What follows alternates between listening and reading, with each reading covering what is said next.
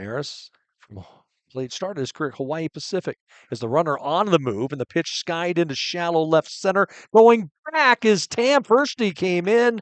He misread that ball, but was able to make the catch, and that retires the side. That could have been dangerous. But the side retired. No runs, no hits, no errors, and one man left. We'll go to the bottom of the fourth, still scoreless here in Klamath Falls. When you think fun, think Clamoya Casino. We're surrounded by natural beauty and world-class recreation opportunities. After exploring our magnificent surroundings, you'll appreciate the clean and comfortable rooms and accommodating amenities of the Sleep Inn Hotel. When you're ready for more fun, head to the casino for a variety of new games and some fantastic food. Stay and play at Clamoya Casino in Chiloquin, where winning comes naturally.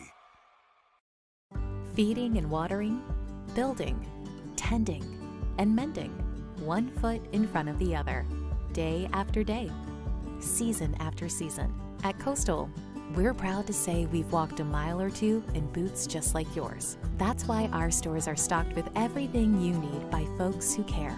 Find your store or shop now at coastalcountry.com with shipments to your door, in-store, or curbside.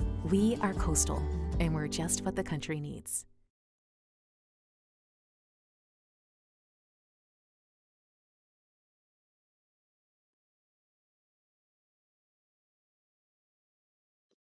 Leading off the bottom of the fourth for Oregon Tech left fielder Ka'ala Tam.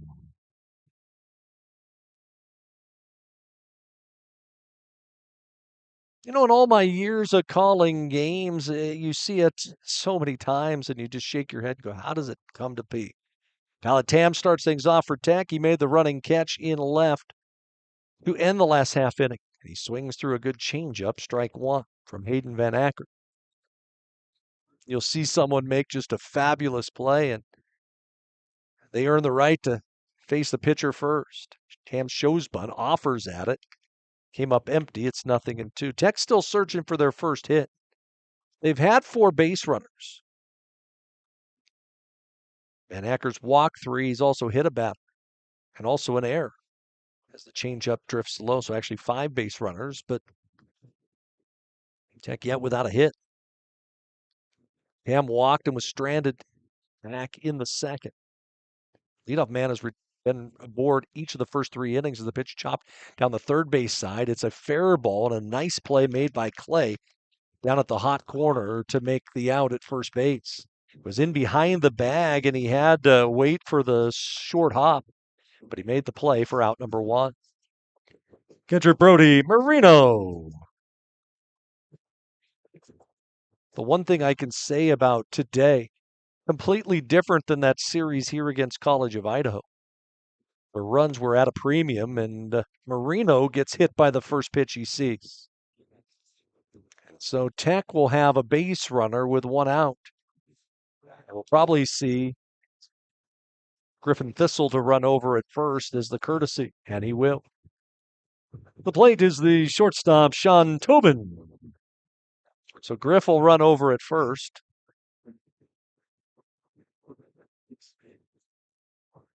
And Sean Tobin will be the batter. So Thistle with 10 stolen bases on the year. That's number 5 in the league. The delivery to Tobin. He shows bunt, drops it down right back to the hill. Van Acker up with it, fires to first. They get the runner over. And now with 2 outs, it'll be up to Vergara.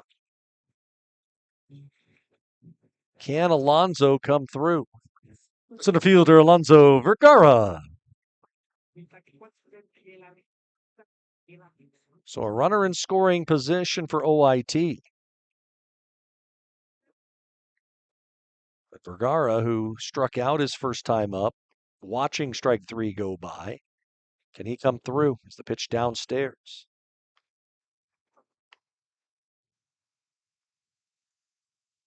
For Tobin, that was his 7th sacrifice hit of the season.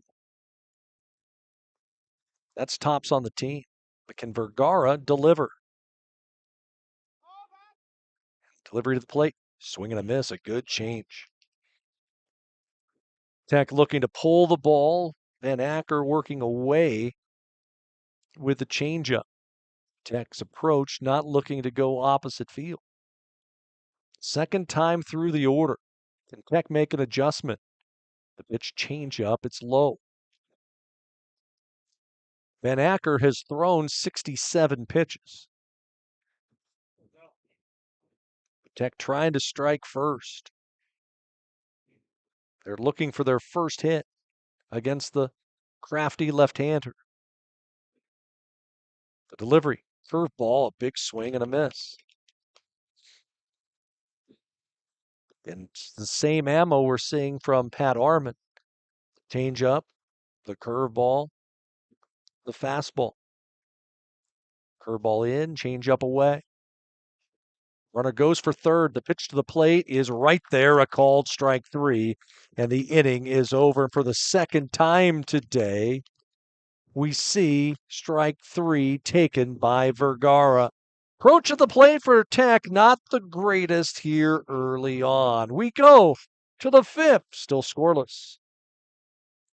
Said I'm all about it. Yeah, I'm all about it. Said I'm all about it. Yeah, yeah, yeah, yeah, yeah, yeah. Said I'm all about it. Yeah, I'm all about it. Said I'm all about it. Yeah, yeah, yeah, yeah, yeah, yeah, yeah.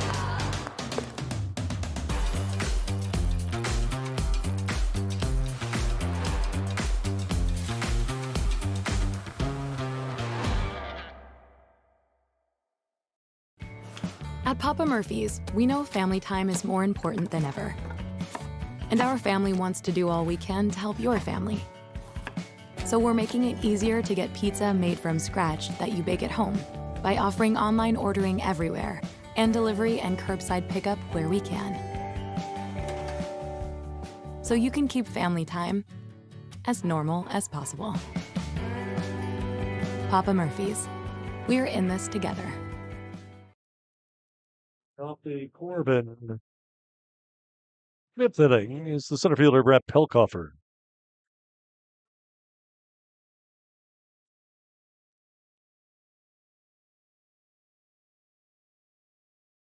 Tech has had a runner in scoring position in each of the first four innings, but have not been able to get a run across. As Brad Pelkoffer skies one into fairly deep left center field, and Vergara able to hustle over to his right and make the catch. One pitch and one out here in the fifth, and all that does is keep that pitch count down for Pat Arman. Designated hitter Scott Artzer. So one away, Scott Artzer, the batter, the sophomore from Richland, Washington. And the toss to him is a curveball for strike one. Corban had 2 hits back in the second. Those are the only hits of the game for either team. It has been a pitcher's duel, something we didn't see here 2 weeks ago. It was runs and runs and more runs. It's a little dribbler back to the hill and a little PFP for Pat Arman and the easy out for out number 2. Old pitcher's fielding practice all day long right there. First baseman Trey Williams. A little excuse me swing by Artzer. And 2 outs on the board. Here's Trey Williams. He struck out his first time up. He takes a breaking ball that misses just high. Arman has thrown 6 or more innings in 6 of his last 7 starts. He went 7 against Lewis Clark State. As the fastball misses low. He is on 1 day less rest than he's normally pitched on Saturday. He is typically Tech's day 1 starter. As the fastball just inside, ball 3 to Williams. Trey Williams hitting .231 on the year. The freshman from Vancouver in his rookie campaign with the Warriors. That one's inside, a 4-pitch walk to the number 7 hitter in the order. The shortstop, Aiden Bunn. So it ends a little string for Corban. Let's say for Tech, as Harmon had been in command through the middle innings. Bunn has struggled with the stick this year, and Harmon misses low again. Bunn hitting just 131. The junior from Gig Harbor, Washington, right there along the Puget Sound.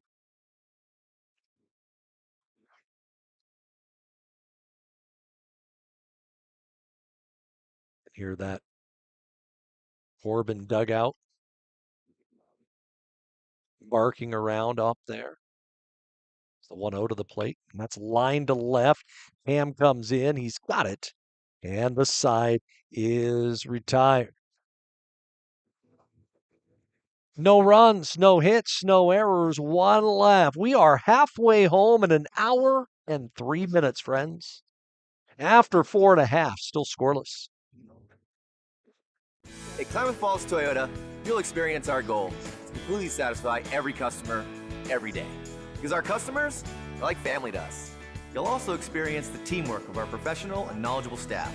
They're authentic, caring, and the best in the industry. And when you choose from our great selection of new Toyotas or quality pre-owned cars, trucks, and SUVs, you'll experience a process that's efficient, easy, and transparent.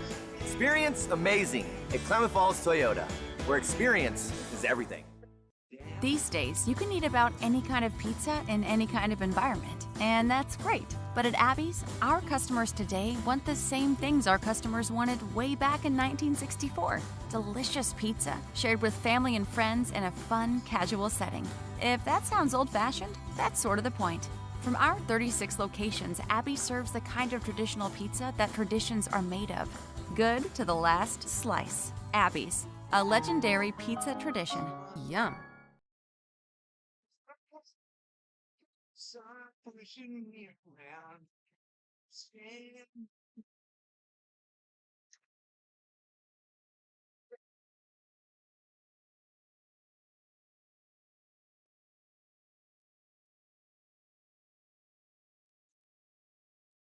Leading off the pit for Oregon Tech, designated hitter Corey Siracusa.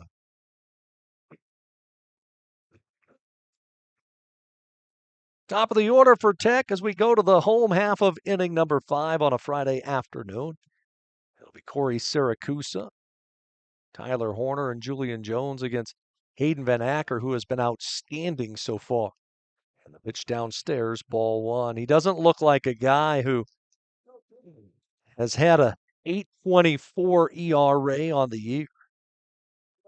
He had given up 48 hits in 31 innings, hasn't given up a knock today. Siracusa takes a strike.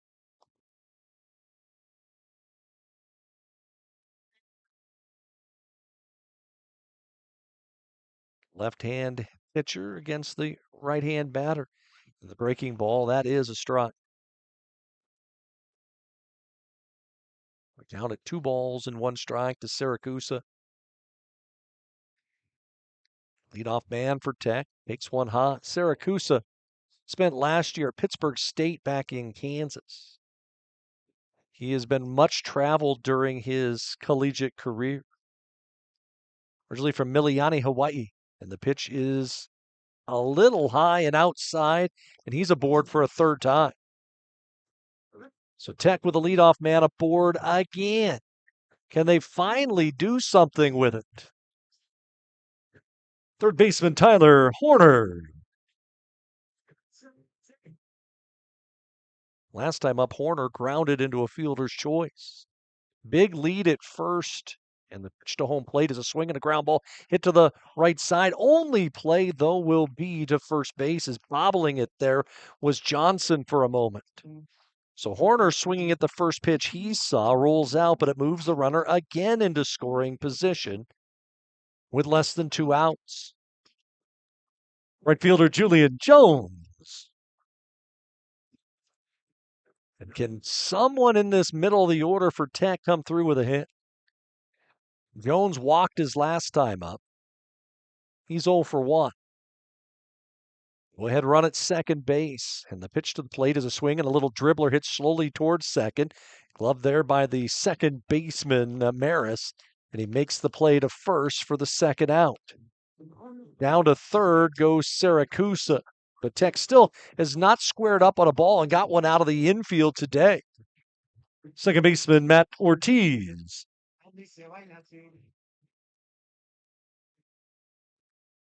Because it has been a tough afternoon so far for the Oregon Tech bats. But all it takes is one. Again, Tech with a runner at third with 2 outs. Matt Ortiz walked his last time up. He is 0 for 1. And the pitch to him is a strike. Tech received votes in the top 25 poll for the first time in nearly 40 years earlier this week. The 0-1. Change up on the corner. And Acker the count his way. Looks like Ian Peters will pinch hit if Ortiz reaches. 0-2. Swung on, little blooper. Hit into right field, backing up, reaching up at the last second is Cole. He makes the catch, and the side is retired. First time that Tech has put at least a little bit of barrel on the ball, but the side is retired. No runs, no hits, no errors, and 1 left. We'll go to the 6th, still scoreless. Said I'm all about it. Yeah, I'm all about it. Said I'm all about it. Yeah, yeah, yeah, yeah, yeah, yeah. Said I'm all about it. Yeah, I'm all about it. Said I'm all about it. Yeah, yeah, yeah, yeah, yeah, yeah, yeah.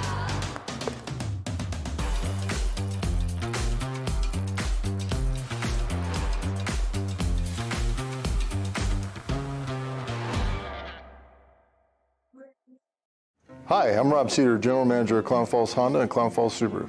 I've lived here my whole life. Most of our employees have lived here their whole life too. Our sales, service, parts, and body shop teams are all staffed with experienced local folks.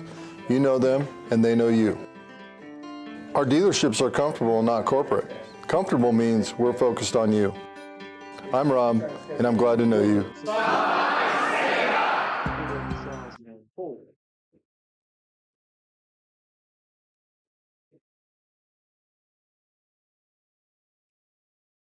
9-1-2 for Corban here in the 6th.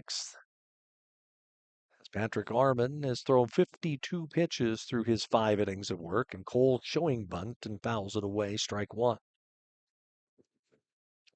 A far cry between what we've seen through the first 5 innings between the two clubs. Corban yet to get a runner to third. Tech's had a runner in scoring position in each of the first 5 innings, but nothing to show for it.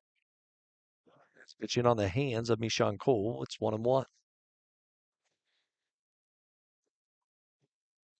Cole, 5'8", 180-pound freshman. Wearing number 44 on his back. As he swings, and it's a high fly ball deep right. Back goes Jones, still going back. It's over his head and off the wall. Cole to second. He will coast in with a stand-up double.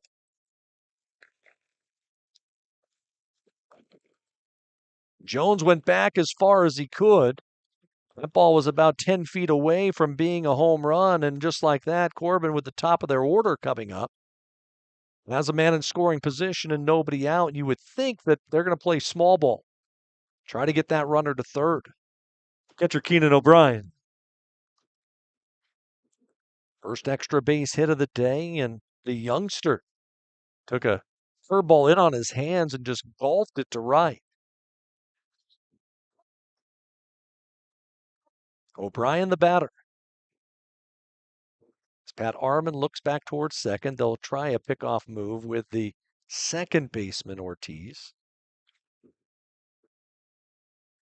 Tech has already picked off 1 base runner today. That was back in the 2nd inning. That was Elijah Maris. No score, top of the 6th. And the pitch to the plate challenged him with a fastball, did Arman. Went with a 4-seam. O'Brien swinging all the way. It's 0-1. See if they may change their philosophy here with a runner at second. Third base playing back. And the pitch gets through Marino, and he won't have a play. It'll be a pass ball on the catcher for Oregon Tech. As Marino unable to glove that one cleanly. And now the infield for Oregon Tech probably will have to come in. And it looks like they will. And a good contact guy up there in Keenan O'Brien as Corban trying to break through here in the 6th. 1-1, swing and a miss. Harmon going to have to try to do it himself. Ryan Clay, Kyle Clay waiting, looming on deck. On this windy Friday afternoon in Klamath Falls. 1-2, curve ball, and it hit the batter on the front arm on a 1-2 pitch. Oh boy, that's a tough one. As he tried to come in on the hands of the hitter, and now big trouble as Ryan Clay will be the hitter. Third baseman Ryan Clay. Miyazawa going to go back over at first base and run. But a great opportunity for the Warriors to try and break through in a big way. So first and second, make it first and third, nobody out. Tech will drop the middle infield to double play depth. They'll give up the go-ahead run for a chance at 2. Harmon to home plate, showing bunt. And he pulls back and takes it for ball 1. A leadoff double off the bat of Eshawn Cole. He's at third. Miyazawa over at first, the courtesy runner. All the while, Oregon Tech yet to have a hit. Through 5. 1-0. Swing and a miss. They'll back pick to first, thinking maybe they could get the runner there. Gutsy call with a runner at third, especially when he short hopped it. And Bryce Petrilla did a nice job of going down and scooping that ball.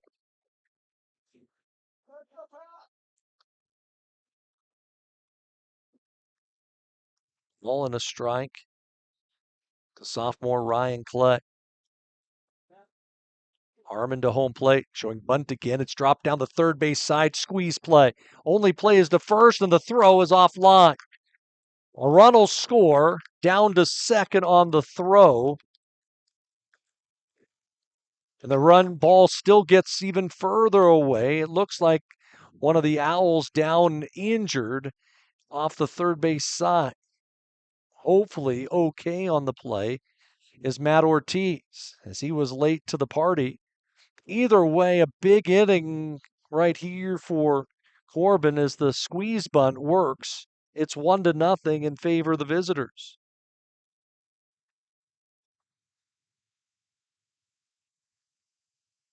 And still nobody out. It'll go as a infield single for Clay. And he will take second on the throwing error. And a quick conversation by Jacob Garces as the throw by Armin way offline.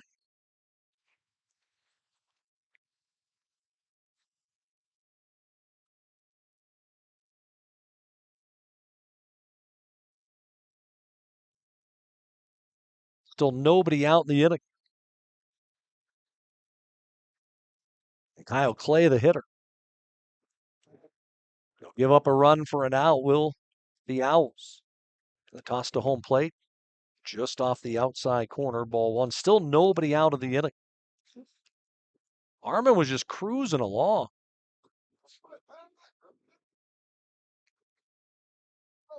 And then a hit by pitch and a throwing error, and all of a sudden the inning balloons. That's where you just got to buckle down.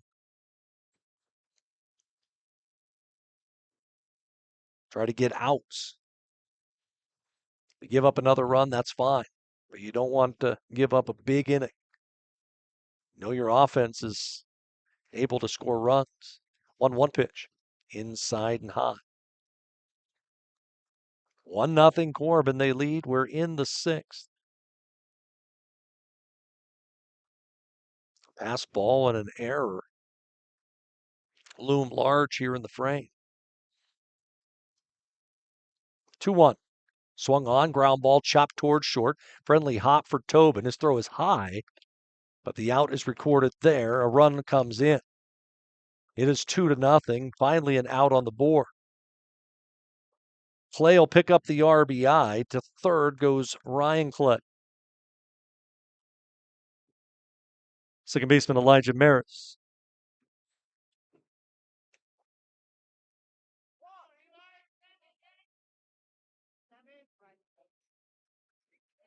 So one of the 2 runs here in this inning earned. Bunt attempt with a runner at third, and the infield comes in.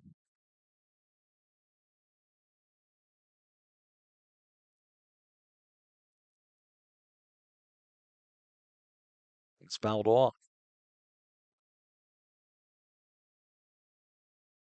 Maris had a base hit. That was back in the 2nd. Toss the plate of curveballs up.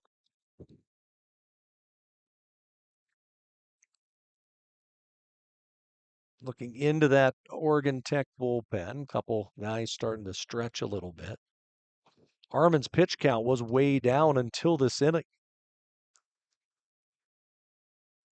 Inside brushes back Maris. Trying to work in with that coup seam. It's the same pitch that he's hit a couple of the Warrior hitters. It is 2-0 in favor of Corban, trying to steal game 1. The place that's been tough for opposing teams is that pitch line to center. That's going to get a run in. Catch made by Vergara. Tagging at third. The throw home will be cut off. Make it a 3-run inning for Corban on a sacrifice fly by Maris.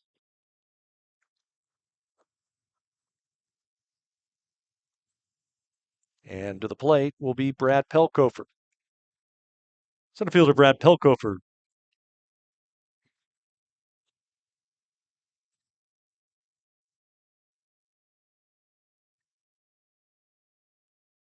Pitch to Pelkofer, skied to center.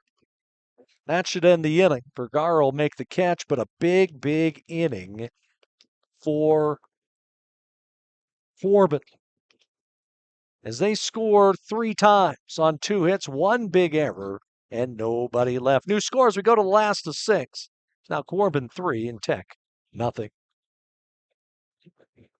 From our humble beginnings serving members from a small garage to today, serving communities across Southern Oregon, Rogue Credit Union was founded on the idea that together we're stronger. For over 60 years, Rogue has been living, giving, supporting local, committed to lending a hand. Where you're more than just an auto loan or checking account, you're an owner, just like our founders intended back in that small garage in 1956. Living local, it's a Rogue thing.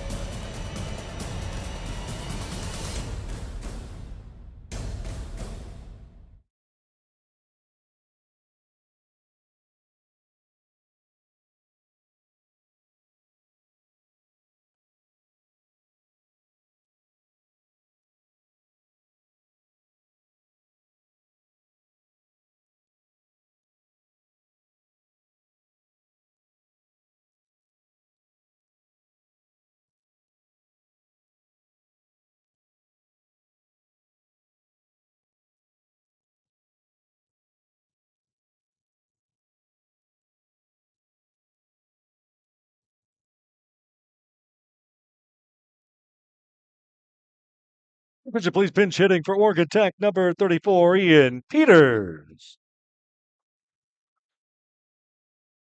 Tech going to go to their bench here to start the 6th inning. Ian Peters will pinch hit for Bryce Petrilla to start inning number 6. after Petrilla had a pair of tough at-bats against the left-hander Hayden Van Acker. And the toss to Ian Peters is high. So after a long half inning, we'll see what Van Acker can bring to the table. Now leading 3-0 as a fastball misses up. 2 balls, no strikes. Ian Peters digs in and takes another pitch high, and it's 3-0. Ian Peters on the season, hitting .271, a couple home runs. He has driven in 12. Does he get green lighted? He does not, and it misses for ball 4. So another leadoff base runner for Oregon Tech. Can they break through here in the 6th? Waiting for their first hit of the day. Left fielder Kala Tam. And it looks like we will have a conversation out there on the hill as Corban going to bring in a chance to chat with the left-hander Van Acker. Again, tomorrow's doubleheader set for 11 a.m. Hope that you'll come out here to the yard and join us for that one. And it may be a pinch runner to come back in for Tech. It looks like Peters may get lifted. We'll see who's going to go in and run for him over at first base. And it looks like for Tech, it's going to be James Grazer. Pinch, please. Pinch running at the first base for Oregon Tech, number 22, James Grazer. So Peters' day is done that quickly.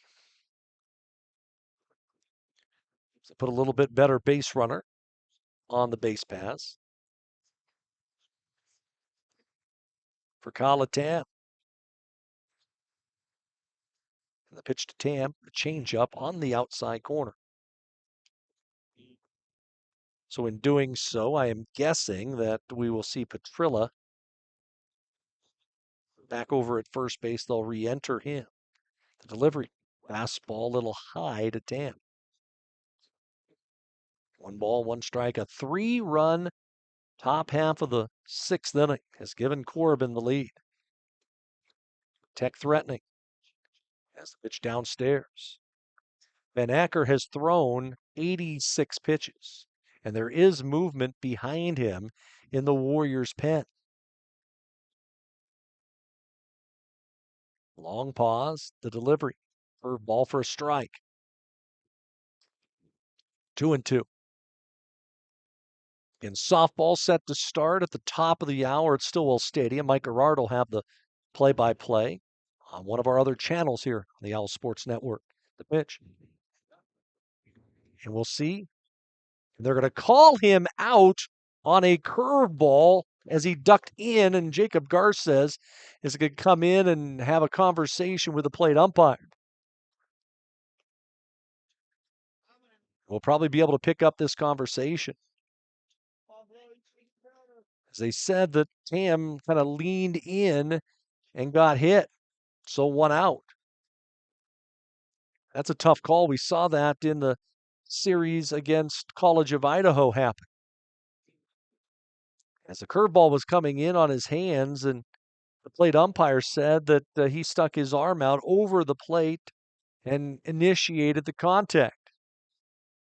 So 1 out on the board for Tech, and a nice job by Van Acker to work himself back from a 2-0 count.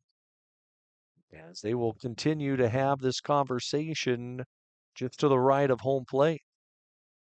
And whatever the conversation was, it comes to a close, and see if Brody Marino can come through. Catcher Brody Marino. It has been a tough day so far for the good guys.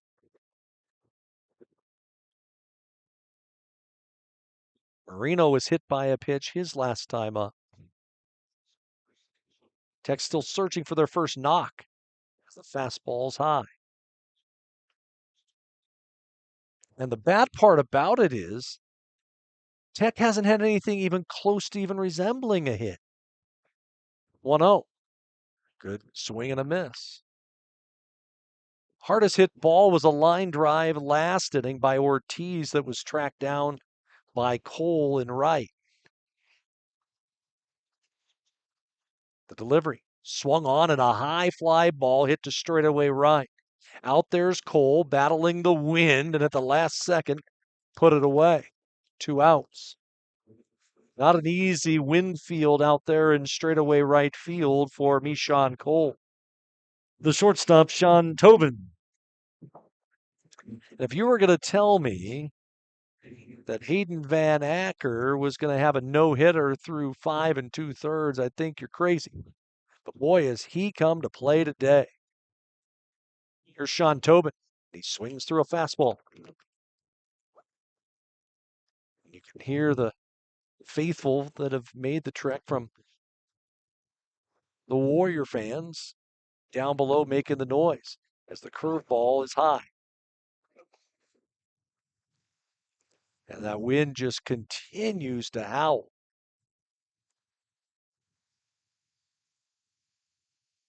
1-1. Tobin checks his swing, a good changeup on the outer third. The count now Van Acker's way. This will be his 95th pitch. Trying to give Alonso Vergara a chance. Here in the 6th, the delivery. High with a fastball. They'll throw back throw to first. And underneath the tag goes Greiser. Tech is stranded on the day. 7 runners. 2-2. Fastball low, gets away. It's going to allow the base runner to advance. As unable to locate it was O'Brien. So now Tech, for the 6th straight inning, has a man in scoring position, despite not having a hit. And the problem is they haven't put balls in play. They've not challenged a Warrior defense that has struggled. 3 balls and 2 strikes.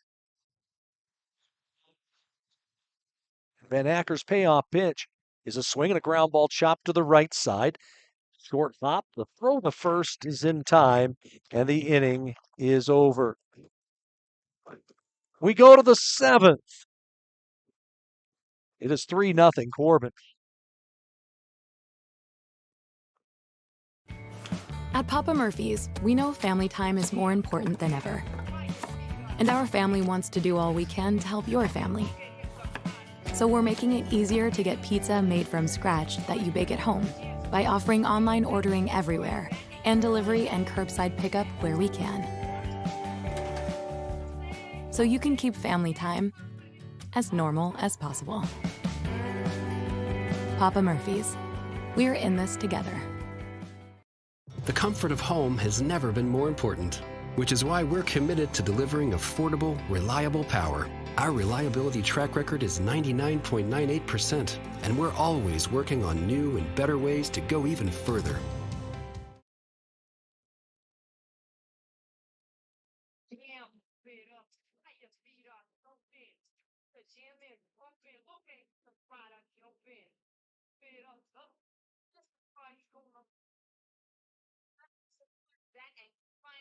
Leading off the Corban 7th, designated hitter Scott Artzer.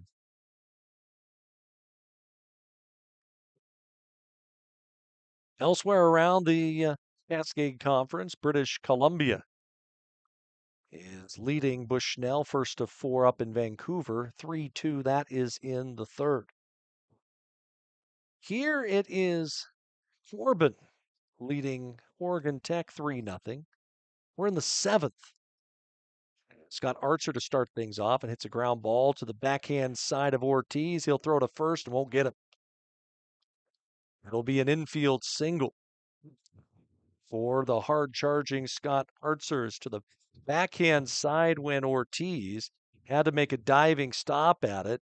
Knocked it down, but no chance to get the runner there at first base, and the speedy Scott Archer able to beat it out. So nobody out and a runner at first for Trey Williams. First baseman Trey Williams. I would expect Trey Williams is going to be looking to bunt.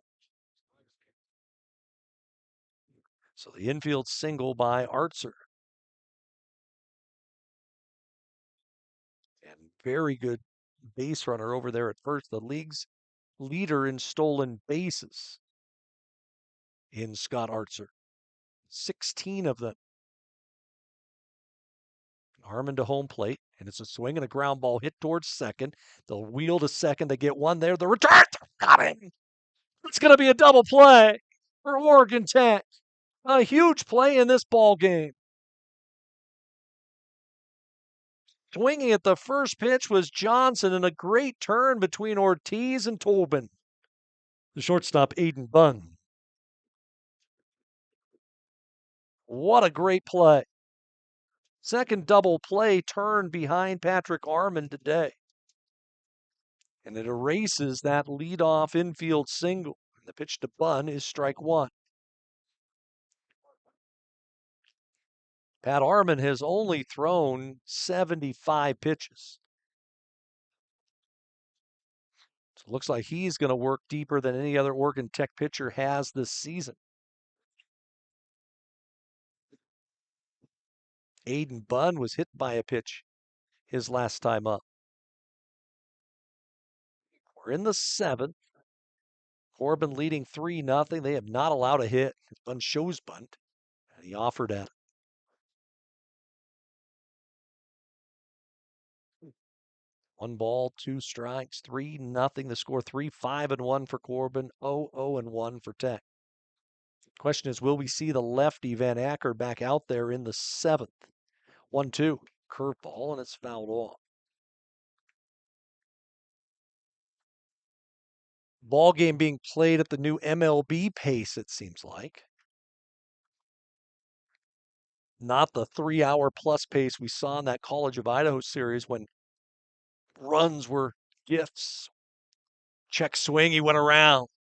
Inning is over, and a great bounce back inning for Pat Armon. No runs, a hit, nobody left. We'll see a new pitcher when we come back as we go to the last of the seventh. We stretch here in Klamath Falls, and Corban leading 3-0. Hi, I'm Rob Cedar, General Manager of Klamath Falls Honda and Klamath Falls Subaru. I've lived here my whole life. Most of our employees have lived here their whole life too. Our sales, service, parts, and body shop teams are all staffed with experienced local folks. You know them, and they know you. Our dealerships are comfortable and not corporate. Comfortable means we're focused on you. I'm Rob, and I'm glad to know you. Said I'm all about it. Yeah, I'm all about it. Said I'm all about it.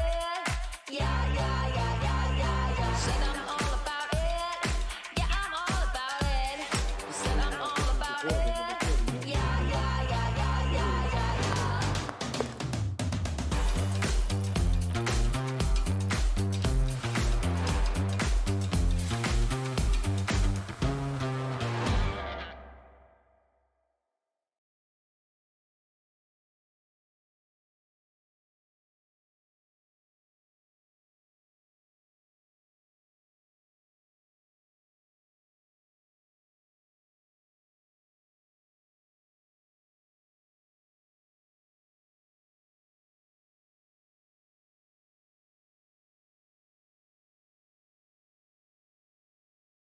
Leading off the seventh for Oregon Tech. Center fielder Alonso Vergara.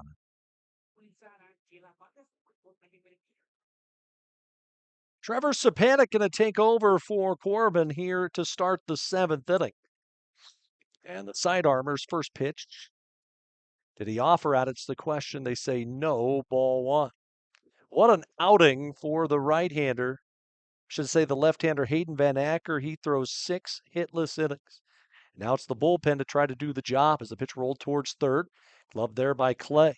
And his throw across is in time, and the leadoff batter retired for Oregon Tech.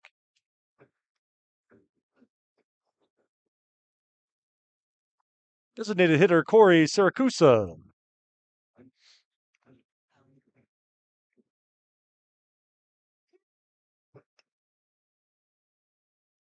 Glad that you could join us here today. Well, it's not been a great day if you're an Oregon Tech fan. Corey Siracusa brushed back on a pitch in on his hands. Ball one.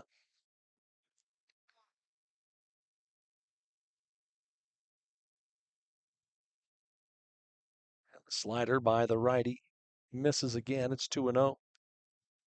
Shapanik has been a workhorse. This is his 16th appearance on the season. The pitch to home plate. That's a strike. 0-2 record, 4.25 ERA. He has 3 saves at 29 innings. He's allowed 14 earned runs on 31 hits, 10 walks, and 28 strikeouts.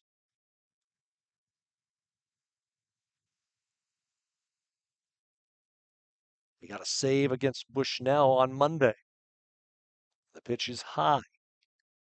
Got that delivery that was made famous back in the late 70s, early 80s by a pair of pitchers, Kent Colvey, Dan Quisenberry. And the two-seam just caught the inside corner, and it's full, 3-2. Tech needing base runners. When you see a side armor like this, it's always difficult to try to pick the ball up from that different arm slot. Payoff pitch is upstairs, ball 4. So a 1-out walk, and Tyler Horner now gets to see a right-hand pitcher who is slow to the plate. Third baseman Tyler Horner. Tech would just love to get a couple knocks. Shapanik on the season, hitters hitting .265 against him. And the pitch is downstairs. The guy does not throw hard, so you would think if you can get a decent jump, a guy you could steal bags against. Calatam had a couple stolen bases earlier in the day. The delivery, fastball for a strike.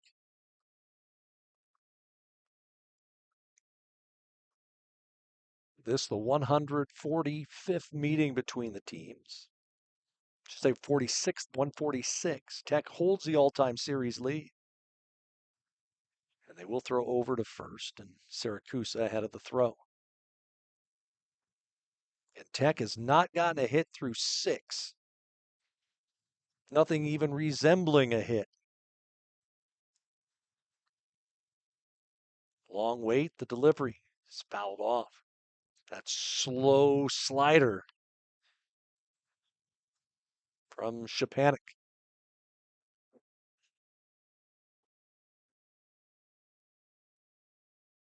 Siracusa at first with 1 out, and the delivery swung on, and it's fouled off again. The final line on the starter, Hayden Van Acker, 6 innings, no runs, no hits, 5 walks. He had 6 punch-outs.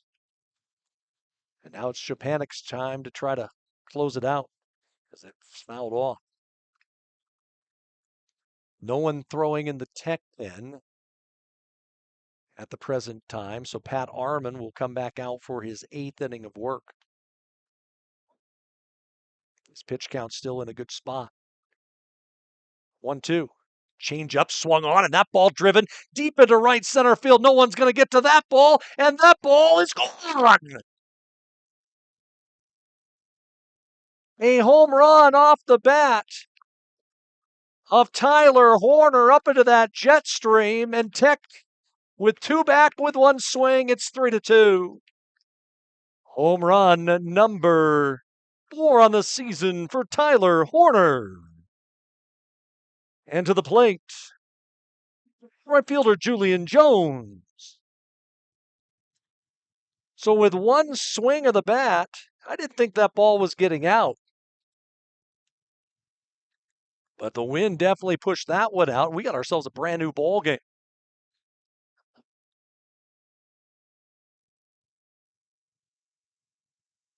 As it's now 3-2 on the Horner long ball. As Julian Jones takes a strike, it's 1-1. First hit of the day leaves the yard for OIT. The toss to Jones is swung on and hit into shallow left center field. Drifting over is the center fielder Pelcoffer to make the catch for out number 2. The second baseman, Matt Ortiz. And the wind, which was blowing out to foul pole, has changed a bit. It's now basically blowing straight out to right as the pitch to Ortiz a strike. A little life in the Oregon Tech dugout after Tyler Horner with the long ball. The toss to Ortiz, a slider on the corner. Szczepanik fights back and jumps ahead 0-2.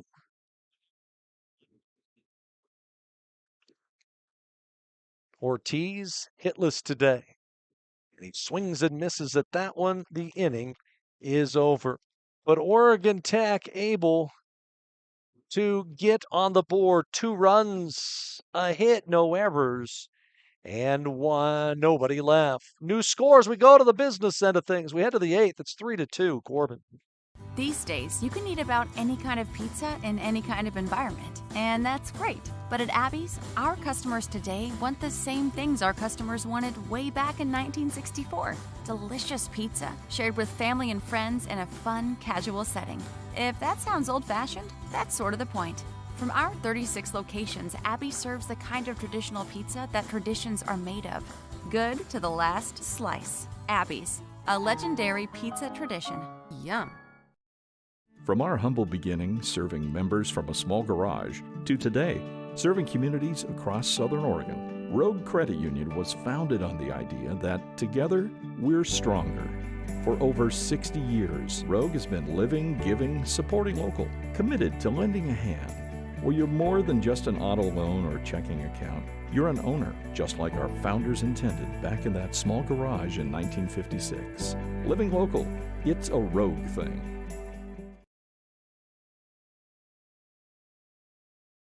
Leading off the 8th for Corbin, right fielder Mishan Cole.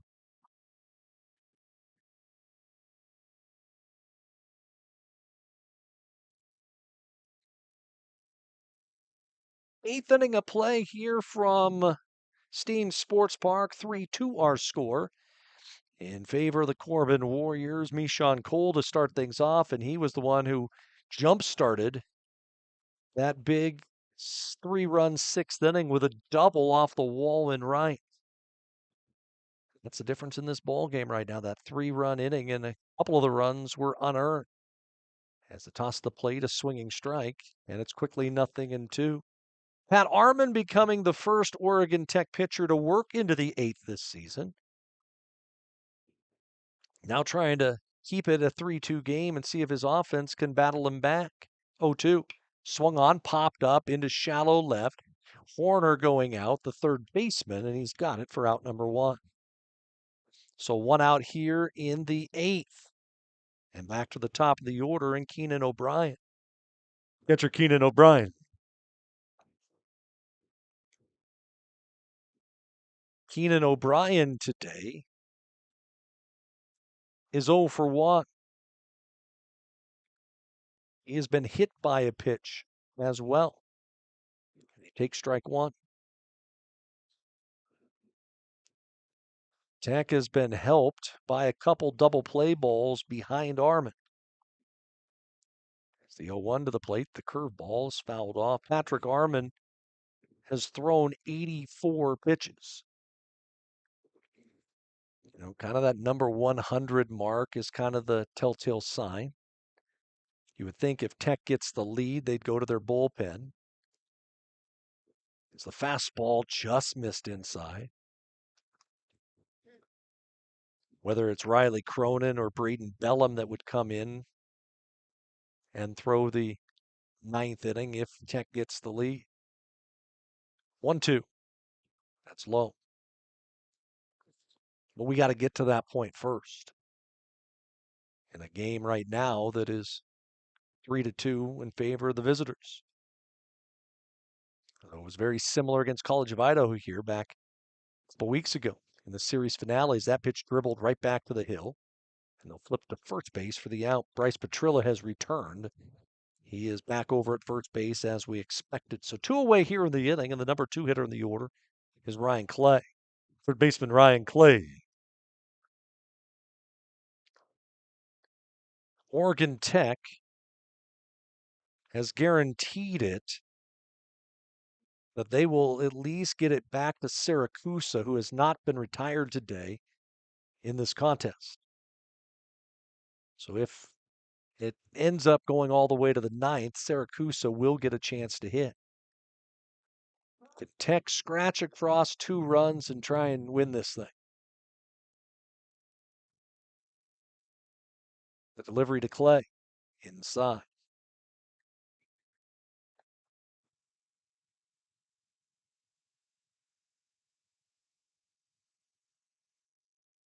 Clay walked his last time up, came around to score on a sacrifice fly. 1-1, high and away. Pat Arman has thrown 4 complete games during his Tech career. 3 of them during his freshman campaign back in 2020. That pitch sky to center, but playable for Bergara.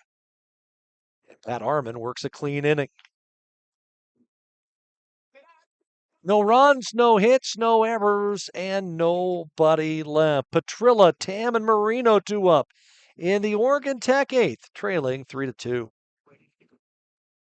When you think fun, think Clamoya Casino. We're surrounded by natural beauty and world-class recreation opportunities. After exploring our magnificent surroundings, you'll appreciate the clean and comfortable rooms and accommodating amenities of the Sleep Inn Hotel. When you're ready for more fun, head to the casino for a variety of new games and some fantastic food. Stay and play at Clamoya Casino in Chiloquin, where winning comes naturally.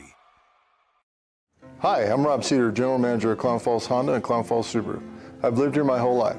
Most of our employees have lived here their whole life too. Our sales, service, parts, and body shop teams are all staffed with experienced local folks. You know them and they know you. Our dealerships are comfortable and not corporate. Comfortable means we're focused on you. I'm Rob, and I'm glad to know you.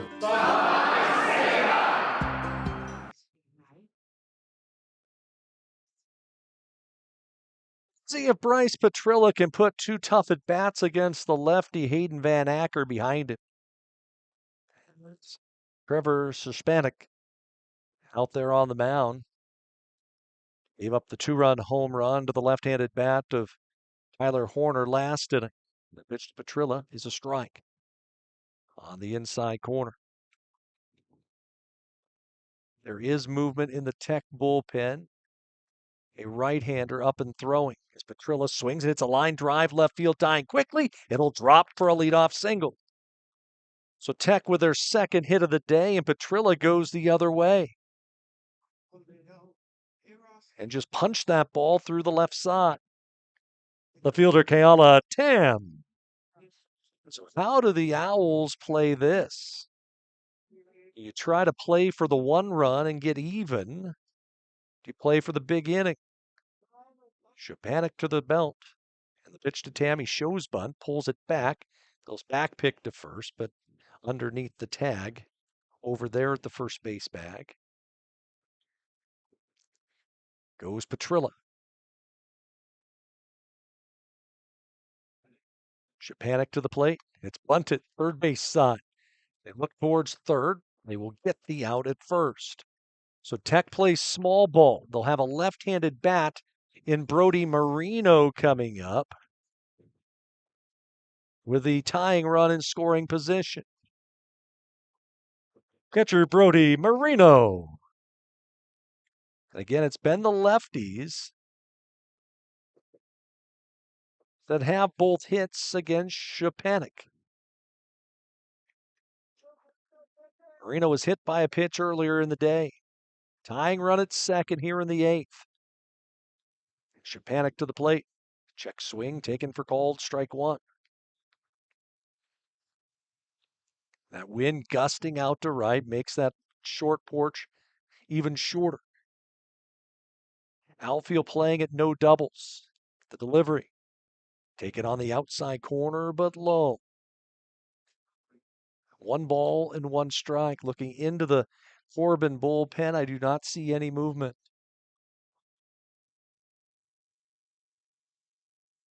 1-1.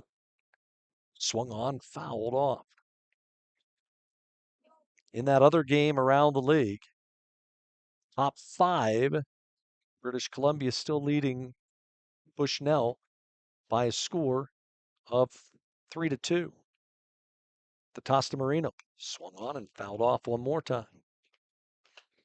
Softball underway up at Stillwell Stadium. Mike Gerard has the call on that one here on the Owl Sports Network as well. 1 out, runner at second. Szczepanik to the plate. Swing and a miss. Slow breaking ball. 2 outs, and it will be a pinch batter for Oregon Tech, as it looks like it'll be Matthew Lehrbach who will come up to hit in this situation. So will be Lehrbach, his first at bat here at home. Your attention, please. Pinch hitting for Oregon Tech, number 16, Matthew Lehrbach. So the transfer coming up in a big situation for Tech. He will hit for Tobin with a tying run in scoring position and 2 outs here in the 8th inning. That was the first strikeout. Then the second strikeout for Szczepanik. Can Lehrbach come through? He has had a good year. Has a home run to his ledger as he takes a strike. 0-1. Matthew Lehrbach from Gladstone started at Clackamas College. 240 on the year. A homer and 6 RBI. 0-1 to him. Swung on, line drive into left field, a base hit. Around third, here comes Siracusa. The throw home, 2 hops. He slides, he's safe. Down to second, it's going to go Lehrbach, and Oregon Tech is tied it at 3.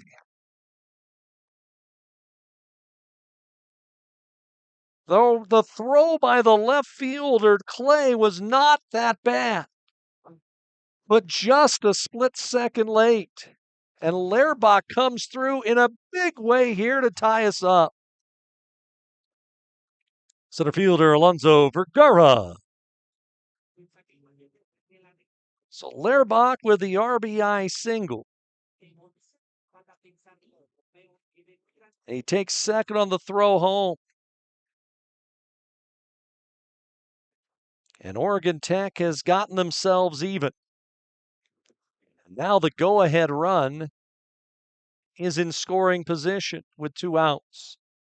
Alonso Vergara. As Sean Tobin returns, he will be running out at second base. Can Vergara deliver the go-ahead run? As Tech has come all the way back here against the Corban bullpen. And the delivery to Vergara is a little high. It was Vergara who hit the go-ahead home run on Sunday in the 9th inning of Game 3 of the series at Lewis Clark State. Tech went on to win 8-7. The pitch to Zoe is a swing and a ground ball hit towards second. Glove there. The throw is low. The side is retired, but Tech has gotten themselves back even on the RBI pinch hit single from Matthew Lehrbach. We go to the 9th, tied at 3. At Klamath Falls Toyota, you'll experience our goal to completely satisfy every customer, every day. Because our customers are like family to us.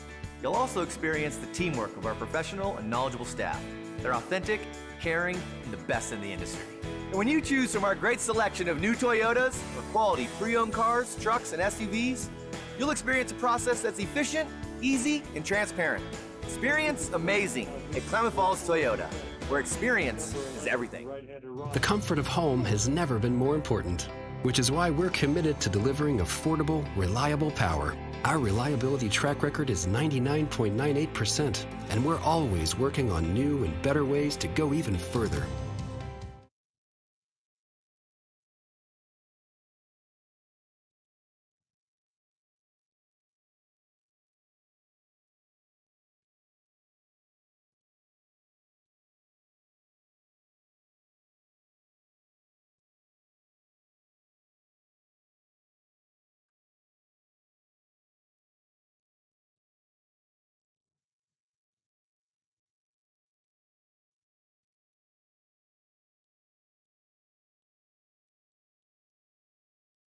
Armin goes 8 innings. Ryan Poling will take over for Tech here in the ninth. Armin will get a no decision, gives up 3 runs, 1 earned, 5 hits, a walk. He struck out 3, hands it over to Poling, who has been key out of the bullpen this season. A 3-1 record with a 3.90 ERA, making his staff best 15th appearance.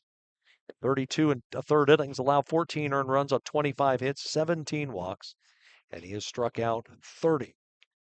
And for Poling, he will come in and have to face the meat of the order for Corban. 3, 4, and 5 due up here in the ninth inning.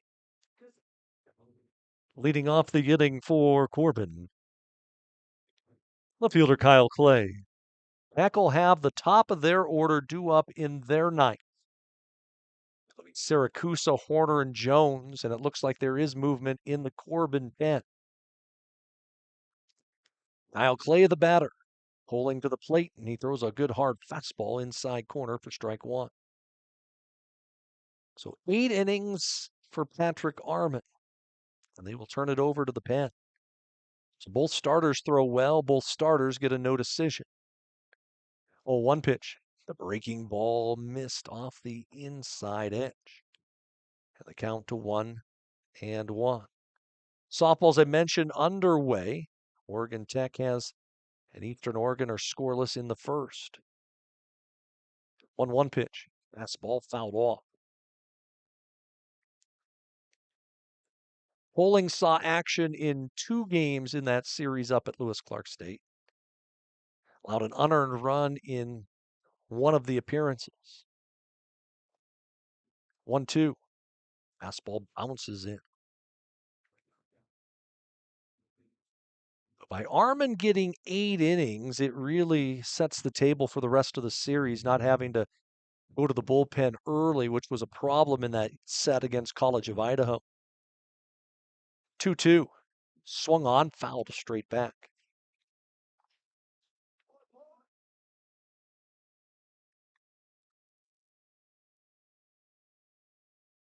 Clay had a sacrifice fly. I take that back. He had an RBI ground out. That was in that 3-run 6th inning. Man on deck, Maris had the sacrifice fly. 2-2. Slider outside and low. And the count full. Can't afford to put men on in the 9th inning in a tie ball game.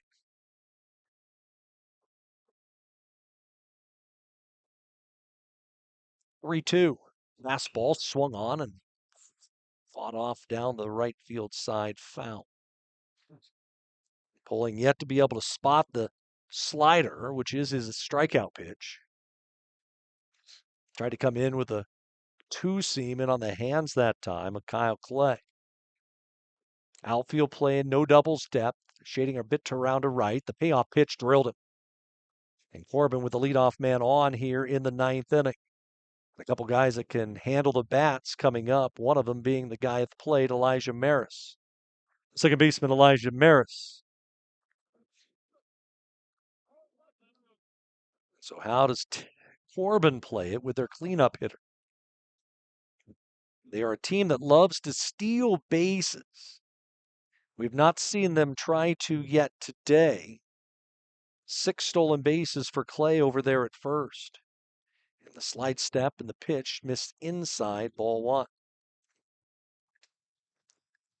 Looking into the Tech pen, there is no one throwing behind Ryan Poling, who'd love to get himself a 2-ball here and get out of trouble in the 9th and let the offense try and win it. Maris had a base hit back in the 2nd, delivered a sacrifice fly in that 6th inning.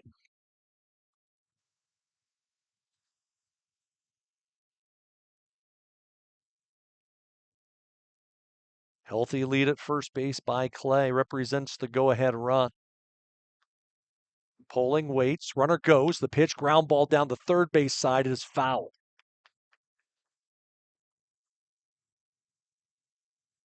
Playing a little bit off the line was Horner.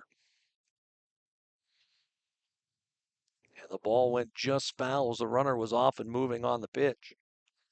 Run and hit put on by Ethan Bragg. Trying to avoid potentially grounding into a double play, which has helped Tech out twice in this game, once in the second and once again in the fifth. Stay in the seventh.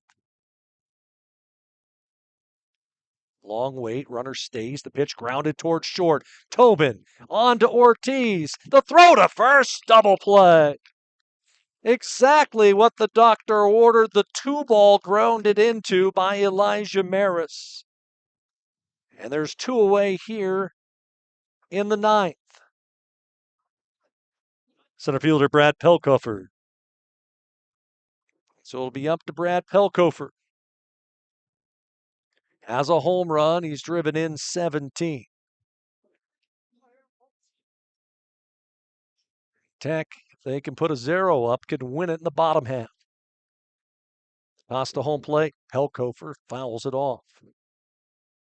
Again, it'll be Saracusa, Warner, and Jones in the ninth. Unsure of who will come out to throw for Corban. 0-1. Fastball fouled away. Just kind of an excuse me swing by Pelkofer. Brad Pelkofer today, 1 for 3. Polling's 0-2. Fastball outside and high. Tech softball on the board. They lead Eastern 1-0. That's in the second. They have gotten to one of the top pitchers in NAI softball in the first inning. 1-2 pitch. Outside again. As Eastern Oregon, Kaylee Hoskins leads the NAI in strikeouts. Almost 200 already on the year. The Tech scores first. 2-2. Inside, just missed. Try to come in on the hands of Pelkofer. The count is full at 3-2. Nobody on, so you got a base to work with, but don't want to get too cute here with that wind gusting out and a left-hand bat up. 3-2. Fastball fouled away again.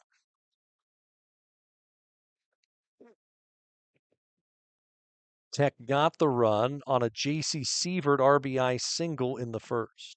Mike Garrard calling that game on Channel 1 here on the Owls Sports Network. Payoff pitch again to Pelkofer. From the right-hander Ryan Poling. It's a fastball swung on. It's a base hit, rocketed into right center field. Pelkofer going to take a big turn at first and hold on there with a 2-out single. His second hit of the day. First base runner, first hit surrendered by Poling. Go ahead run back at first for Scott Artzer. Designated hitter Scott Artzer. Pelkofer is 8 for 8 in stolen base chances. You would think they're going to try and somehow get him into scoring position. The pitch to Artzer. Check swing. And it's taken inside, ball 1. Two-seam fastball in on the hands. And now time called. It'll be the third mound visit of the game by Brody Marino. They get 6 mound visits without making a change. And you'll see the umpire will turn to us and he will make a gesture. I believe it'll be a number 3. See if we're right.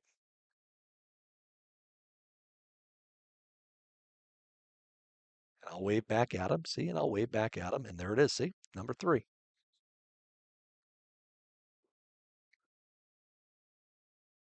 It's that piece of play that they're trying to install. Artster hitting 284. Poling delivers. That's low. Runner's going. Throw through to second base. Tag there. And they got him. Inning is over. And Tech gets out of trouble here in the ninth. No runs, a hit, nobody left. Tech can win it here in the bottom of the ninth in this 3-3 tie. From our humble beginnings serving members from a small garage to today serving communities across Southern Oregon, Rogue Credit Union was founded on the idea that together we're stronger. For over 60 years, Rogue has been living, giving, supporting local, committed to lending a hand. Where you're more than just an auto loan or checking account, you're an owner, just like our founders intended back in that small garage in 1956. Living local, it's a Rogue thing.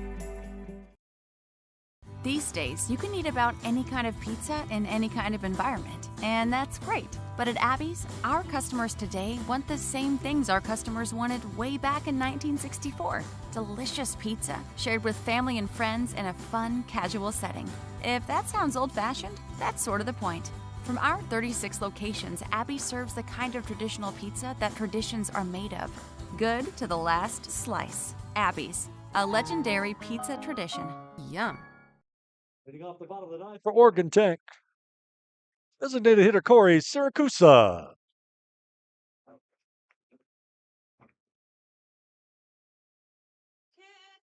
Corey Siracusa to start things off for Tech. He has been aboard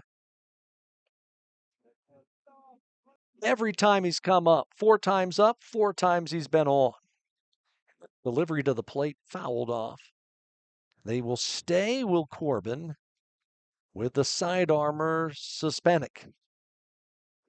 Suspanic in his 3rd inning of work. After Hayden Van Acker went the first 6 and did not allow a hit. The man on deck hit a home run off him his last time up. 0-1 pitch by Szczepanik is swung on. It's a line drive hit down into the right field corner. That's in there for extra bases. Siracusa is going to head towards second. Bobbled for a moment, and he is in there with a 2-base hit. And Tech has it started here early. Winning run at second for Oregon Tech with nobody out. And Tyler Horner a chance to try to be the hero. The third baseman, Tyler Horner. Can he come away with the big knock and try to win this thing here in the latter innings?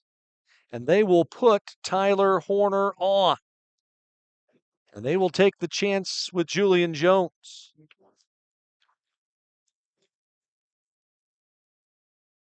Right fielder Julian Jones. So they will put Horner on. Put runners at the corners and nobody out. And Julian Jones, someone who has had some big hits on this season. And he will play.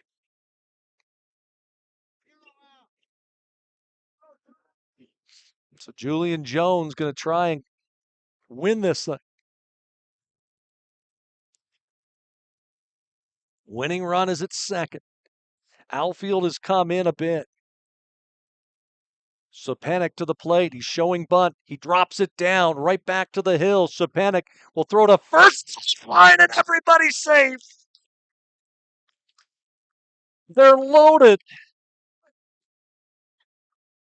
with nobody out. And it's going to be an opportunity for Matthew Ortiz to try to come through and be the hero. It'll go as a sacrifice hit for Julian Jones. The throwing error by the pitcher is what allows the runner to reach. And now they'll have to bring everybody in. As they're loaded, as they put down the perfect sac bunt. And now anything is possible. A walk, a hit by pitch, a wild pitch would bring in the winner.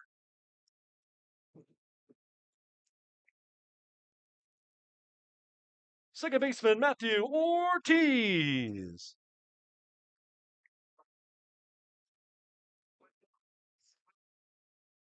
So the infield will come in all the way around.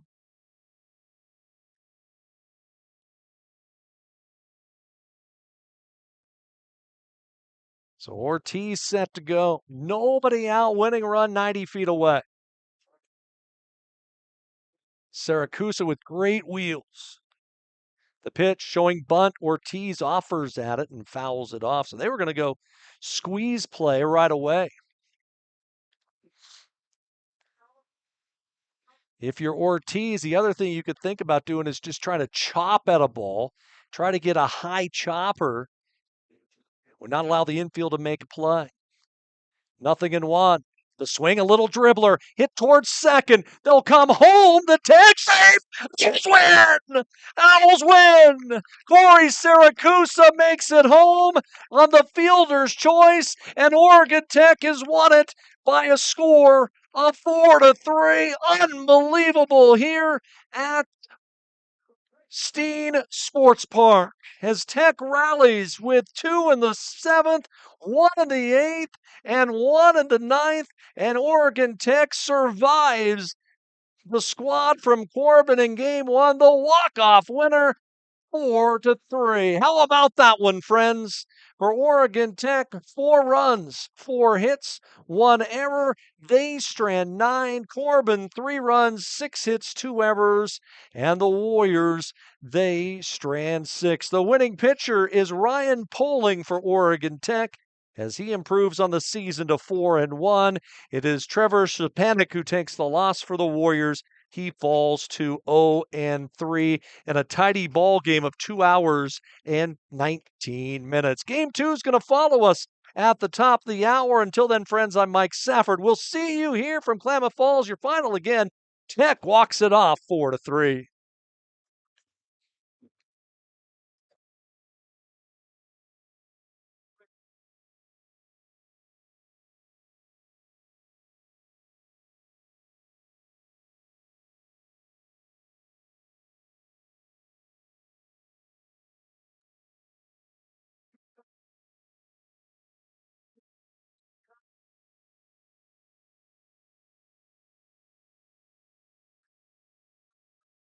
Your final score in game number 1 reads Oregon Tech 4 and Corban 3 for the Hustlin' Owls. 4 runs, 4 hits, 1 for Tech. They strand 9 for Corban. 3 runs, 6 hits, 2 errors, and the Warriors, they strand 2. The winning pitcher for Oregon Tech is Ryan Poling. He improved to 4-1 on the season. The loss goes to Trevor Sopanik for Corban, who falls to 0-3. No save in the contest. Time of the ball game, 2 hours and 13 minutes. Be reminded, you do to follow at the top of the hour. Our concession stand is available for your use right behind the home plate area. We thank you for attending baseball here at Steven Sports Bar.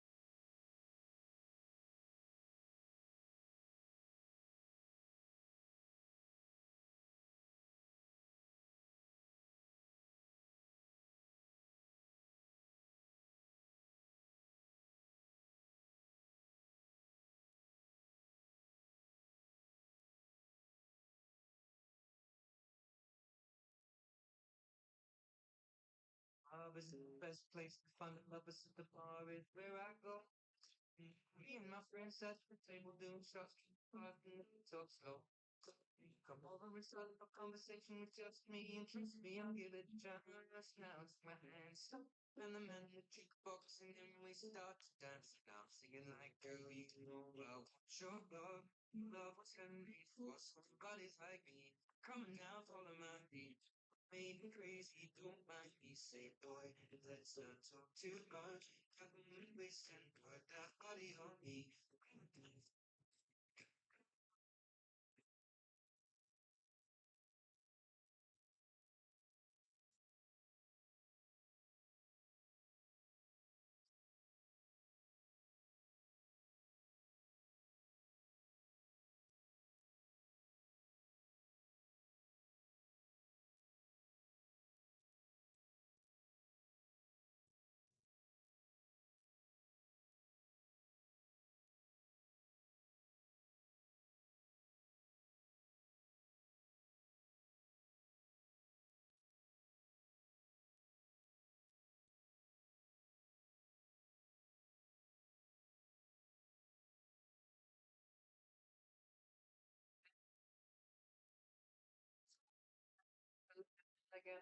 play.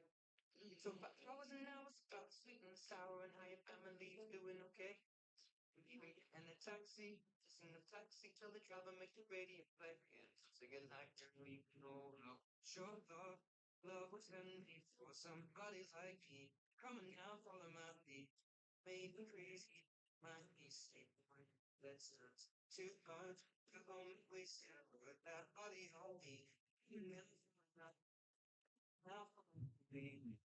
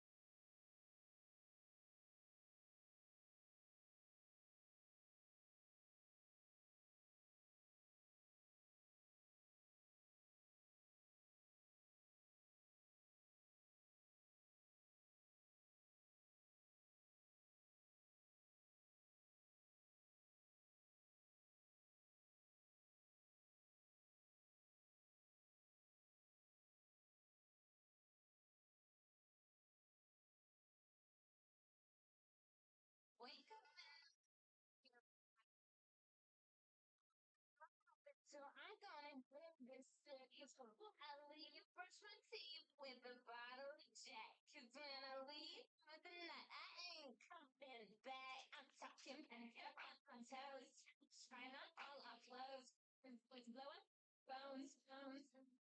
And I drop them in.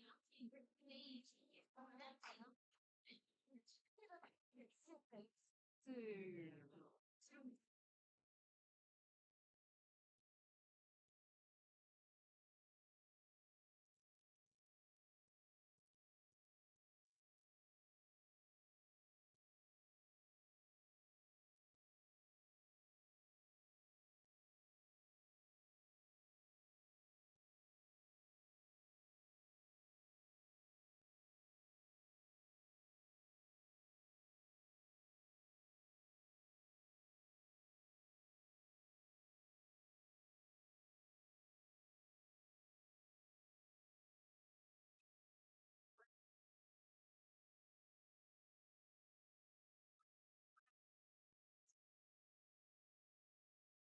Jagger, I'm talking about burning your trunk.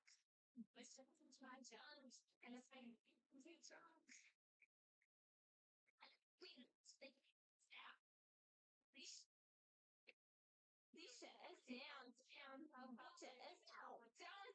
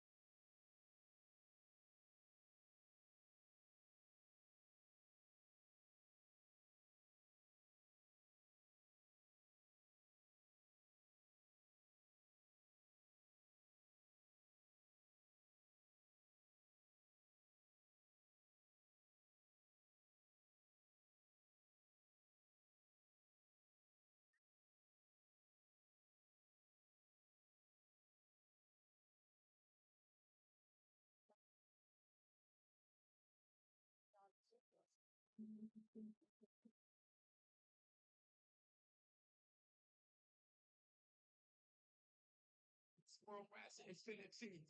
You know the roof on fire. We go boogie, go get the Egypt, we go and dance like a roof on fire. Go take drinks to take until we fall out and take a roof on fire. You know, like the roof on fire. Donna, everything. Right. That's what I'm on fire.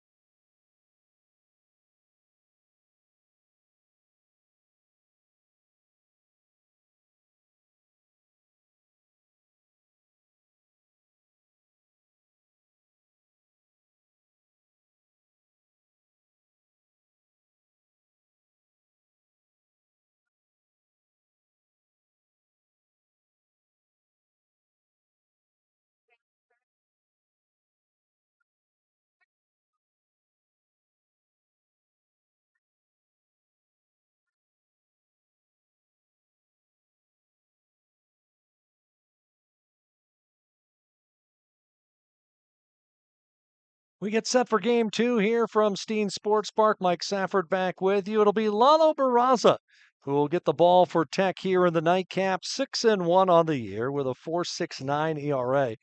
We make his 10th start of the season in 48 innings, allowed 25 earned runs on 42 hits, 21 walks, and 32 strikeouts. So Oregon Tech won the first one in walk-off fashion. First walk-off win for Tech since the 2021 season. In fact, it was the final game that they played over at Kiger Stadium. And it was a walk-off winner there against Corban in the regular season finale. As Oregon Tech trying to take a sweep of Corban here on day one. And the lineup will be the same that Barraza will face. O'Brien, Clay, Maris, Pelkofer, Artzer, Williams, Bunn, and Cole as the new battery, Tyler Horner, behind the plate for Tech here in the nightcap. Leading off game two for Corban is the catcher, number 9, Keenan O'Brien. So we're set for baseball here in game two. Glad that you could join us. Tech won the opener by a score of 4-3. And elsewhere, they are in the 9th inning in Vancouver as UBC clinging to a 4-2 lead. And if that score holds, Tech is in first place in the conference standing. So our first pitch is a fastball that's downstairs at 2:56 Pacific Daylight Time. So a little early in game two. Keenan O'Brien, the batter, and the delivery to him by Barraza just off the outside corner. He falls behind at 2-0. In game one today, Keenan O'Brien went 0 for 2, but he was also hit by a couple pitches. Barraza's pitch is downstairs again. He's missed with the first 3. Oregon Tech, 24-11 on the year. It is their best start in program history. As the pitch skied to deep left center field, no one's going to get to that ball, and that ball's gone. A leadoff home run off the bat of Keenan O'Brien, and it's 1-0 Corban in the matter of 4 pitches. For O'Brien, his 4th home run of the season, and that was just a get-me-over fastball. That was just hammered over the wall. And it's 1-0 in favor of the visitors. Batting second, third baseman Ryan Clay. And so Barraza gives up the long ball on a windy day. And for a ball to get out to that part of the yard, it's a long way into the wind. That ball was just hammered. Corban hadn't hit a whole lot of home runs this season. Pitch bunted off the third base side and foul. So Tech going to have to play catch up once again for Corban, just their 11th home run.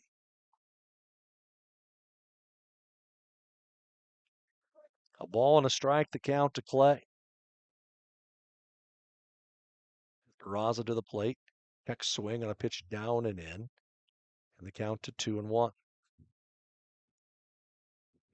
Clay was 1 for 4 with an RBI in the opener. He put down a perfect squeeze bunt, reached on the hit. The pitch a little high. Barraza continuing to struggle with his command. Lalo 7 innings of 2-run 4-hit ball at LC State on Saturday to pick up the victory. 3-1. That's low.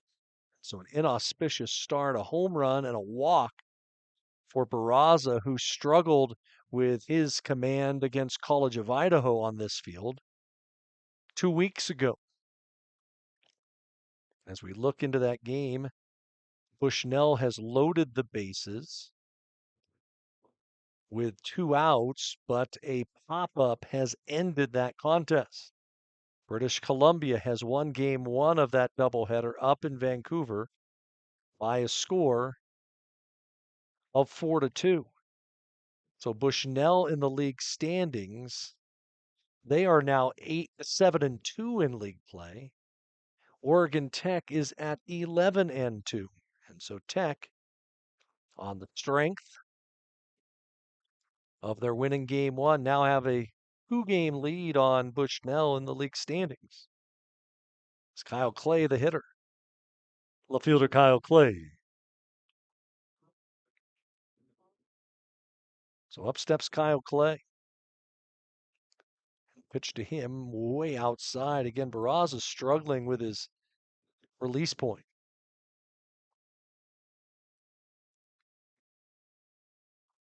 The only pitch he has thrown over the plate left the yard. Good speed over at first base, and the righties pitch the plate. That's a called strike. Count evens at a ball and a strike with nobody out. A run in for Corban here in the first. You can hear the wind gusting. Defensively for Tech, a little different with Horner doing the catching in the nightcap. Ortiz moves from second to third.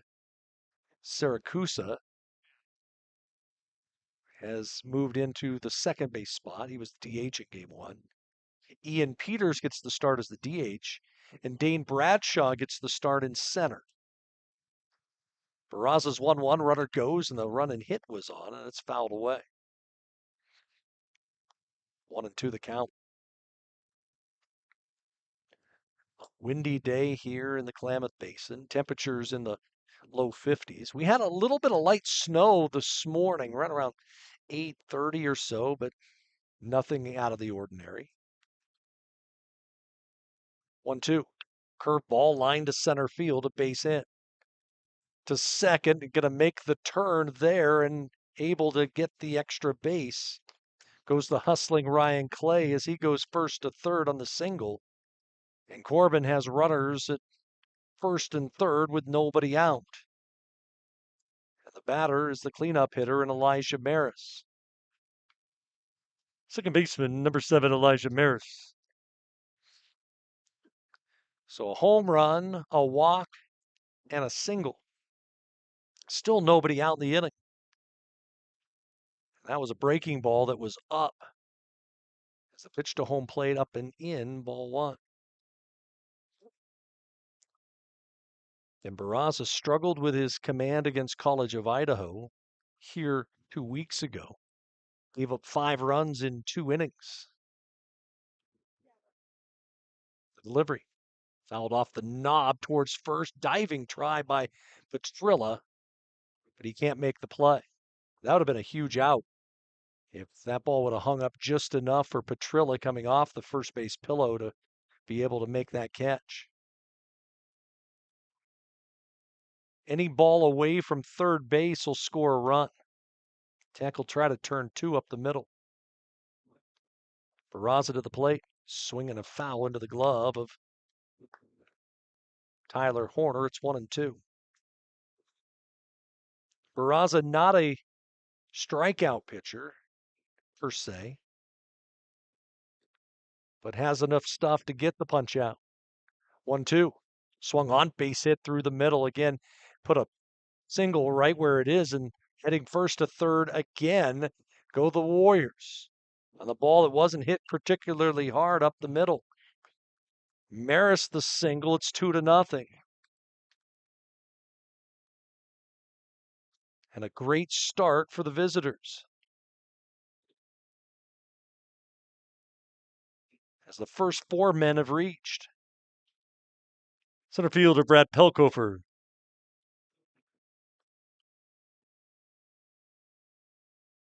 And again, getting too much of the plate with 2 strikes was Barraza. The righty's pitch to the plate is fouled off the third base side. Now you just got to minimize the damage. Damage has been done already. But your job here is to try to not give up more than 3. Giving up 2, runner at third, nobody out. You'd expect that runner to score. 0-1. Curveball is up.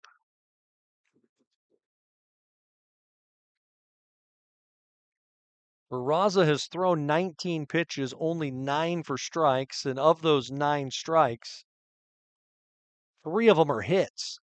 One left the yard. Runner goes. The pitch. Line to center field. Another base hit. To second, this time holding, will be Maris on an RBI single and make it 3-0. Still nobody out.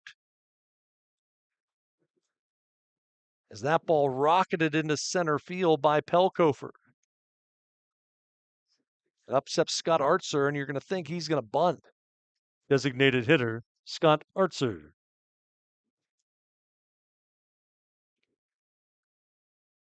Tech going to think a bunt situation here as they bring the corners up. Barraza to the plate, showing bunt. Pitch taken off the plate, ball one. So you win on a walk-off, momentum on your side, and then the opponent gets the first 5 men on. Not the way a team that's contending for a league title would want to play against the 6th place team. Barraza to the plate, a called strike.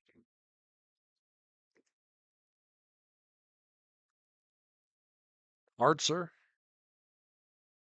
in game 1 today, was 1 for 3 at an infield single. 1-1 pitch shows bunt again. The curveball's there for a strike. So now the bat will have to stay back. Corner infield can drop back a bit. You wouldn't expect a bunt with 2 strikes.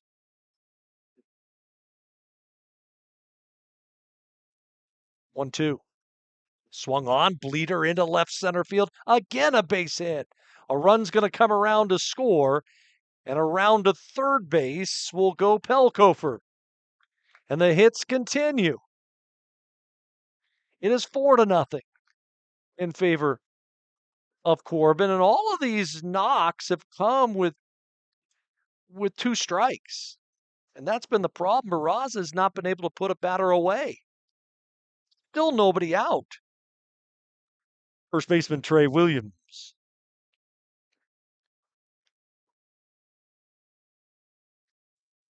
And the 7th batter to hit here in the first is Trey Williams. Barraza's pitch inside and low, reading the pitch in the dirt, was Artzer, and he'll take second on the wild pitch.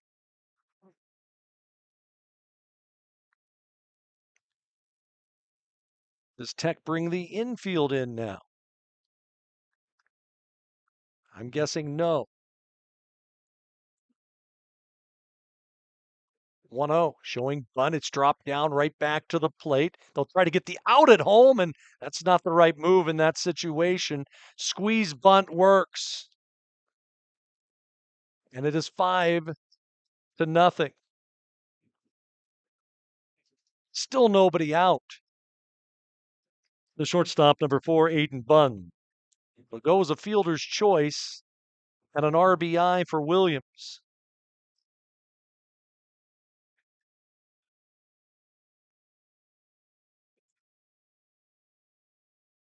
And Bunn, the 8th batter to play here in the inning, and still nobody out. He's showing bunt, and he drops it down foul.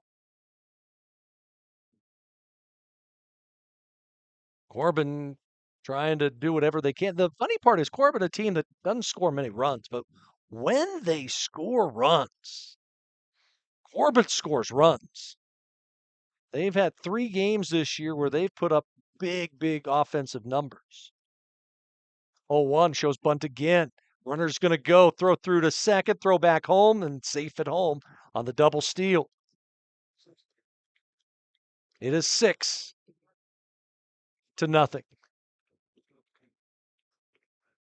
Did not see whether or not they called it a strike or not on the double steal. We'll wait to see what the home plate umpire did as Williams takes second.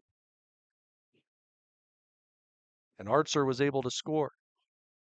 So it was a called strike.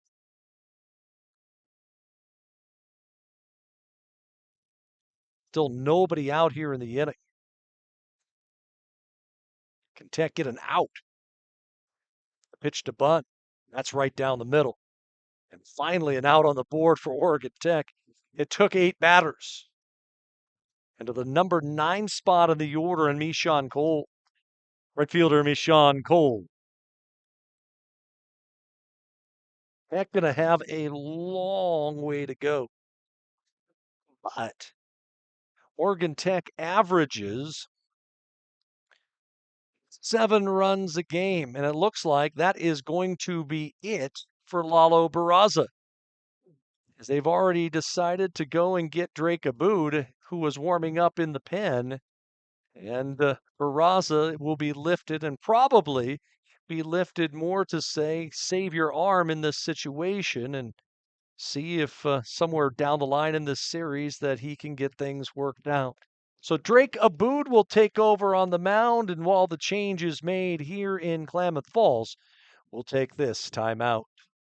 These days, you can eat about any kind of pizza in any kind of environment, and that's great. But at Abby's, our customers today want the same things our customers wanted way back in 1964. Delicious pizza, shared with family and friends in a fun, casual setting. If that sounds old-fashioned, that's sort of the point. From our 36 locations, Abby serves the kind of traditional pizza that traditions are made of. Good to the last slice. Abby's, a legendary pizza tradition. Yum.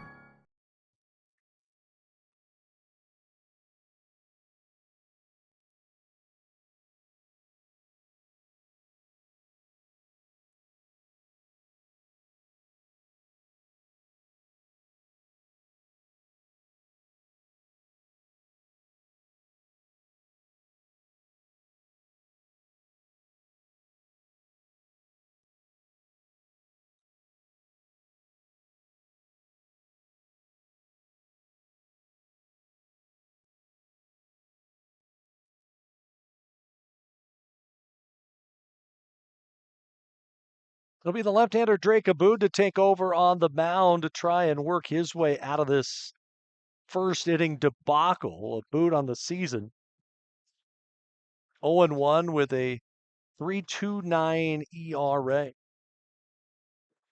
This will be his 11th appearance at 13 2/3 innings, allowed 5 earned runs on 10 hits, 9 walks, 5 strikeouts.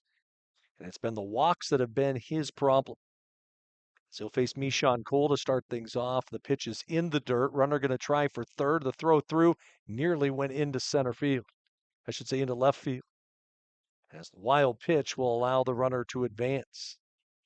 Abood had his best game of the season at Corban back in February. He threw 4 innings of shutout ball and picked up a save. As the infield will come in and the pitch to the plate is a strike. Michon Cole doubled and scored in a 3-run 6th inning rally in game 1. 6 across here in the first for Corban. First 7 men reached. As the fastball inside and low.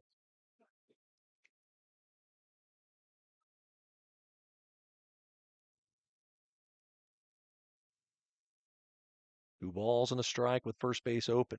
Good cut. But he comes up empty, and it's 2 and 2. Check that 1 and 2. In the delivery. Now it's 2 and 2.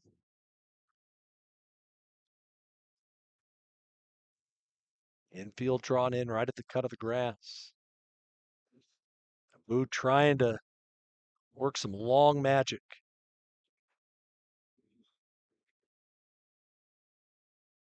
The count goes to 3 and 2. I thought it was a 4-pitch walk, but the umpire crew said no. I think they missed one. I think Tech might have caught a break. 3-2 pitch. Didn't matter. It missed inside. Abood walks the first man he faces, and Corban will be back to the top of their order with only 1 out. Catcher Keenan O'Brien. And it's reminiscent of that 17-0 Tech win that they had in the series finale in Kaiser, Oregon back in February. But for Corban, they've had some games this year where it's been like this as the pitch fouled off. They lost to Lewis Clark State 18-14, had a big lead in that one. They lost to Antelope Valley 27-17. So they've given up a lot of runs as well. Booed to the plate in the dirt. Not far enough to advance a runner. In fact, Corban has allowed 10 or more runs 11 times this year.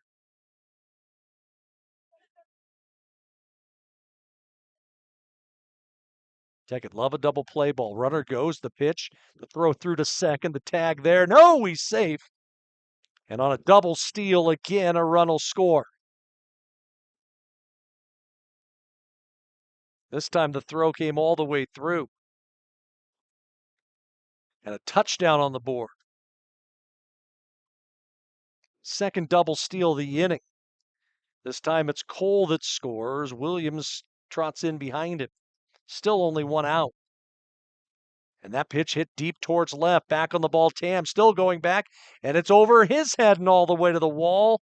And O'Brien, who led off the game with a home run, is looking for 3. The throw there is offline. He gets the 2 hardest parts of a cycle in the first inning. And Ortiz is now down near the third base bag for Oregon Tech. And when it rains, it pours. It is 8-0, still only one out, and Ortiz comes up gimpy as O'Brien triples to left. And still only one out.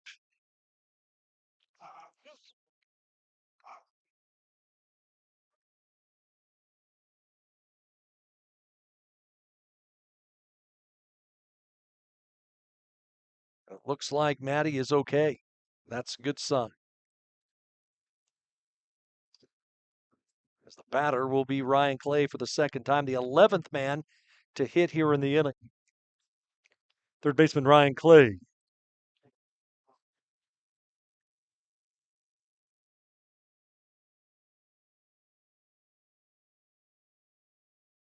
Miyazaka's going to run over at first as the first pitch misses ball 1.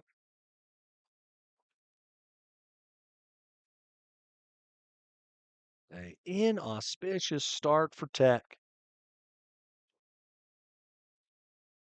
It's a delivery changeup inside again. There is a right-hander now throwing in the pen behind Abood, who is yet to be able to get an out. After Lalo Barraza lasted 8 batters. 3-0.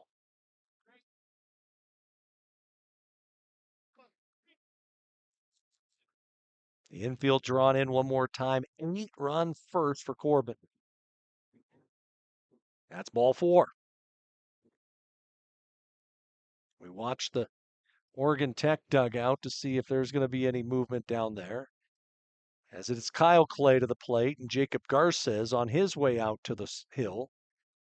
And as he got a right-hander, there was a right-hander up and throwing. The question is he going to go and get him? And he's going to go out and he's going to take the baseball away from Abood, who could not get an out in this inning. And they will go down and get a right-hander. And it will be the true freshman, Landon Chaney, to come in long, long relief. While the change is made here in Klamath Falls, we'll take this time out. At Klamath Falls Toyota, you'll experience our goal to completely satisfy every customer every day. Because our customers are like family to us. You'll also experience the teamwork of our professional and knowledgeable staff. They're authentic, caring, and the best in the industry. And when you choose from our great selection of new Toyotas or quality pre-owned cars, trucks, and SUVs, you'll experience a process that's efficient, easy, and transparent. Experience amazing at Klamath Falls Toyota, where experience is everything.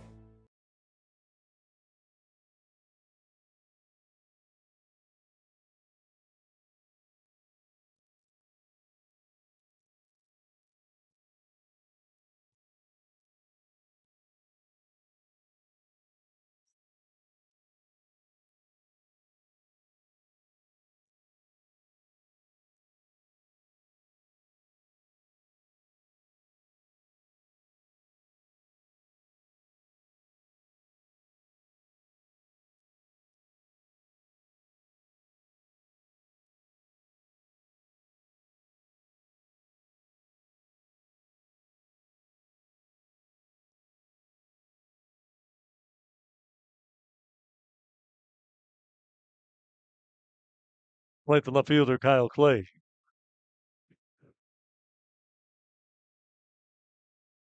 Rough first inning for Oregon Tech. The beauty is at least they've got 27 outs still to hit. Kyle Clay for the second time in the inning to the plate. Landon Cheney's pitch is outside. They'll back kick to third. They got a kid in a rundown. And they will tag the out there at home. They'll throw back towards third. And they will allow the runner to move to third base. But finally, an out on the board for Oregon Tech as they got Miyazawa caught in a rundown. So Clay will steal second. And the out is recorded at home plate. In the rundown. Able to get to third was Clay, though, as the pitch downstairs and low, 2-0.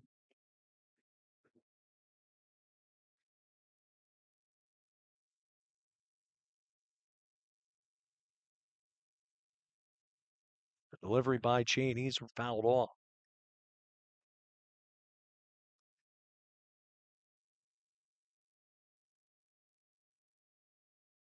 Two balls and a strike. Landon Cheney, 2 1/3 innings, his last outing at Lewis Clark State in relief. As a toss to the plate, a swing and a miss, good two-seaman on the hands. Cheney 1-0, 5.25 ERA. This is 8th appearance. 12 innings. He's allowed 7 runs all earned on 14 hits, 11 walks, 7 strikeouts, and he fouls this one off. Does Clay. Tech can just minimize the damage to where it's at and then have to just piece some innings together. A lot of baseball left. So they'll face Sam Greenlaw today. The delivery. Swung on, base hit, make it 9-0. Just threw the bat out at the ball. Did Clay. And the RBI single makes it 9-0. And Elijah Maris, the batter. Second baseman Elijah Maris. So that'll close the book on Tech's first two pitchers of the day. Everything else is Cheney's. As Barraza goes a third of an inning, gives up 7 earned runs on 5 hits. Abboud faced 3 batters, gave up 2 runs, 2 walks, and a hit. Now it's Cheney's game. The toss to home plate, inside and low. 2-0.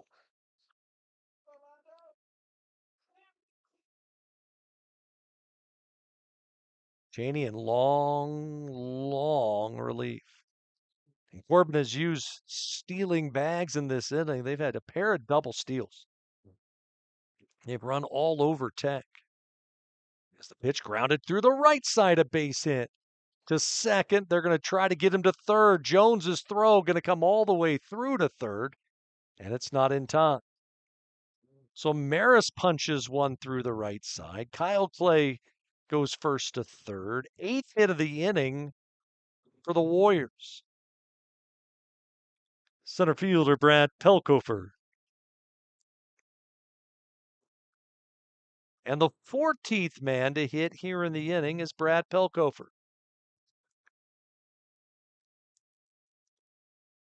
Corban 0-5 against Tech this year. They're trying to exercise all those evils. It's the changeup off the outside corner by Cheney.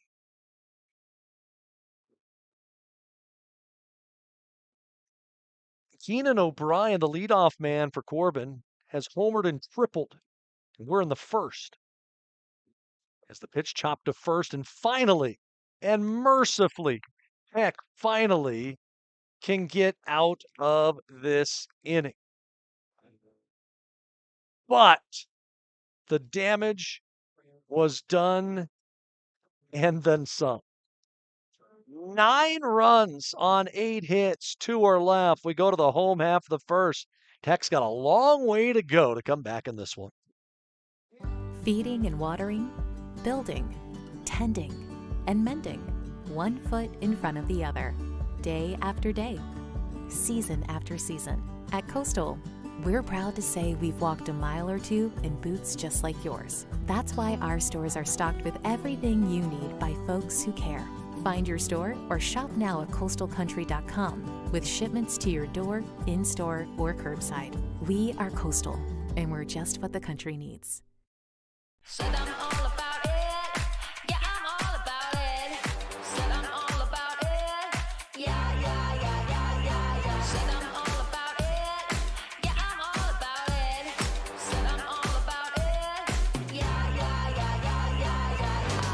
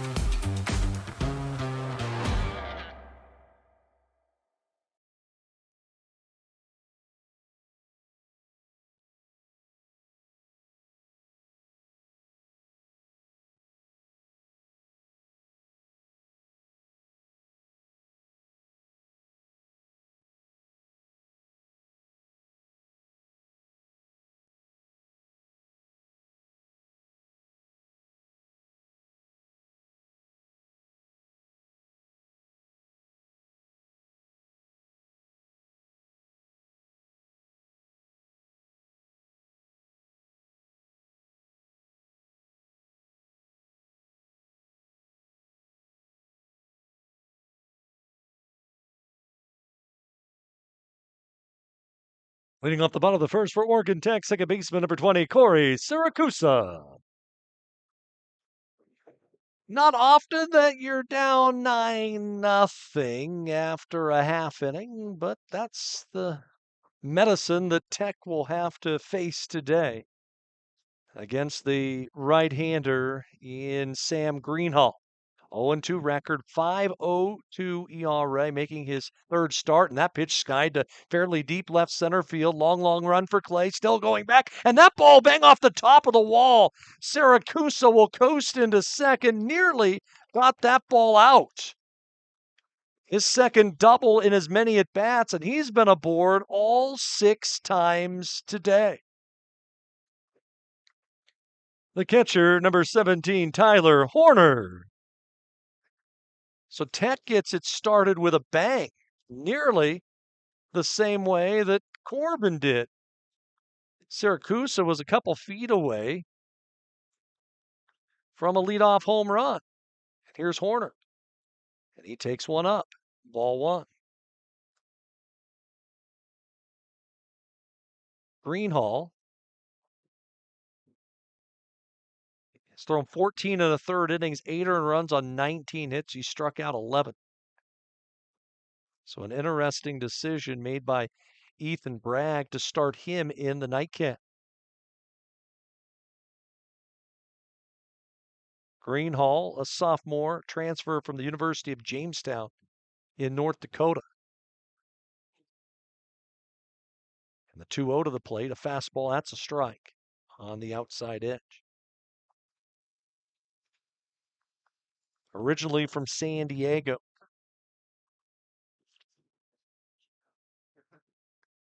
Wind gusting out today as the pitch to Horner swung on, and that ball hit fairly deep right field, but playable out there. Tagging is Siracusa, and he will move to third on the fly ball out.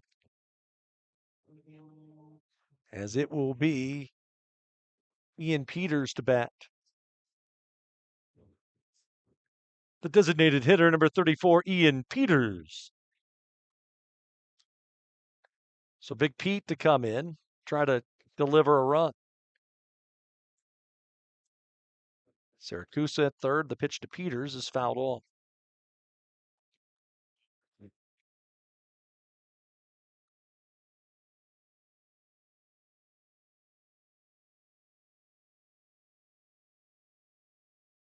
Peters swings and hits a fly ball down the line, fairly deep right field into the corner, and it will go foul.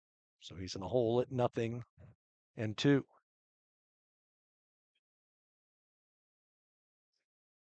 9-0 our score.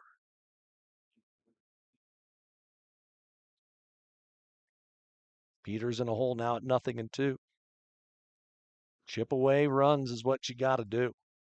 Greenhall to the plate, and that's on the outside corner. You can't watch that one go by. 2 down. Not with a runner at third and less than 2 outs. Right fielder Julian Jones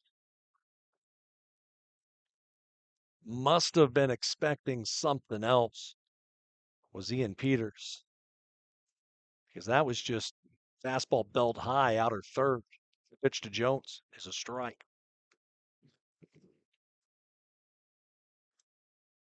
First 7 men in the first inning reached for Corban. They didn't get the second out until they were midway through the second time through the order. As that pitch lined to straightaway center field, and it's over the head of Pelkofer. That's going to roll to the wall. Jones is going to end up at third with a stand-up triple. Wow, they held him at second base, but Oregon Tech on the board. It is 9-1. The third baseman, number 8, Matthew Ortiz.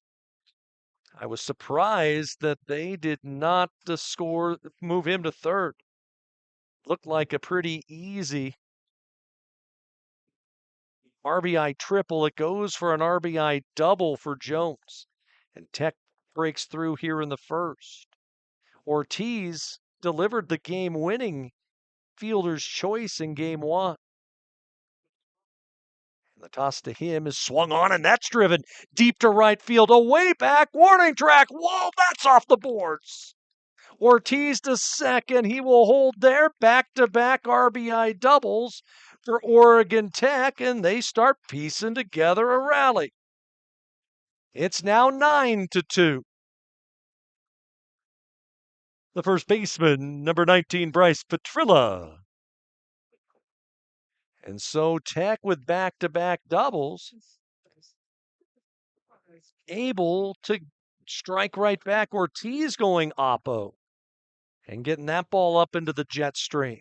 And he can't get all 9 back right away. It's that simple. But you get 2 here, you get 2 there, and you start putting zeros on the board, all of a sudden you're going to work yourself right back into this contest. And if Petrilla could come through with a knock and you cut it by 3, still a ton of time left in this ball game. And I've seen so many weird games over the years. I remember calling a game in Eugene. Team was down 13-1, came back to win 14-13. Trilla had a base hit in game 1 as he swings and fouls this one off. He struck out his first 2 times up. And then he came back in the 8th inning and went the opposite way and lined a base hit into left. And he ended up scoring the tying run on a pinch hit Matthew Lairbach singles. He swings and hits this one right back to the hill. And Greenhall was able to make the play and ends the inning, and the side is retired. But Tech able to get themselves a couple back. 2 runs, 3 hits, 1 left. We'll go to the second. That was a long first inning, friends. It's Corban 9, Tech 2. When you think fun, think Clamoya Casino. We're surrounded by natural beauty and world-class recreation opportunities. After exploring our magnificent surroundings, you'll appreciate the clean and comfortable rooms and accommodating amenities of the Sleep Inn Hotel. When you're ready for more fun, head to the casino for a variety of new games and some fantastic food. Stay and play at Clamoya Casino in Chiloquin, where winning comes naturally. At Papa Murphy's, we know family time is more important than ever. And our family wants to do all we can to help your family. So we're making it easier to get pizza made from scratch that you bake at home by offering online ordering everywhere and delivery and curbside pickup where we can. So you can keep family time as normal as possible. Papa Murphy's, we're in this together. Second for Corban. Designated hitter Scott Arthur.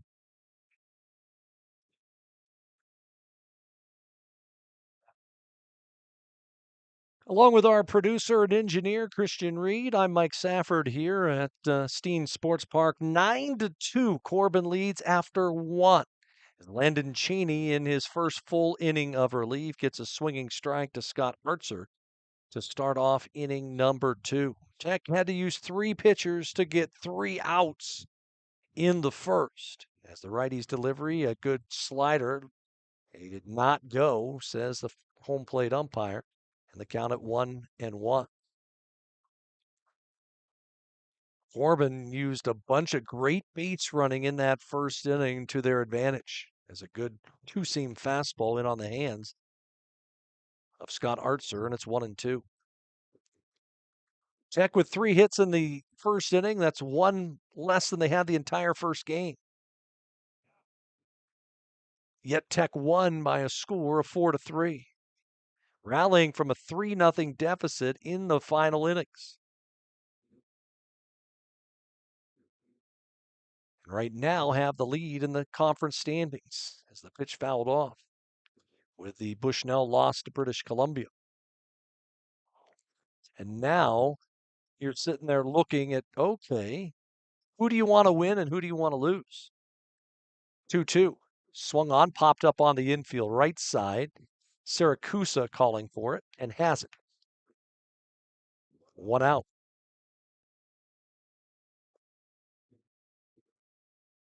So bring up first baseman Trey Williams. First baseman Trey Williams. You put zeros up, you score some runs, and all of a sudden you make this interesting. But for Tech, you look at it. You look at the other games, see if I play in LC, you got Bushnell playing BC. Teams that are right there with Oregon Tech, either in the standings or below them in the standings, teams are going to lose this weekend. If you're Tech, the key is you got to win 3 or 4 in all the series the rest of the way. That's the key. You can afford to drop a game here or there, but you have to win series. You do that, you're going to be the conference champ. Good cut that time by Williams and an even better pitch by Cheney over the outer third, and the count evens at 2-2. Landon Cheney from Nampa, Idaho. Went to Nampa Christian High. That's right there, a called strike 3. Good changeup on the outer third for the second out. The shortstop, Aiden Bunn. And it's interesting to be talking about that in regards to Oregon Tech baseball, because that hasn't been the case much over the years as Bunn fouls one off.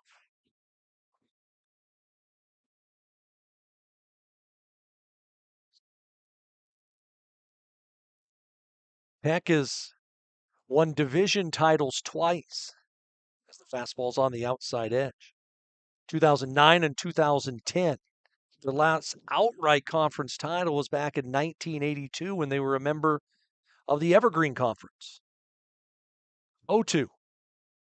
Tried to come backdoor with the 2-seam, but it must have been just a little up.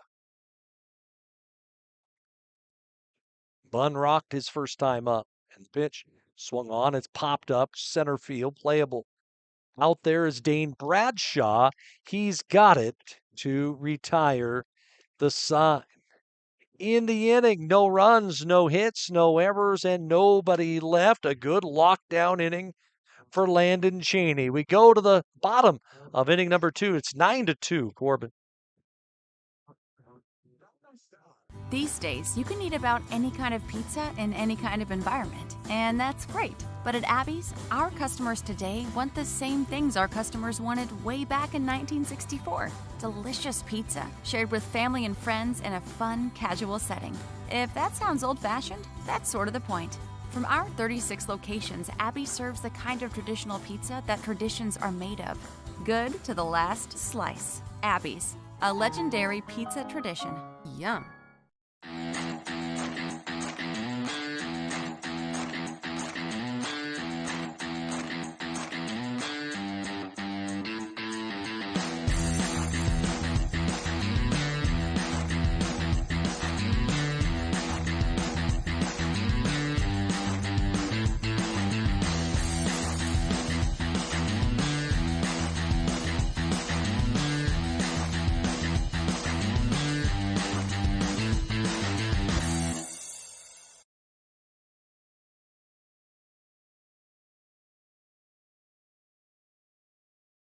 Leading off the Oregon Tech second, left fielder Kala Tam.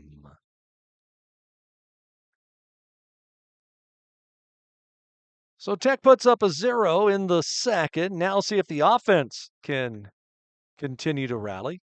Kala Tam to start things off against Greenhall, and the pitch to home plate is a called strike. It's 0-1. Tam reached on a walk and a hit by pitch in game one today. And the toss to him bounces in, ball one. Tam, 3 home runs on the season. He has driven in 18. We talked about it in game one, had a big series in Kaiser. With 8 for 15 against the Warriors. As the right-hander to home plate with a fastball swung on and a towering fly ball straightaway center field. Out there is Pelkofer near the warning track to make the catch for the out. So 1 away in the home half of inning number 1. Make it number 2. The center fielder, Dane Bradshaw. So bring up Dane Bradshaw.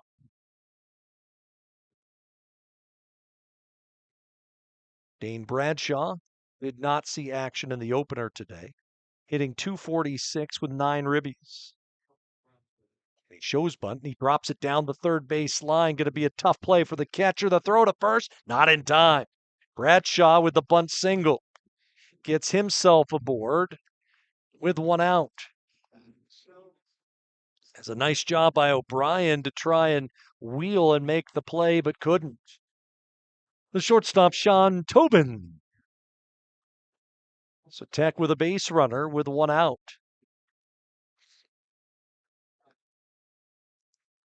Sean Tobin had a sacrifice bunt in game 1 today. He shows it again. He pushes it up the first base side. There's nobody at first base and everybody's safe. Tech playing small ball. We talked about that in game 1 today as well. You get it past the pitcher, anything can happen. And it was a triangle of death for the Warriors. And they're going to have a little conversation on the hill as Corey Syracuse is set to come up to the plate. With 2 on and 1 out. Oregon Tech threatening again. And that's what makes that play difficult. You show bunt, you push bunt. With a runner at first, the second baseman shaded towards the second base back, so there's no second baseman to come in and charge on it. If you get it past the pitcher, then it's the first baseman's responsibility. Does he come after the ball to try to make a play, or does he hope that the pitcher can get to it? In that case, the pitcher couldn't get to first base. There was no one covering, and it made it an easy single for Sean Tobin, who gets to start himself a new hit streak. After the opener today for Sean Tobin, he did not reach base in the game, and so saw a 16-game streak of reaching base come up empty. To the top of the order, Corey Syracuse, who just missed his first homer of the season, his first time up. Doubled off the left center field wall and scored on the double by Julian Jones. And now they're going to have the catcher go out to the mound and try to get pitcher and catcher back on the same wavelength. After Corban scored 9 in the first, Tech got 2 back on back-to-back RBI doubles off the bat of Jones and Ortiz. And now Corey Syracuse, who's reached base in 18 straight games, and he's reached base in all 6 at-bats today, the hitter. And Greenhall to the plate, and it's low. Ball 1. Like I said in that first inning when Tech was struggling, they got 27 outs to play with offensively. Baseball, long game. The toss to Siracusa. That's at the corner. No, they're going to call a balk. They're going to call a balk on the pitcher, Greenhall. I was wondering why the pitch wasn't a called strike. No, it was a balk. And so now 2 on in scoring position for Tech with 1 out.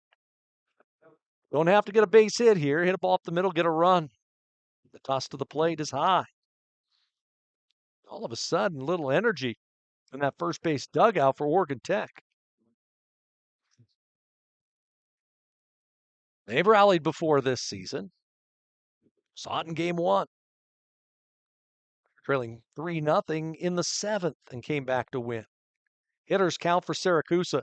He swings, hits a line shot off the glove of the third baseman Clay into shallow right field.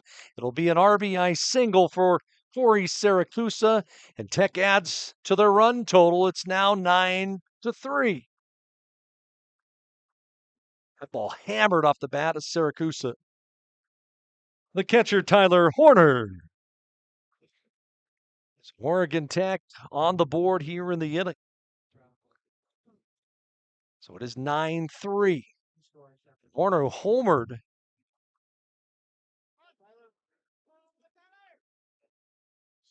Back in game 1. He could do it right here. Tech's right back in this thing.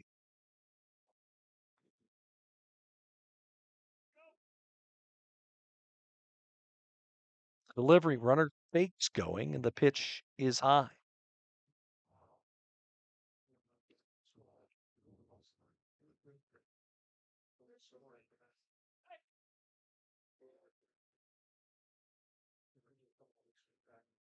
Delivery, hard hit ground ball through the right side of base hit. Around to third, hustles Siracusa. Overrunning the ball is the right fielder, Cole. That's going to allow Siracusa to score. Around to third base will go Horner, and Tech's right back in it. It's 9-5. Big inning for Oregon Tech. Still only 1 out, and that is going to be it for the right-hander. They're going to go to their bullpen. As Greenhall's day is done, Tech has cut the 9-0 lead to 9-5. As the change is made, we'll take this timeout. There's a collision happening between science and innovation, environment and technology, thriving together in a place you might not have heard of. But the ones who discover us, they're the originators, working and learning in living labs that produce life-changing results and developing innovations that will change the next millennium. There's a collision happening. Be part of it. Be Oregon Tech. Right-hander Giovanni Cervantes.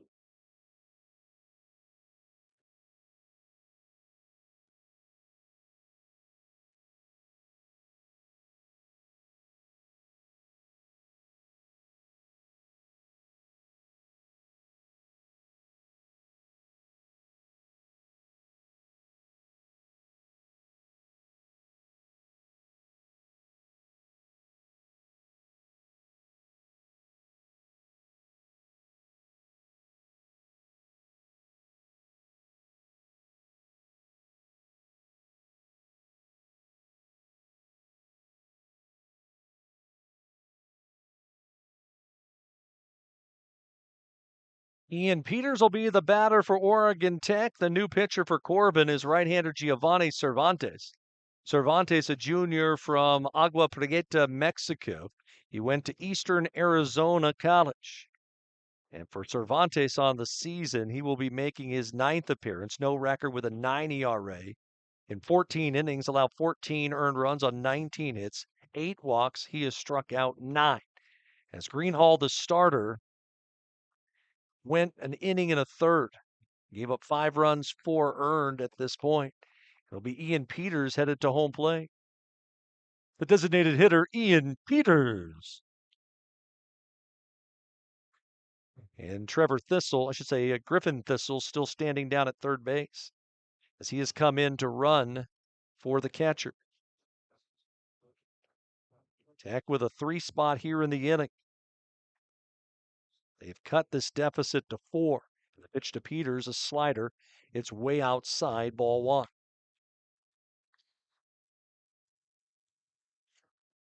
Peters took strike 3 his first time up. As the sidearmer's pitch, slider, and it's fouled off. A lot of bite on that slider from Cervantes. Tech got the lockdown inning in the top half of the second. And now have answered with 3 more. Still only 1 out. The toss to the plate. Loopy slider misses.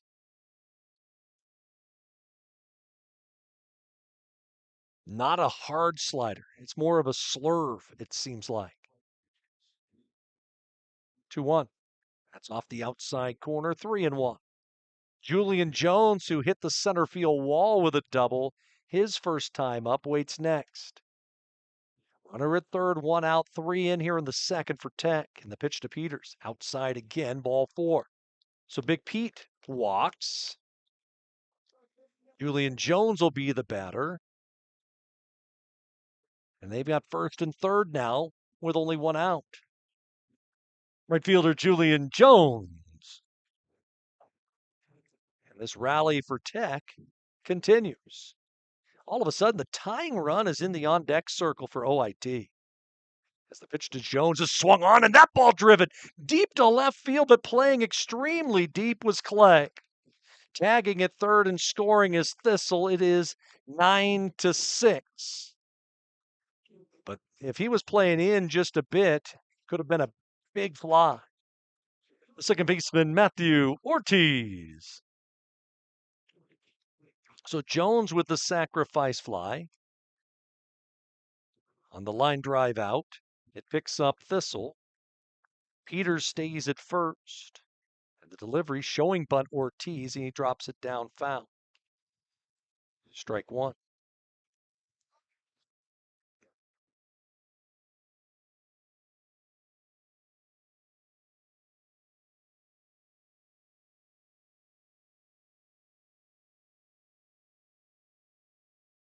Will take a little bit of time to allow the pitcher to be able to get his shoelace retied.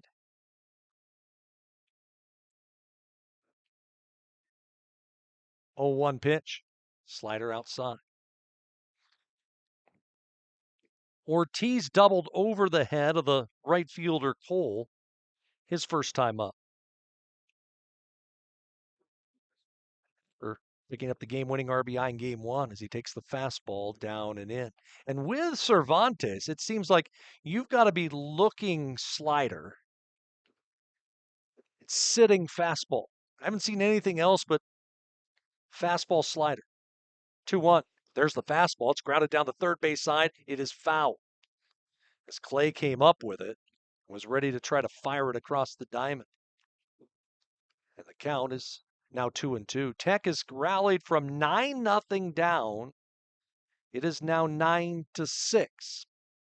And we are only in the second. After Game 1 that went 2 hours and 15 minutes, Cervantes sliders popped up. Shallow right field. This could be trouble. Long run for the outfield and a great running catch made by Pelkofer to end the inning. As that one held up just long enough to end the inning. But Tech able to plate themselves a 4-spot, 4 runs, 4 hits, an error, and 1 runner left. New scores, we go to the third. It's now Corban 9 and Tech 6. Hi, I'm Rob Cedar, General Manager at Clown Falls Honda and Clown Falls Subaru. I've lived here my whole life. Most of our employees have lived here their whole life too. Our sales, service, parts, and body shop teams are all staffed with experienced local folks. You know them, and they know you. Our dealerships are comfortable and not corporate. Comfortable means we're focused on you. I'm Rob, and I'm glad to know you. Feeding and watering, building, tending, and mending, 1 foot in front of the other, day after day, season after season. At Coastal, We're proud to say we've walked a mile or two in boots just like yours. That's why our stores are stocked with everything you need by folks who care. Find your store or shop now at coastalcountry.com with shipments to your door, in-store, or curbside. We are Coastal, and we're just what the country needs. A lot of crooked numbers up on the board as we go to the third. As Mishan Cole to face Landon Cheney and takes a pitch for ball one. Glad he could join us here this afternoon on the Owl Sports Network. There's 2 balls and no strikes to Cole. On our other channel, Oregon Tech has knocked off Eastern Oregon in softball 3-2. Coakea Milborn a game-winning sacrifice fly. As that one misses away, 3-0. Cole had a base hit his first time up. There's a strike. Right down the middle. Landon Cheney in his second full inning of work. He has thrown 30 pitches, 17 for strikes. 3-1. That's on the outside corner. And the count goes full. 9-8-1 for Corban, 6-7-0 for Oregon Tech. We are in the third inning. 3-2. Swung on and lifted foul off the left field side. Okay, we'll do it again tomorrow, 11 o'clock first pitch. From right here at Steen Sports Park. 3-2. Swing and a miss, went upstairs with high cheese. Cheney with the punch out, one away. Catcher Keenan O'Brien. And here's where the game starts to get interesting. Sometimes you just root for guys. I'm rooting for Keenan O'Brien in this situation. He's got the 2 hardest spots for the cycle already gotten as he takes strike 1. He is tripled, he is homered, and we're only in the third, so he's going to get a couple more ABs. Anytime you can see something that's very rare as a baseball fan and a baseball purist, you want him to succeed, but in the same sense, you don't want him to come across the plate. He can get a base hit, get retired on a double play ball, I'd be just as happy. 0-2 the count. O'Brien is Cheney to home plate and hits it. Trying to come in with something soft with some spin and spun right into that front shoulder. So Brian's going to get lifted for a courtesy runner. As it'll be Ryan Clay stepping to the plate. The third baseman, Ryan Clay. So Miyazawa going to go back in at first to run for the catcher.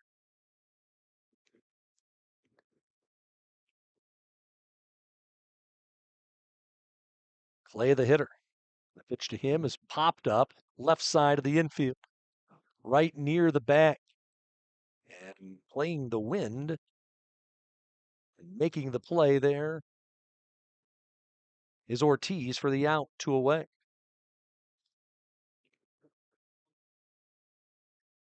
Left fielder Kyle Clay. So a big second out of the inning. That was a mile-high pop-up.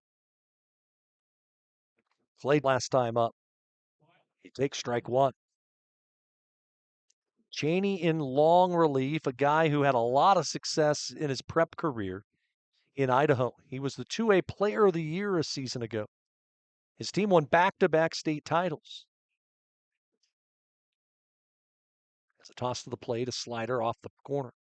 Shaw were teammates on that team, and they also competed for Idaho Prospect Baseball, which is run by Jacob Garces' brother, Isaac.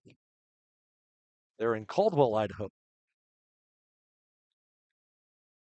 And IPB was really the first club team to play in the Treasure Valley. Now there's a dime a dozen. They're everywhere. 1-1 pitch. Swung on, popped up, off the first base side, foul territory. Petrilla over to have a look, but it finds its way out of play.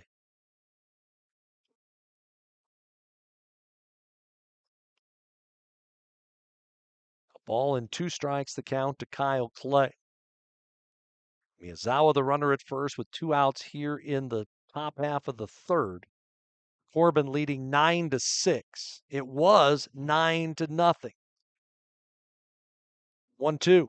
Goes. The pitch is lined into the gap into right center field, and Corban's going to get a run back. Scoring all the way around from first will be Miyazawa. Heading towards third, and in there with a diving triple will go Clay. And Corban a run back. It's 10-6. Nice piece of hitting that time by Clay going opposite field and driving that ball between Bradshaw and Jones into the right center field gap. The second baseman, Elijah Maris. So Clay with a 3-base hit. Here's Maris, and he swings and lines a base hit. That one through the left side. So 2-out knocks back to back for Corban, and they tack on a couple.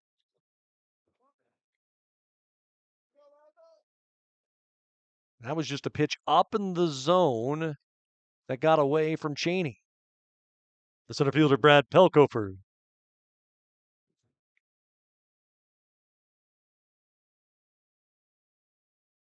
So here's Pelkofer. He shows bunt, and he dribbles one right back to the hill. Glove there by Cheney. He'll throw to first. I'm not sure why they did that right there. Tech will definitely take the out and get themselves out of the inning. However, Corban able to play to pair. 2 runs coming with 2 outs on 2 hits, and they strand 1. We go home half of 3. It's 11-6 Corban. These days, you can eat about any kind of pizza in any kind of environment, and that's great. But at Abby's, our customers today want the same things our customers wanted way back in 1964. Delicious pizza, shared with family and friends in a fun, casual setting. If that sounds old-fashioned, that's sort of the point. From our 36 locations, Abby serves the kind of traditional pizza that traditions are made of. Good to the last slice. Abby's, a legendary pizza tradition. Yum. At Klamath Falls Toyota, you'll experience our goal to completely satisfy every customer, every day. Because our customers are like family to us. You'll also experience the teamwork of our professional and knowledgeable staff. They're authentic, caring, and the best in the industry. And when you choose from our great selection of new Toyotas or quality pre-owned cars, trucks, and SUVs, you'll experience a process that's efficient, easy, and transparent. Experience amazing at Klamath Falls Toyota, where experience is everything.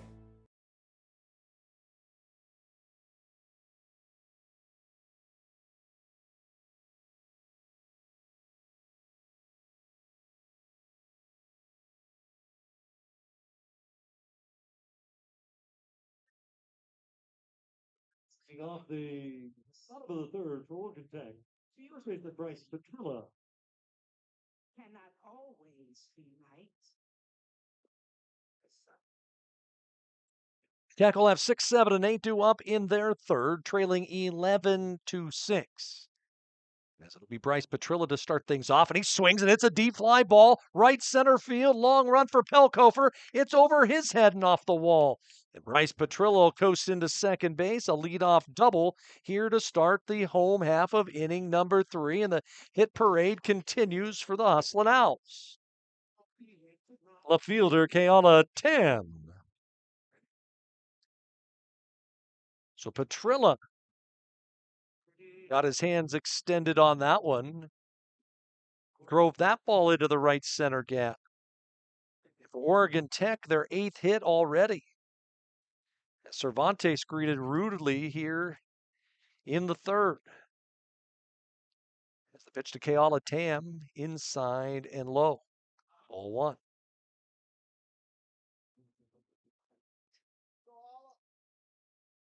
As I mentioned,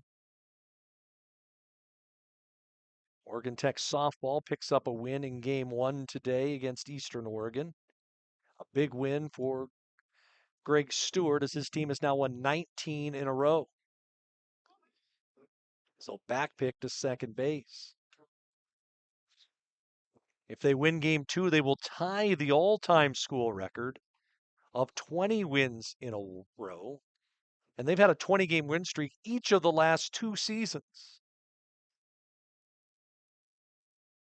Long pause in the delivery to Tam. He shows bunt. He's going to push it up the first base side. Second baseman over to cover, and everybody's safe.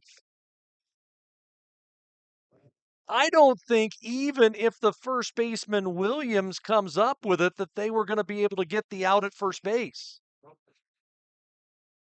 And we're going to have a conversation out on the hill, and that is going to be it for Cervantes.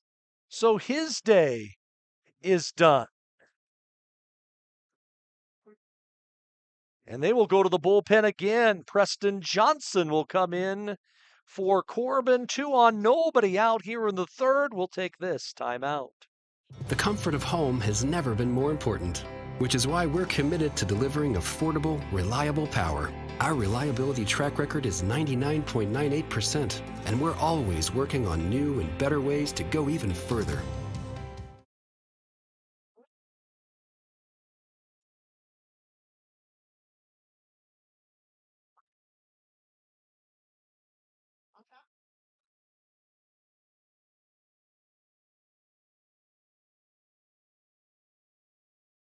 Could you please now pitching for Corbin? Number 13, right-hander Preston Johnson.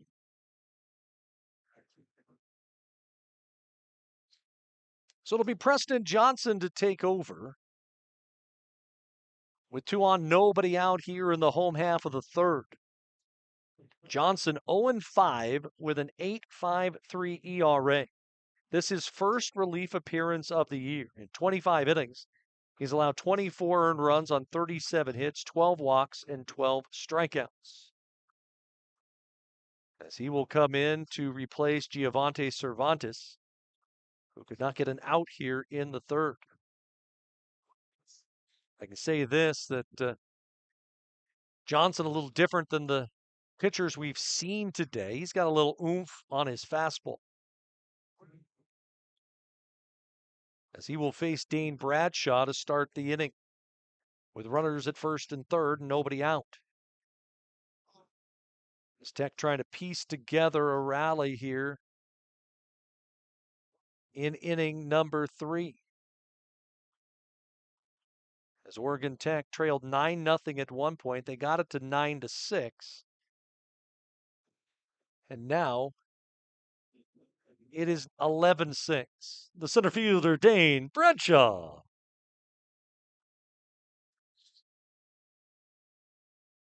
All about piecing together at bats. And try to work yourself back into this contest, which is exactly what Oregon Tech has done. Corner's thinking maybe a bunt.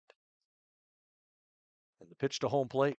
Fastball misses inside and high. Ball 1. Tech looks like they're going to go through their lineup twice over the first 3 innings. Corban's already done that. Teams have combined for 17 runs and 19 hits.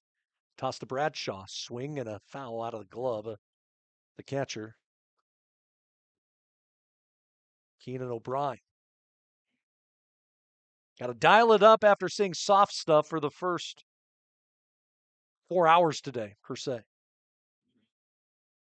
First and third, nobody out. Johnson, a long pause. Now he'll throw to first, and having a hop high in the air is Trey Williams, freshman first baseman for Corban. Outfield playing straight away. They're squeezing the gap in left field. As a toss to Bradshaw, good breaking ball. That's 1-2. Good 12-6 curveball that time by Preston Johnson. Trying to get a big first out here in the inning. Runner goes. The pitch, check, swing. Did he go? They say he did not. And stealing the bag there is Keala. The count to 2-2. That takes the double play out of the question. And now if you're Bradshaw, you just got to put a ball in play. Hit a ground ball up the middle. That'll get a run in. It's the count to 2-2 as the wind picks up once again. Johnson to the plate. Fastball, swing and a miss. And there's one out. Into the bottom of the order, and Sean Tobin.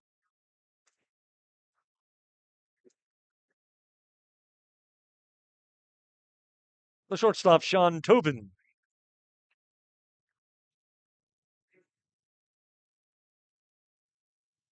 Tobin with a push bunt his last time up. Got himself aboard with a base hit. Toss to him is swung on, a ground ball hit to the left side. Clay has it. The throw across is in time, but a run comes across for Oregon Tech. The out recorded, but Tech able to score a run. It is 11-7. The second baseman, Corey Siracusa. And that runner at third, a big run there for Tech. Tobin did his job. Got a run across. Picks up the RBI. As Petrilla came in to score. But now it's Siracusa. The pitch to him. Breaking ball inside. It missed. Ball one. We're coming to you live from Steen Sports Park here in the Klamath Basin. On the Owl Sports Network. Runner at third, 2 outs. Johnson's pitch, a fastball away. They have not been able to retire Corey Siracusa today. He has just been a thorn in the side of the Warriors. Hitters counted 2 balls and no strikes, and the delivery swung on, and that ball hit deep towards left, but playable as playing deep on the ball was Clay. He's got it to retire the side. Boy, are they playing very deep out there in left field. Tech gets 1, but that is all. 1 run, 2 hits, 1 stranded. We'll go to the fourth. It's 11-7 Corban. Hi, I'm Rob Cedar, General Manager at Clown Falls Honda and Clown Falls Subaru. I've lived here my whole life. Most of our employees have lived here their whole life too. Our sales, service, parts, and body shop teams are all staffed with experienced local folks. You know them and they know you.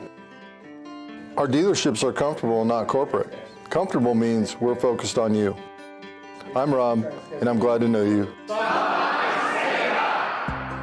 When you think fun, think Clamoya Casino. We're surrounded by natural beauty and world-class recreation opportunities. After exploring our magnificent surroundings, you'll appreciate the clean and comfortable rooms and accommodating amenities of the Sleep Inn Hotel. When you're ready for more fun, head to the casino for a variety of new games and some fantastic food. Stay and play at Clamoya Casino in Chiloquin, where winning comes naturally. The fourth. Designated hitter Scott Artzer.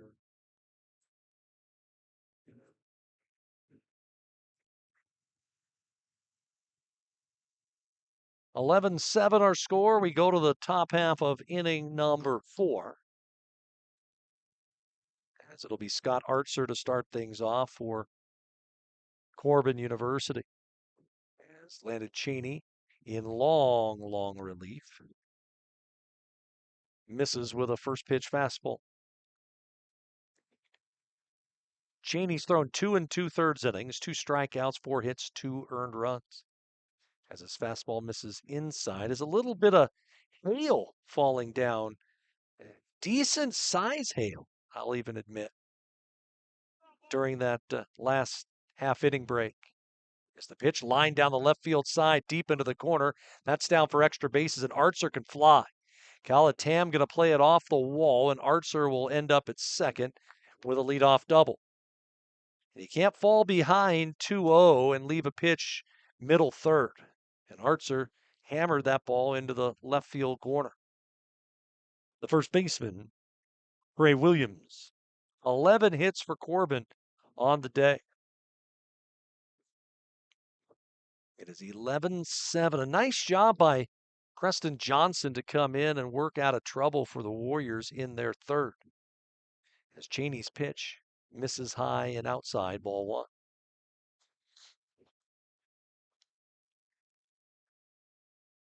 Cheney's going to get some work in today, that's for sure. Be interested to see who the next arm Tech would bring in. Now look back towards second. My thought it'd be Dylan Huddle, Cruz Hamilton maybe, unless the game gets extremely close. The delivery to the plate outside again. It's 2-0. This is the longest outing of his collegiate career for Landon Chaney.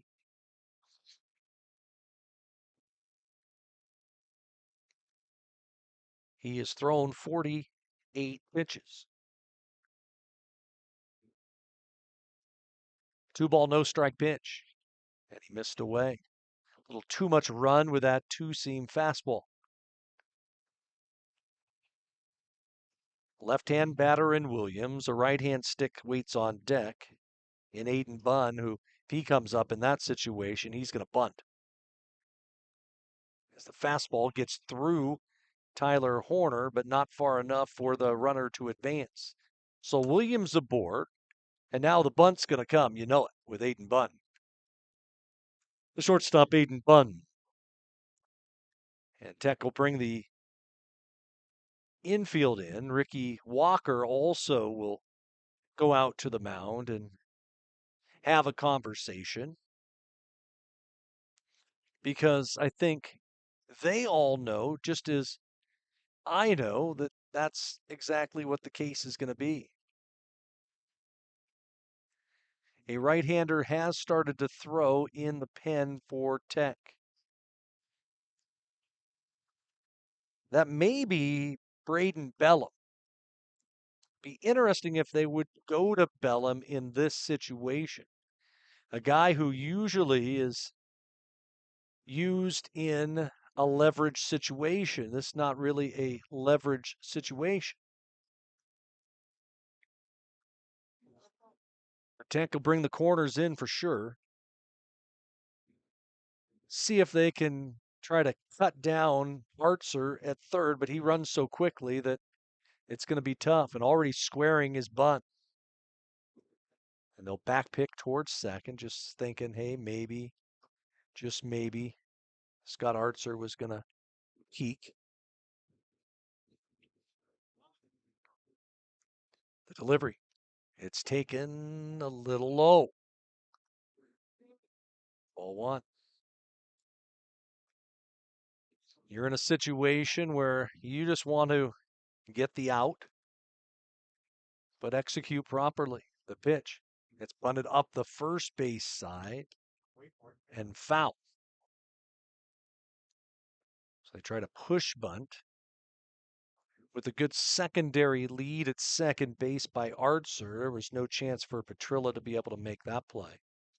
You're just hoping that maybe Bunn is going to pop that bunt up, and you might be able to sneak a double play out of it.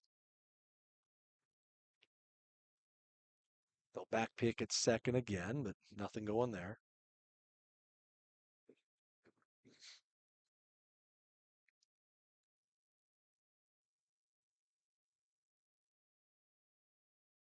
One, bunted right back to the hill. He'll try to wheel to third. The throw got him. Nice job by Landon Chaney to field that ball, and in one motion he was opening himself up and made the play at third. 1 out. Right fielder Mishan Cole.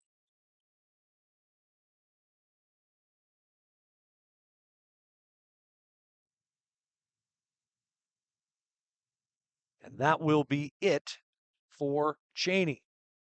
It looks like they will go to the bullpen, will be Tech, and bring in big Braden Bellum to try and get out of trouble here in the fourth, limit the damage, as Chaney did his job throwing 3 innings of relief. So all the changes made here at Steen Sports Park, we'll take this timeout. Said I'm all about it. Yeah, I'm all about it. Said I'm all about it. Yeah, yeah, yeah, yeah, yeah, yeah. Said I'm all about it. Yeah, I'm all about it. Said I'm all about it. Yeah, yeah, yeah, yeah, yeah, yeah, yeah.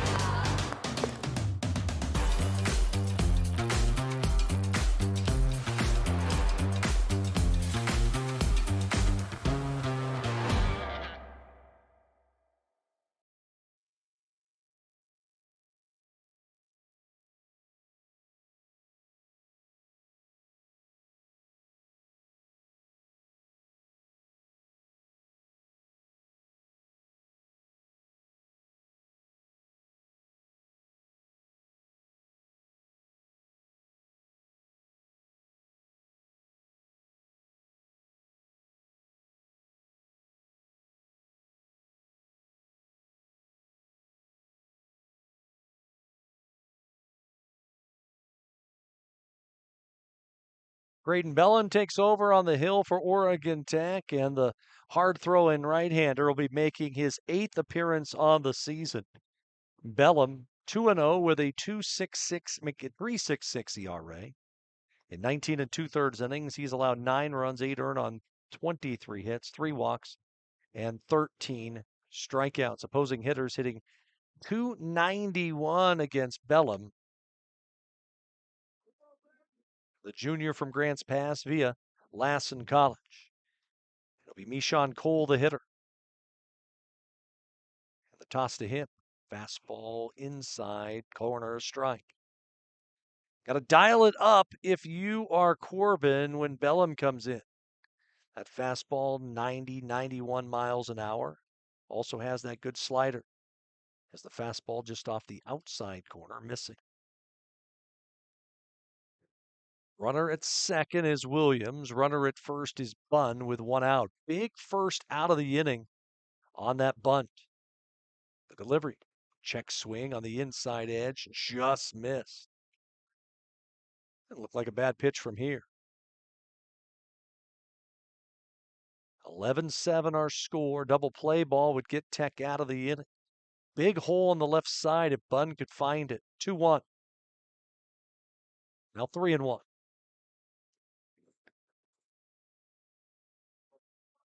Bellum's someone who not walked many men this year. Leadoff man is on deck, and he's had a big day. And he's going to come up with the bases loaded.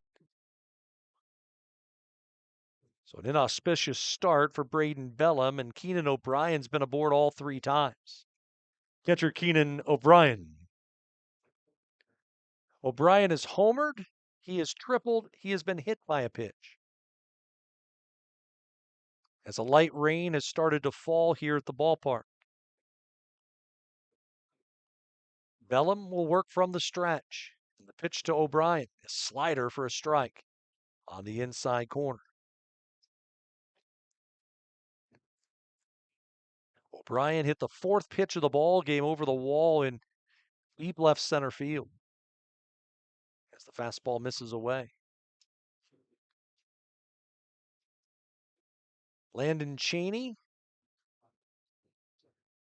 went 3 innings, 2 runs, 5 hits, a walk, and 2 strikeouts. 2 of the 3 runners belong to him. 1-1. That one in the dirt, spiked the fastball, did Bellum. And a nice job by Horner to use the chest protector to deaden the ball in front of home plate. You can hear the rain coming down on our crowd mic. Now time called. And so O'Brien will step out of the box for a moment. O'Brien, a senior from Broomfield, Colorado, transferred into the program from Dawson College. And the swing is a comebacker off the heel of Bellum. And unfortunately, it's going to go as a 2-run single potentially. That's unlucky. It'll be an RBI single, and it is 12-7. It went off the spikes of Bellum. If it doesn't hit his spikes, might have been a double play ball with where the middle infield was playing. But Corban still with them loaded.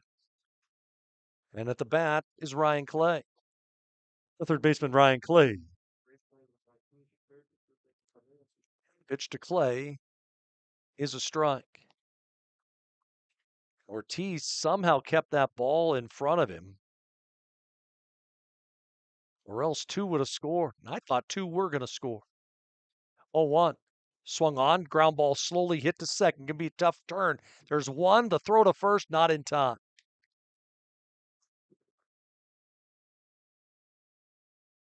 Two outs, a run in. That'll close the book on Cheney. The fielder, Kyle Clay. So he got the ground ball, but it just was not hit hard enough.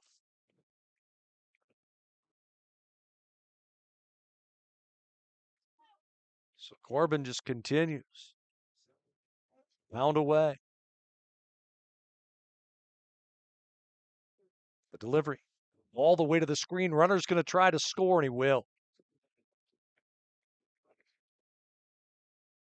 That ball a mile over the head of Tyler Horner. Just overthrowing that time by Bellum.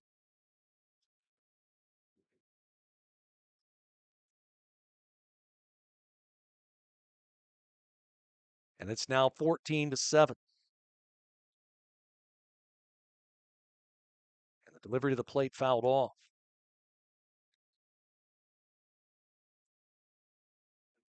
So Tech had got it to 9-6. And now Corban back out to a touchdown lead. 1-1 pitch. Slider for a strike on the outside edge.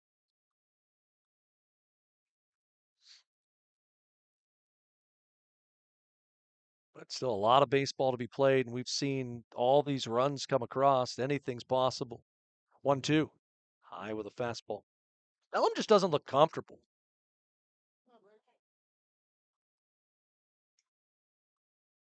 Braden Bellum, big fella. 6'4", 250. And he brings the heat. 2-2. There it is right there, and he just threw it by him, strike three. Inning comes to a close, but the damage was done. As Clay strikes out to end the frame, but 3 runs on 2 hits come across for the Corban Warriors, and we are through 3.5. 14-7 our score here from Steen Sports Bar. At Papa Murphy's, we know family time is more important than ever. And our family wants to do all we can to help your family. So we're making it easier to get pizza made from scratch that you bake at home by offering online ordering everywhere and delivery and curbside pickup where we can. So you can keep family time as normal as possible. Papa Murphy's. We're in this together. From our humble beginnings serving members from a small garage to today, serving communities across Southern Oregon, Rogue Credit Union was founded on the idea that together we're stronger. For over 60 years, Rogue has been living, giving, supporting local, committed to lending a hand. Where you're more than just an auto loan or checking account, you're an owner, just like our founders intended back in that small garage in 1956. Living local, it's a Rogue thing.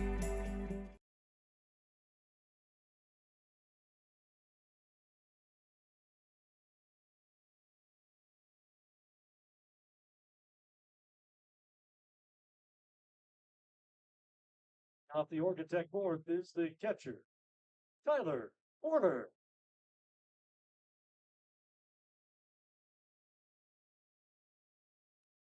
2, 3, and 4 for Tech as we go to the bottom half of the 4th inning. Tyler Horner digs in and to face the hard-throwing right-hander Preston Johnson, who did a good job of getting out of last inning. As the pitch fouled away. Horner had a base hit. He also picked up a run. He hit a rocket through the right side his last time up. It was his spot in the order that came around to score in a 4-run second inning. It's Johnson to home plate, and that pitch hit to the right side again. Diving stop made by the first baseman. They'll flip to the bag, and Johnson beats him there. Another hard hit ball off the bat of Tyler Horner, but nice job by Williams to the backhand side to make the play for the out. The designated hitter, Ian Peters. So 1 gone for Ian Peters. The pitch to Petey is swung on and missed. Peters is walked. He is struck out. Getting the start as the designated hitter here in the nightcap. As a big curveball misses up in the zone. British Columbia leading Bushnell 4-2 in the 4th inning, a game 2 north of the border. 1-1. High with a fastball. We'll see UBC here in 2 weeks. That could determine the conference title. But still a lot of baseball left to be played between then and now. 2-1 to Peters. High again.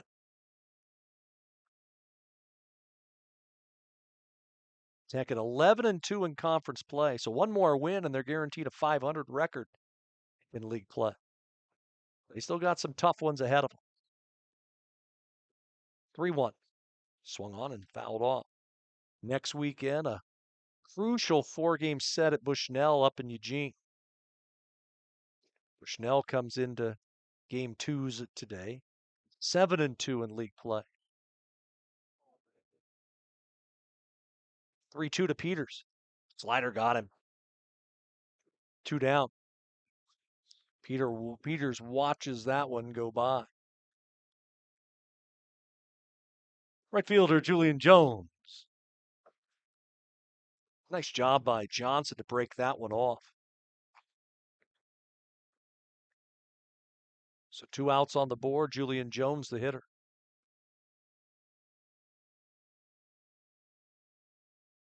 The toss to home plate is a strike. Breaking ball in and over. Julian Jones is a sacrifice fly, and he is doubled in a run. The pitch to him popped up in behind second. There'll be an easy play there for the first time today, an easy inning for everyone. We are through 4.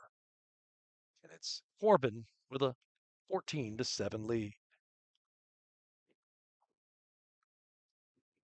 From our humble beginnings serving members from a small garage to today, serving communities across Southern Oregon, Rogue Credit Union was founded on the idea that together we're stronger. For over 60 years, Rogue has been living, giving, supporting local, committed to lending a hand.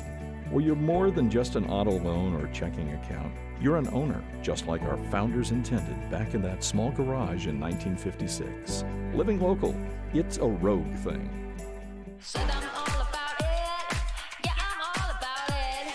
Said I'm all about it. Yeah, yeah, yeah, yeah, yeah, yeah. Said I'm all about it. Yeah, I'm all about it. Said I'm all about it. Yeah, yeah, yeah, yeah, yeah, yeah, yeah.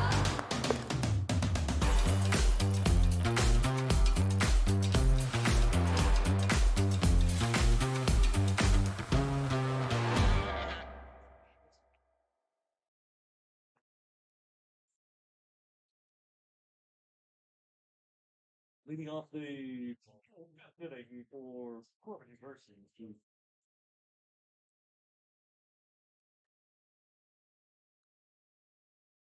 Second baseman Elijah Marks.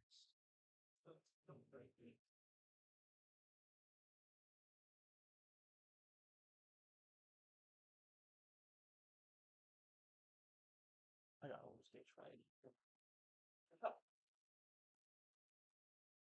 Welcome back to Steen Sports Park for the 5th inning between Corban and Oregon Tech.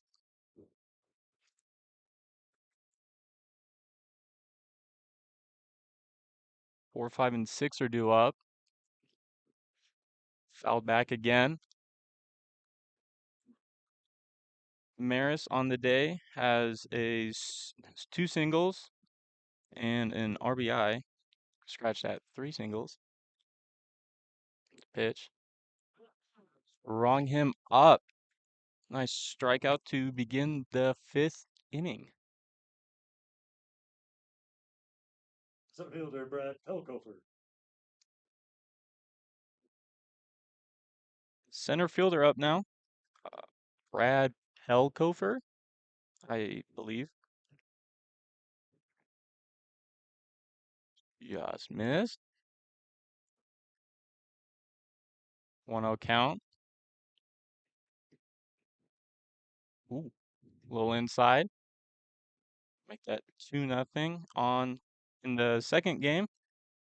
He has 1 single and 2 groundouts.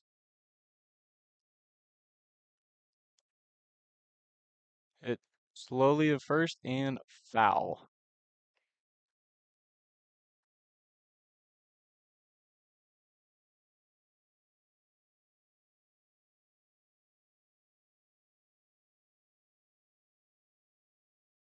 Two one now. The pitch. Just a bit outside. 3-1.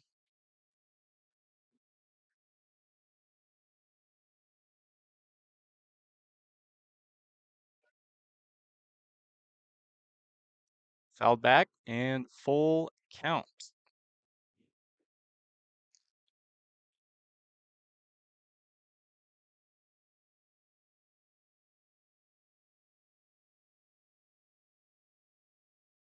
Fouled off again.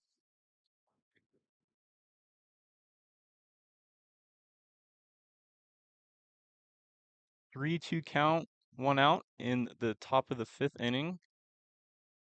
And the pitch struck him out again. That is 2 strikeouts for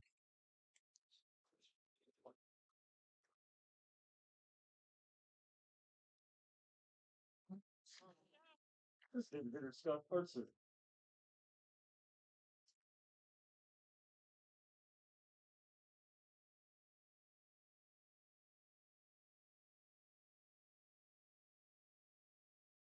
Archer is the DH for today's game. And takes strike 1. Count is now 1-1. He has a single, a double, and a flyout, making that 2 for 3. And it's ripped in the center field for another single. Nice 2-out knock right there. First baseman Trey Williams.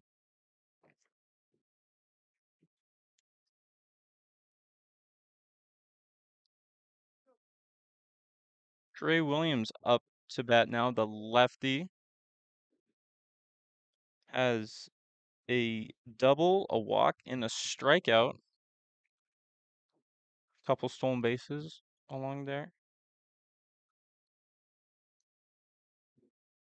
Going to get on base with a 2-out hit. 6th first pitch, little high. Make that 1-0.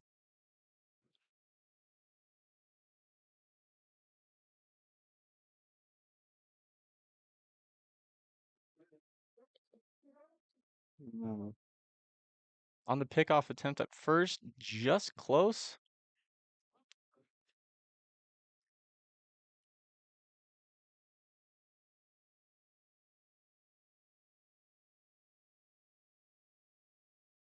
Another pickoff attempt.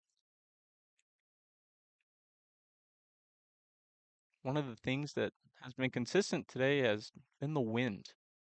Been blowing pretty much since the start of game 1. And that pitch is outside for 2-0 count.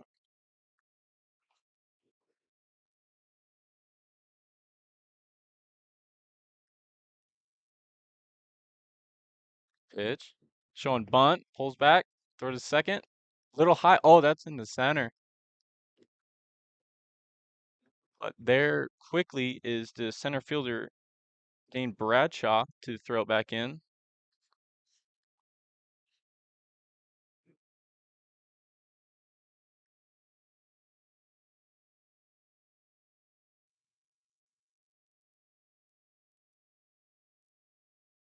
Rio count.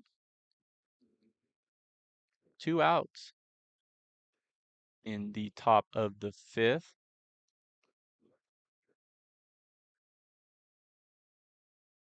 The pitch. Outside and walked him. So runners on first and second. And the shortstop, Aiden Bunn, is coming up to bat. Reached on a fielder's choice in the 4th. Has struck out and flown out. Outfield is playing very shallow. Fouled back. 0-1. Looks like the center fielder shading a little bit to right field.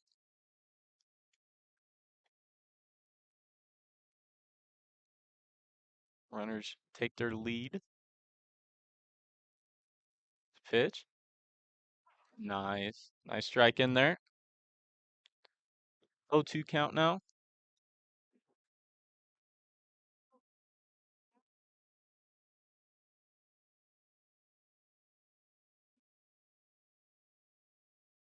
Pitch. Runners go.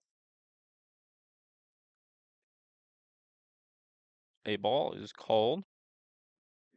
Runners steal second and third on that pitch.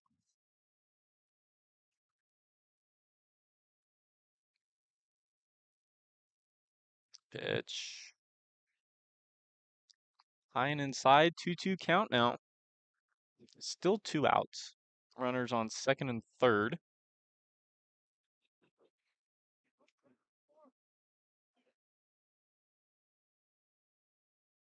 The pitch. Sent him down swinging, his third strikeout of the inning. And with that, the Owls will come up to bat in the bottom of the fifth. Still down 7. 14-7. Nice football score, not so good for baseball. At Papa Murphy's, we know family time is more important than ever. And our family wants to do all we can to help your family. So we're making it easier to get pizza made from scratch that you bake at home by offering online ordering everywhere and delivery and curbside pickup where we can. So you can keep family time as normal as possible. Papa Murphy's. We're in this together. When you think fun, think Clamoya Casino. We're surrounded by natural beauty and world-class recreation opportunities. After exploring our magnificent surroundings, you'll appreciate the clean and comfortable rooms and accommodating amenities of the Sleep Inn Hotel. When you're ready for more fun, head to the casino for a variety of new games and some fantastic food. Stay and play at Clamoya Casino in Chiloquin, where winning comes naturally.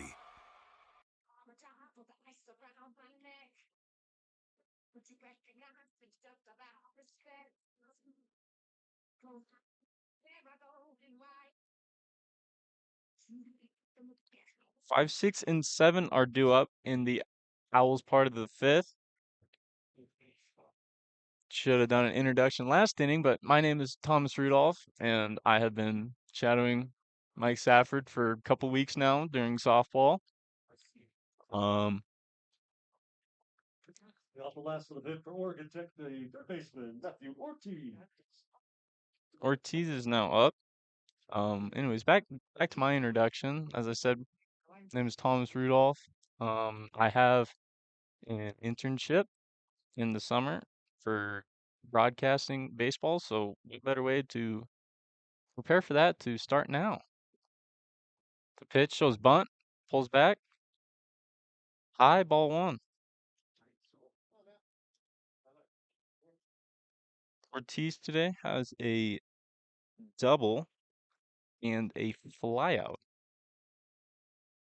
Pitch. Strike 1. Got the inside of the plate on that one.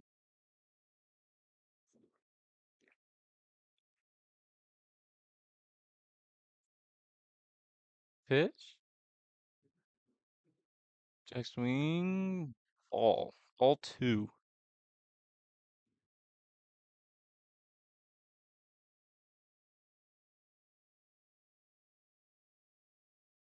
High fly ball out to center field. Looks easily catchable for the center fielder. And that is the first out of the inning. Played as the first baseman, Bryce Petrilla. Bryce Petrilla is now up, the first baseman. He has a double and a ground out. And I think his walk-up song might be my favorite. Pitch, inside strike, 0-1. It's kind of nice knowing softball and baseball, just seeing what kind of people are by their walk-up music choice.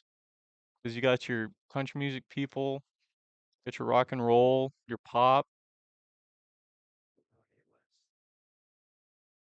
Yup, yeah, what Safford just said. Kanye West, that's popped up. Foul. 0-2 count now to the first baseman.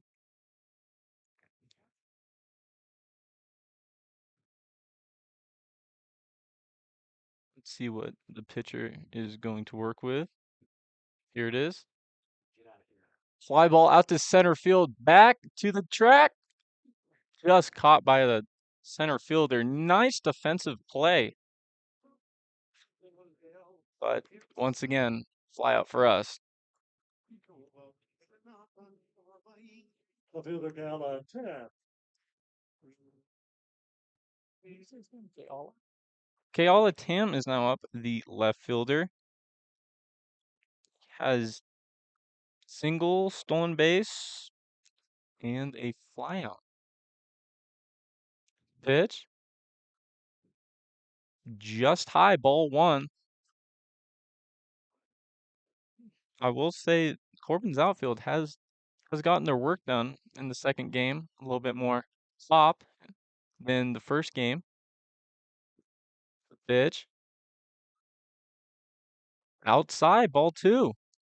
2-0 count to the left fielder.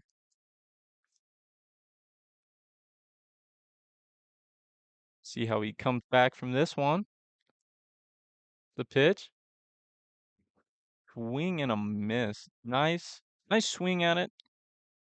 Little delayed on it, and it's 2-1 count now.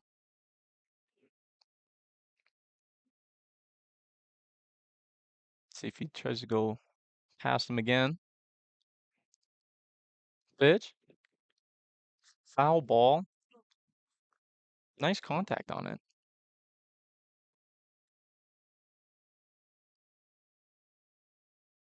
The rain has gone away. See some blue skies, actually. It's kind of nice. Not so scary clouds.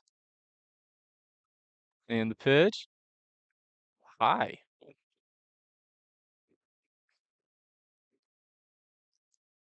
Full count now. 2 outs in the bottom of the fifth.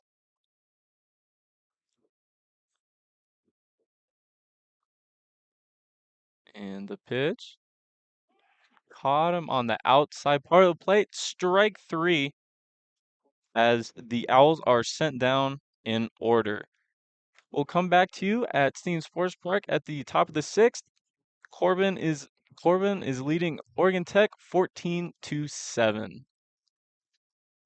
Feeding and watering, building, tending, and mending, one foot in front of the other, day after day, season after season. At Coastal, we're proud to say we've walked a mile or two in boots just like yours. That's why our stores are stocked with everything you need by folks who care. Find your store or shop now at coastalcountry.com with shipments to your door, in-store, or curbside. We are Coastal, and we're just what the country needs. At Klamath Falls Toyota, you'll experience our goal to completely satisfy every customer, every day. Because our customers are like family to us. You'll also experience the teamwork of our professional and knowledgeable staff. They're authentic, caring, and the best in the industry. And when you choose from our great selection of new Toyotas or quality pre-owned cars, trucks, and SUVs, you'll experience a process that's efficient, easy, and transparent. Experience amazing at Klamath Falls Toyota, where experience is everything.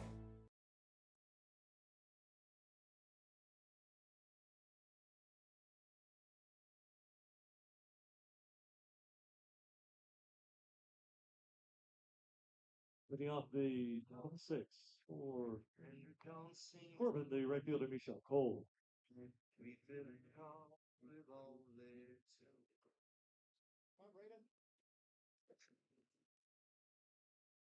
Proud of Tommy Rudolph there to step in. He's trying to learn how to be a broadcaster. And why not in a 14-7 game to get him a chance to get some meaningful innings as the first pitch to Michon Cole to start off inning number 6 is running right back to Braden Bellum there in the hill and makes the easy play for out number 1. The catcher, Keenan O'Brien. So 1 away, and up steps Keenan O'Brien. It was Bellum who had a couple strikeouts in the top half of the 5th inning, putting up a 0, worked around a couple 2-out hits as the slider on the outside edge, but misses to O'Brien, who has had a big game 2 for Corbin. He is singled, he is tripled, he is homered. So he is a double away from the cycle. And I could say that in all of my years, I've seen the cycle get hit 3 times, and that is it. 2-0. Swung on, line drive hit down the right field slide, slicing into the corner and foul. The problem with that is that if it would have been fair ball, that would have been another triple. Now, would O'Brien have stopped at second just to make sure to get himself the record? I don't know. Saw a cycle in pro ball back in 2013. It was Mark Zagunis who had a drop of coffee in the big leagues with a couple organizations. 2-1. Swing and a miss. Good slider. It goes to 2-2. And I've seen 2 cycles in college ball.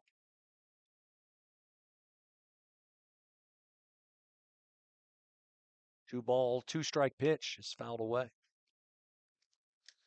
Braden Bellum has thrown 44 pitches in relief. He is the 4th pitcher used by Tech. Lalo Barraza, the starter, got 1 out and gave up 7 earned runs. 2-2 again. Swung on at a high fly ball, straight away left, fairly deep. Keala Tam, a couple steps from the warning track, has it for the 2nd out. O'Brien put a good charge into it. That's about the same spot he hit the leadoff home run in that 1st inning. Third baseman Ryan Clay. So 2 gone here in the inning. This will bring up Ryan Clay. Clay 0 for 2 with an RBI. He's walked twice as well. The pitch to Clay, down and in. Drake Abood did not get an out. Faced 3 batters, all of them reach. Landon Cheney went 3 innings. Now Bellum's gone 2 1/3. He's given up a run on 2 hits. He's fanned 4. Clay's now behind at the count at 2-0. 14 runs, 13 hits, 1 error for Corban. 7-9-0 for Tech. 2-0. Fastball just inside. 3-0. And I believe we're going to see a new pitcher for Corban as Johnson clipped his spikes on that last strikeout that he threw to home plate and he helped off the field. That one caught the inside corner. And it was not pretty. In fact, Isa Ortman, the Tech trainer, had to go hustling over to that third base dugout, and I see there is movement in that Corban pen.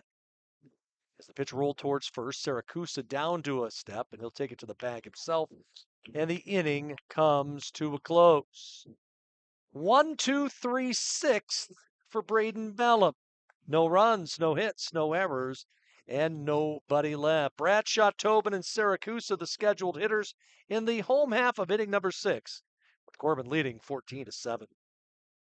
These days, you can eat about any kind of pizza in any kind of environment, and that's great. But at Abby's, our customers today want the same things our customers wanted way back in 1964. Delicious pizza, shared with family and friends in a fun, casual setting.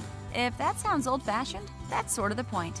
From our 36 locations, Abby serves the kind of traditional pizza that traditions are made of. Good to the last slice. Abby's, a legendary pizza tradition. Yum. The comfort of home has never been more important, which is why we're committed to delivering affordable, reliable power. Our reliability track record is 99.98%, and we're always working on new and better ways to go even further.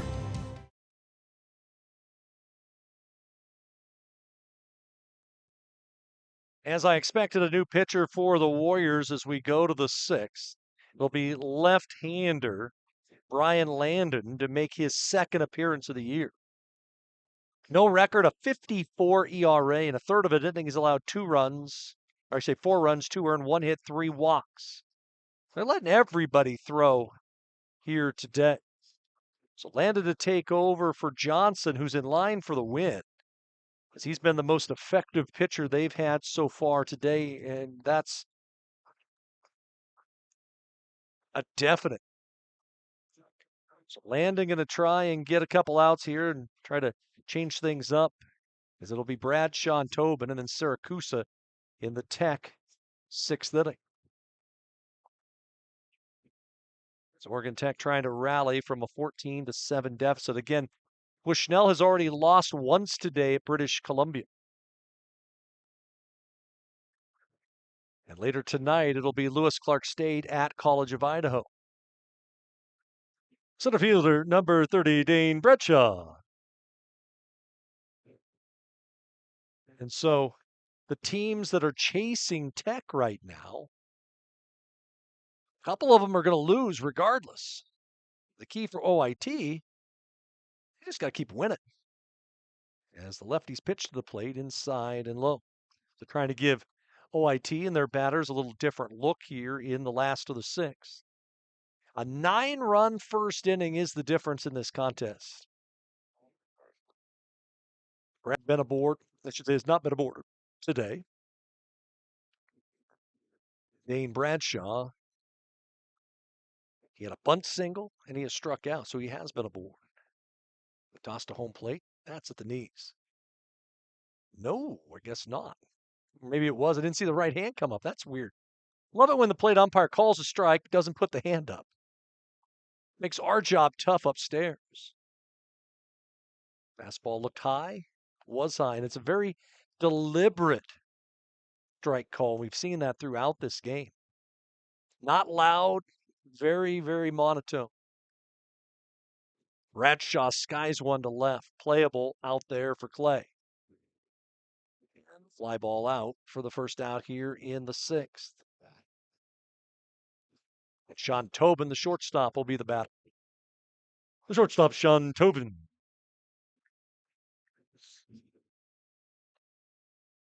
Tommy Rudolph came in and called the fifth inning, if you were joining us. I still remember my first on-air broadcast. It was back in, this is where starts to get crazy. It was back in 1994. As the pitch popped up off the right field side, it'll drop foul by about a foot. It was a high school basketball game between Sumner High School in Washington and Rogers High School in Washington. And to say I was nervous that day, I was, but got through it. I still got the tape somewhere, the old cassette tape. 0-2 pitch. It's popped up into right center field, long run for the center fielder. Can't make the play, and Tobin's going to end up at second base with a 2-base hit. Pelkofer made a great play at that ball to try and make a diving stab at it. Showed a lot of range, but Tobin with his second hit of game 2. Second baseman Corey Siracusa.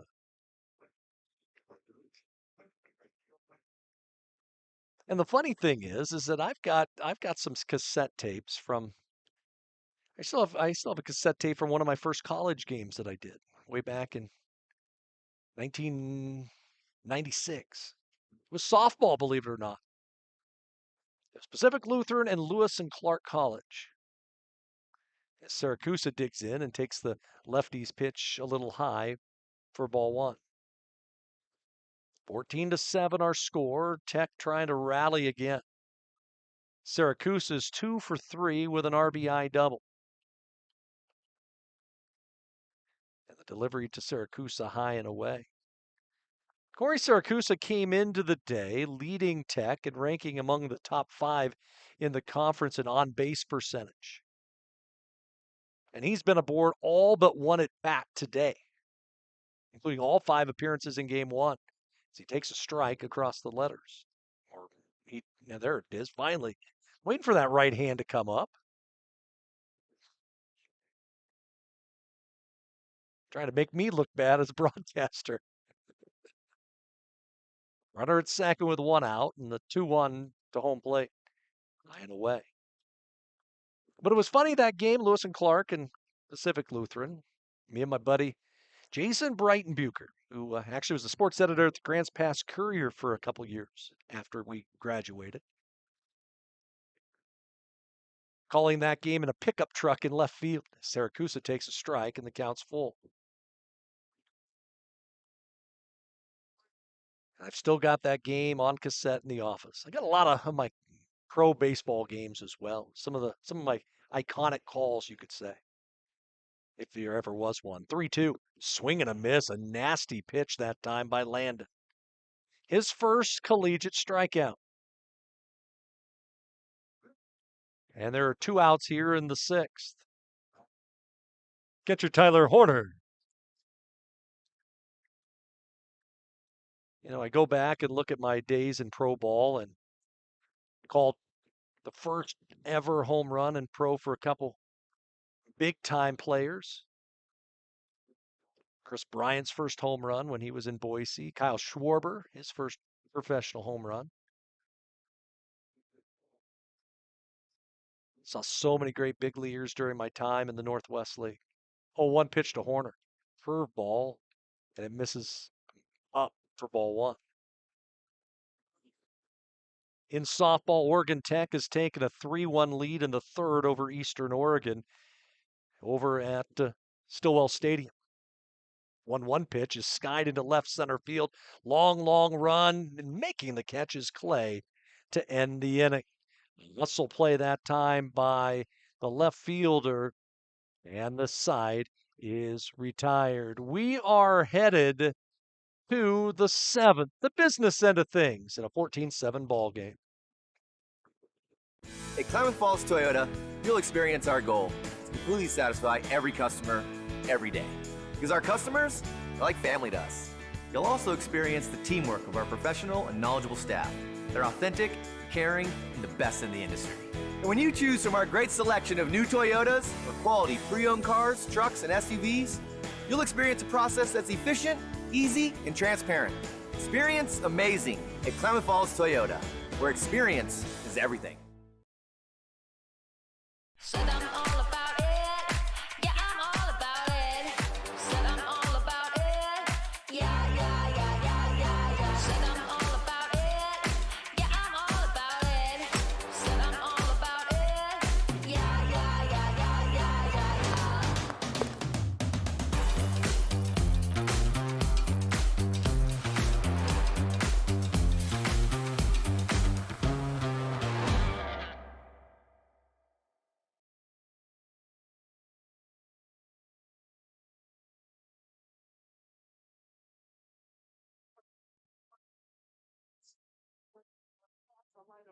Off the Corban.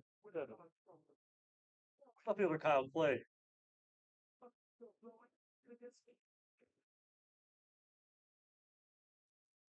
Glad you could join us here from Steen Sports Park in Klamath Falls. Mike Safford with you here on the Owls Sports Network, as it'll be 3, 4, and 5 due up for Corban in their 7th inning, as Braden Bellum back out there in long relief as he faces Kyle Clay, who's had a good day. Clay 3 for 4 in the nightcap as the fastball caught the outside edge. Kyle Clay has tripled, singled twice, and knocked in a pair as the slider caught the outside corner, a strike. Can Tech somehow manage some offense here in the late innings? As the delivery sky to right. Playable out there for Julian Jones as he drifts into right center field to make the catch for the first out. Second baseman Elijah Maris. So bring up Elijah Maris. Maris is 3 for 4. 3 singles, couple RBI. As he chops one towards first, kind of an in-between hop for Petrilla, stays with it and throws to the big body over at first base. Gotta love it when you've got a 6'5" guy covering over at the bag, and you can throw a ball up and he'll be able to go and get it. Center fielder Brad Pelkofer. So nobody throwing behind Bellum, so it looks like he's just gonna keep rolling. As the pitch a strike on the outside corner. Guess not. Looked like it was out or third to Pelkofer, who's made a couple great plays defensively in center field to track down deep fly balls. That fastball Again, misses away. Not getting the outer third is Bellum, and he's looking into the Oregon Tech dugout off the first base side and basically saying, hey, well, I'm hitting my spot, I think. Comes inside that time and got the call. Corban's out hit Tech 13-10, trying to snap a 5-game losing streak this season to OIT. The pitch line to center, a base hit. He'll drop in front of Dane Bradshaw. So a big day for Pelkofer continues, and a 2-out single will bring Scott Artzer to the plate. Designated hitter Scott Artzer. One of the big keys in this game has been the speed in which Corban has been able to steal bags. 8 stolen bases, and a runner goes again as it's lined into left field, a base hit, and around to third will go Pelkofer. So they run and hit with Scott Artzer. They line that one into left center. 8 stolen bases, the most that Tech has given up this year. And Corban is 8 for 8 in that category. And here's Williams. He's got 3 swipes.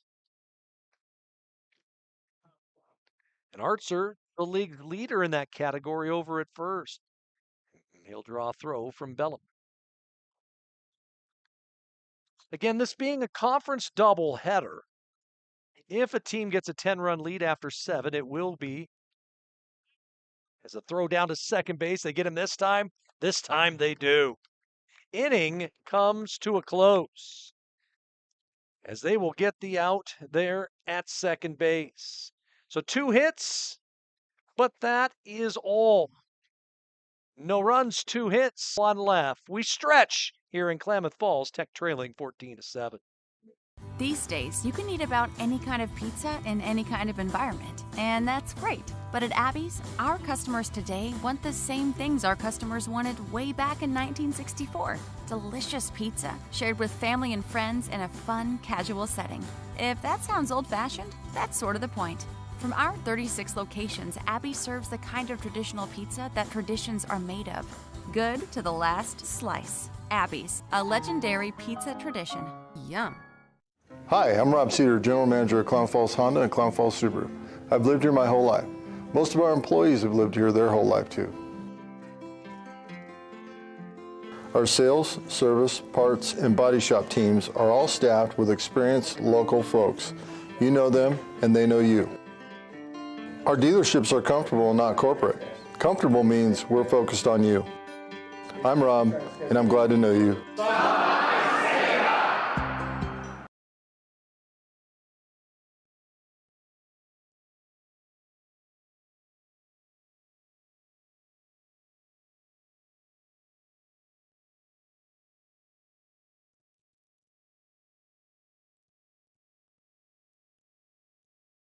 Leading off the last of the 7th for Oregon Tech, designated hitter Ian Peters.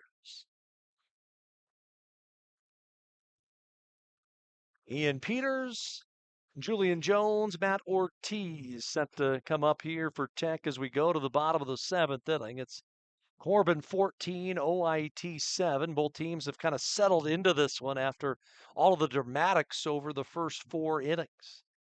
As it delivered to Ian Peters, he swings and fouls one off the right field side, strike 1. Tech came into play today having dominated teams here on this ballpark over the last 2 years. They have played 6 conference series since moving here to Steen Sports Park. They've won 4 series, split another, and lost 1. So they have been able to handle the home field advantage as Peters hits a liner right at short and Bunn makes the catch for the first out here in the inning. Hard hit ball that time off the bat of Ian Peters. But it goes for naught for the first out. Right fielder Julian Jones. And you go back to last season, and Oregon Tech finished 15-6 on their home diamond. The 15 wins, the most ever at home by an OIT team. As Julian Jones takes the fastball up high. But Tech, with the series win against College of Idaho, 18-7 coming into the day. Make it 19-7 with a game 1 win. But Tech's going to need to do a lot of work in the span of 8 outs if they're going to keep that streak going, as the fastball's there for a called strike. Nice job by Brian Landon, the junior from Redlands, California, to come in and worked a scoreless 6, now into the 7th, as the fastball misses down. Tech just needing base runners and see if they can move around like they did in the first 3 innings. Team's combined for 18 runs in the first 3 innings. So that one's hot. Jones walks. So a base runner with 1 out for Tech. Third baseman Matthew Ortiz. You remember back to game 1, it was Ortiz that delivered the game winner. Corey Siracusa had a leadoff double. They intentionally walked Tyler Horner. Then Jones tried to lay down a bunt, and he reached on a bobble. So they were loaded with nobody out, and Ortiz hit a slow roller to the second baseman Marks. He tried to come home, but couldn't get the throw in time. Siracusa dove head first in front of the throw, and Oregon Tech rallied from a 3-0 deficit after 6 innings. In fact, Tech didn't get their first hit of the game until Tyler Horner hit a 1-out home run in the 7th that made it a 3-2 game. Tech added an RBI single, a pinch hit RBI single by Matt Lehrbach in the 8th, and then it was the Ortiz fielder's choice that won it. Lefty will throw over to first, and they had him picked off, but the throw went wide. They're going to try to get Jones to third. The throw there, not in time. So it went from being a pickoff to a wild throw that got through Williams. And the first error of make it the second error of game 2, goes against the Warriors.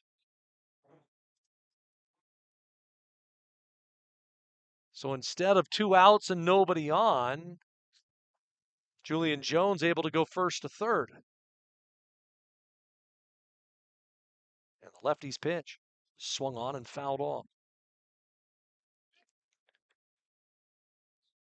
Ortiz here in the nightcap is 1 for 3 with a double. He now has 35 RBI on the season. That leads Oregon Tech in that category, as he fouls another off.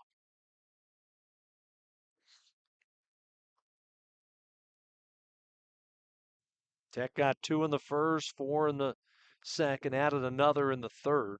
At one point, they were only down 9-6. It's 14-7 now. 1-2. Swung on, base hit into right field, and Matt Ortiz adds to that RBI total. It is 14-8. First baseman Bryce Petrilla.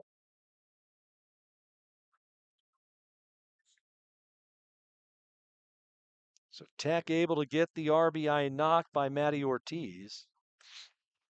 The run for now is unearned. Here's Bryce Petrilla, who nearly left the yard his last time up. Hit one to the wall in center. And the fastball by the lefty is off the outside edge. Ball 1. So Landon with the first run he's allowed since coming in. He'll throw over to first. There is movement in the Corban bullpen off the left field side.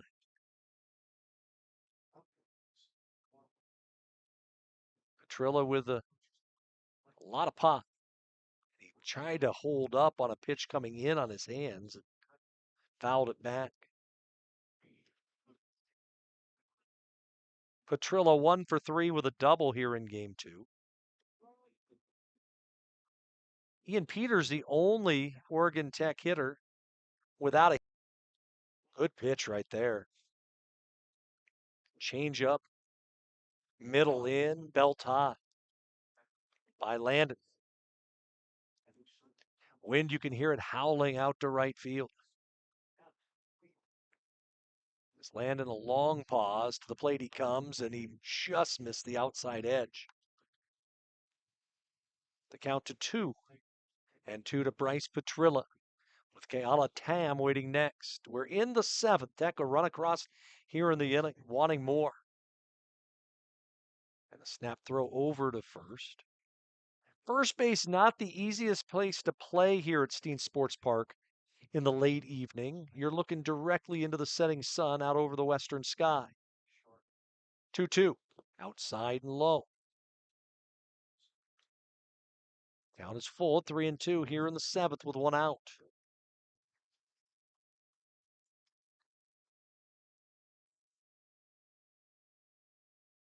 Tech with 11 hits on the day. Payoff pitch, swung on and it's fouled off.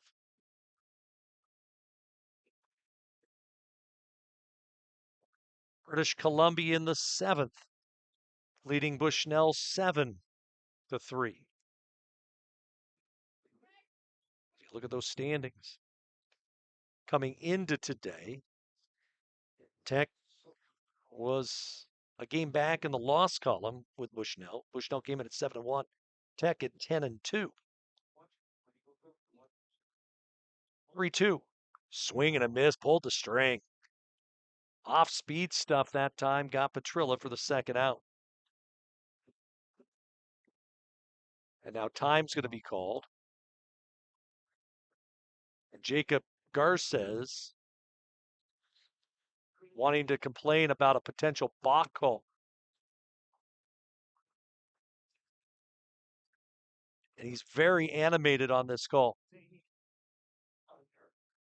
It'll be Keala Tam, the hitter. Left fielder Keala Tam. And it looked as if, from what I saw, he completely stopped his motion before he came to home plate. Stopped it and then restarted it, which is not allowed. As Tam fouls the first pitch off. I think that's exactly what Jacob Garces was complaining about, that his motion was completely different at that point, that he stopped and then recollected and started just to see, okay, whether or not Ortiz was going to go. The toss to home plate, that one's going all the way to the screen. Harry Doyle would have had fun on that call, as it'll move Ortiz into scoring position. So chance here for Keala Tam. But look at those standings. College of Idaho sits at 5-3, so they're just one back of Tech in the loss column. UBC at 7-5. And we'll see them in 2 weeks. Runner goes for third. The pitch is high. Throw through to third. And underneath the tag goes Matt Ortiz. So Matt Ortiz, the stolen base. He's now 90 feet away. The count, 2 balls and a strike on Keala Tam.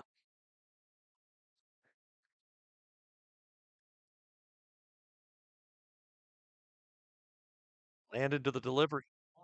And he's high again. Dane Bradshaw on deck. Base runners imperative for Tech. A win would give Oregon Tech their 25th win of the year. There's a good fastball. And the count rolls full. We saw him throw an off-speed pitch to Petrilla, and he was frozen. What does he feel confident throwing 3-2 here to Tam? We'll find out. It's a fastball, and it's up, ball 4. A walk, runners at the corner, 2 outs. Bradshaw, the scheduled hitter.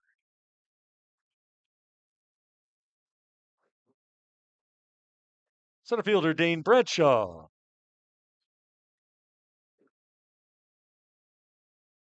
It looks like there will be a conversation on the mound with the skipper, Ethan Bragg, as to how to handle first and third with a 6-run lead.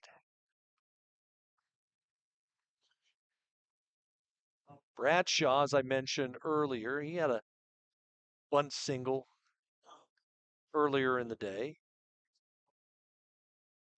Guy on deck, Sean Tobin, has a couple hits and an RBI. Siracusa, Ortiz, and Tobin all with 2-hit days for Tech. O'Brien with 3 hits. Kyle Clay and Maris each with, I should say, O'Brien, Clay, Maris with 3 hits. Artzer with 4 for Corban. Part of their 15-hit attack. The pitch to Bradshaw is way high.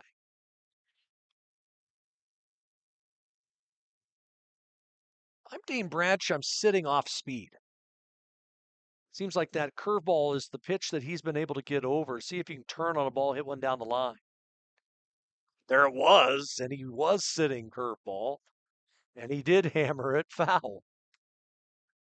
The coach in me still is there, even though I'm 2 years removed from doing any coaching. Coach for many a year in youth baseball. When you call the shots, you see it every now and then.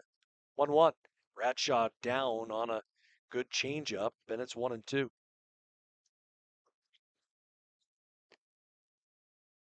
Coached my son all the way from coach pitch all the way through the Babe Ruth ranks before he started playing here in the Basin. 1-2 pitch. That's low. It's 2-2. Played last year for the Junior Falcons and now is a starter for Klamath Union's varsity team.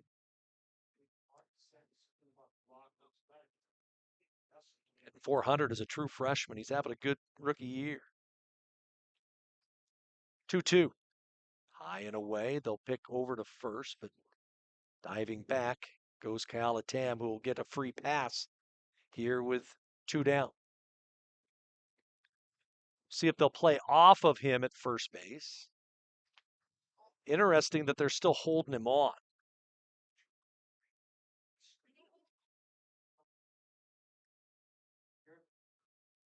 Hunter will go, the 3-2 to the plate. Curveball, strike 3 called. Went right back to it. Did the left-hander, and the inning comes to a close. Tech gets 1, they wanted more. 1 run, 1 hit, 1 error, 2 left. We're going to the 8th. It's 14-8, Corban. Hi, I'm Rob Cedar, General Manager of Clown Falls Honda and Clown Falls Subaru. I've lived here my whole life. Most of our employees have lived here their whole life too. Our sales, service, parts, and body shop teams are all staffed with experienced local folks. You know them and they know you. Our dealerships are comfortable and not corporate. Comfortable means we're focused on you. I'm Rob, and I'm glad to know you. These days, you can eat about any kind of pizza in any kind of environment, and that's great. But at Abby's, our customers today want the same things our customers wanted way back in 1964. Delicious pizza, shared with family and friends in a fun, casual setting. If that sounds old-fashioned, that's sort of the point. From our 36 locations, Abby serves the kind of traditional pizza that traditions are made of. Good to the last slice. Abby's, a legendary pizza tradition. Yum. Leading off the 8th for Bushin. First baseman Trey Williams.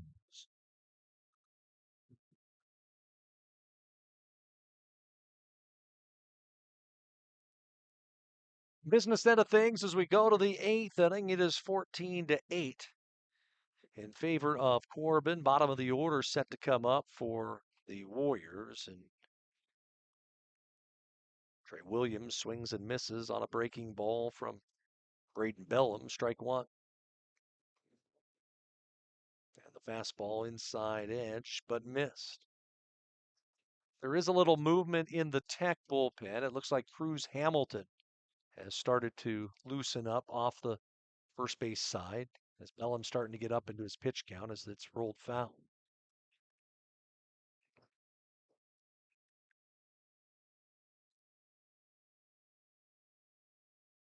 If Tech could have somehow got themselves a couple outs in that first inning, we'd be talking about a completely different ball game. But that 9 spot in the first looms large. 2-2 to Williams. Williams without a hit today, but he's walked twice and has an RBI. Over at Stillwell Stadium, they've gone bottom 5. Oregon Tech leading Eastern Oregon 4-1. As the 2-2 to the plate is a swing and a miss.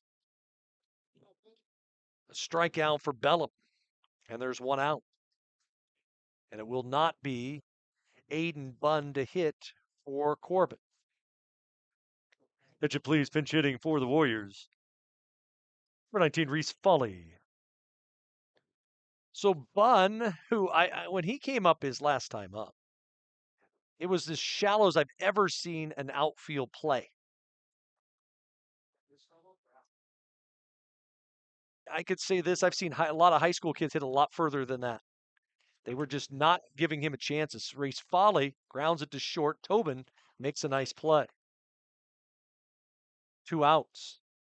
No respect for Aiden Bunn, who's done a nice job defensively at shortstop today. Didn't even get a chance to say much about Foley. But there's 2 outs on the board. Right fielder Michon Nicole. So Foley grounds out for the second out to the bottom of the order, and Michon Cole, and he takes strike 1. Braden Bellum has thrown 4 1/3 innings, a run on 4 hits. He's fanned 5.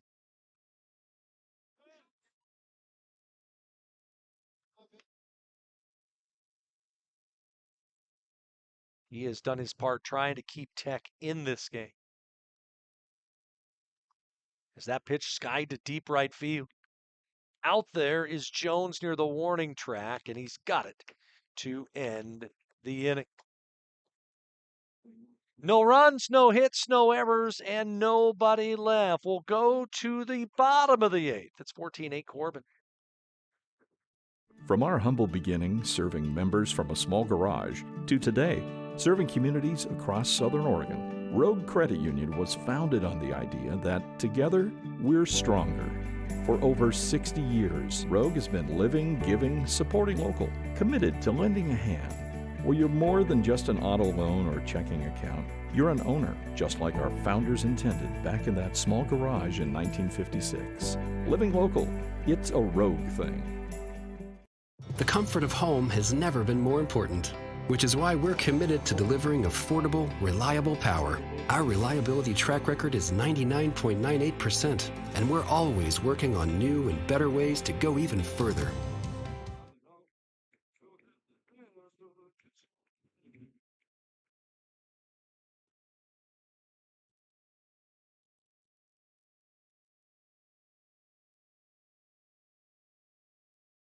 First baseman for Corban is number 17, Noah Kauni.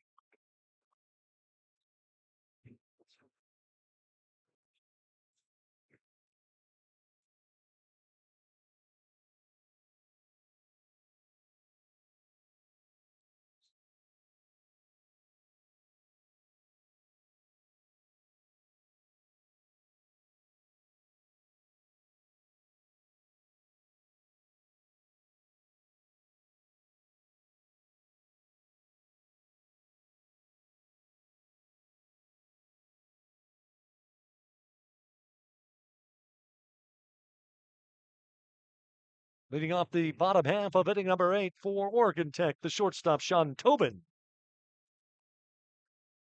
Couple changes for the Warriors as we go to the bottom half of inning number 8. Bunn has returned. He is now playing at shortstop. The Warriors have a new first baseman, Nainoa Ka'auni. And a new pitcher on the hill, that's Nathan Finley, a sophomore from Livermore, California. And his first pitch fastball is a strike. It is 0-1. Sean Tobin with a 2-hit day to start things off for OIT, and the delivery nearly wore it. Finley, no record, a 6.10 ERA. This is his 7th appearance. 7 earned runs, 9 hits, 5 walks, 9 strikeouts. Opponents hitting .200 against him. That's the delivery of the plate on the outside corner. And Corban playing this series a little differently. Their 2 best pitchers we're going to see tomorrow. As a good slider. Not sure where it missed. And the count goes to 3-2. Ooh, that was a pretty nasty pitch, I thought. I was ready to ring up Oregon Tech's own batter. As Tobin fouls one off. We will see Nate Martin, their top arm, tomorrow. And most likely we'll see Bryce Bridge as well. 3-2. Swung on, line drive hit to second. Maris makes the play for the out. Hard hit ball that time by Tobin. But he's turned away for out number 1 here in the 8th. Second baseman Corey Siracusa.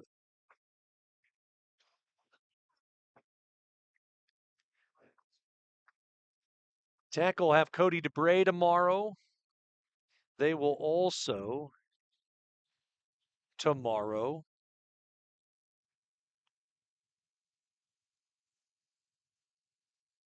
have the tall right-hander Brendan Tallanen to go. DeBray had 7 strikeouts against Lewis Clark State on Sunday in a no decision. As the delivery to Siracusa, and he got hit again. Second time today, 17th time this season. And that on-base percentage just keeps growing for the transfer from Hawaii. Catcher Tyler Horner. Remember, it was Tyler Horner in Game 1 that jump-started Tech. And the pitch to him is a strike at the knees. Hit that 2-run homer in the 7th. Cut it to a 1-run game, and then was part of the rally in the 9th inning that won it. And the pitch to Horner's deep to right field. Long run. It's over the head of the right fielder, Cole. And Horner's going to be at second. Siracusa around to third, and he's going to be held. Not a great throw that came in from the outfield. And we'll see who will hit in this situation. It looks like it's going to be Ian Peters. So a double for Tyler Horner. He'll be run for by the courtesy in Griffin Thistle. Designated hitter Ian Peters. So 2 on for Tech with 1 out. Can Peters come through? The delivery to Big Petey is a ground ball slowly hit towards third. They'll throw across the body as Clay. He gets the out, but a run comes across for Oregon Tech. But in this situation, Corban will trade outs for runs, that's for sure. Right fielder Julian Jones. They'll trade outs for runs in a heartbeat. It is 14-9. Toss to Jones. Curveball off the outside corner, ball 1. So Thistle moves to third. Siracusa scored on the play. And Tech back within 5. The delivery. Slider outside again.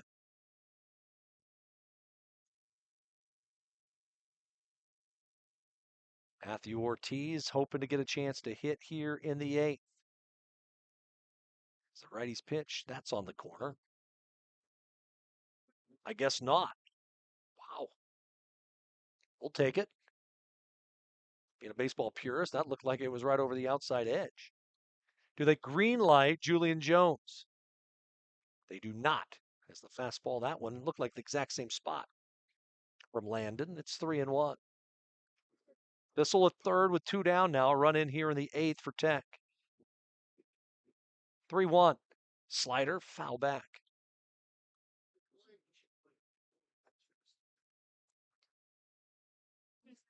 Six 6-1. Tech softball has the lead. They're going to the bottom of the 6th inning. Addie Kashnik is homered for OIT, her third of the year. 3-2. Swung on, fly ball down the right field slide, slicing away from Cole. As all of a sudden we have lost our internet here locally for a moment. Hopefully that is not the case. We've had good internet all day. Hoping we're not losing our stream at the current time. Not sure what has happened at times with that. 3-2.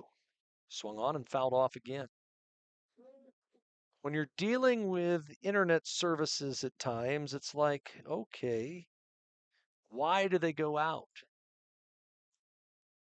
Now we're back. 3-2 again. Swung on, hard hit ground ball at third. Nice stop by Clay.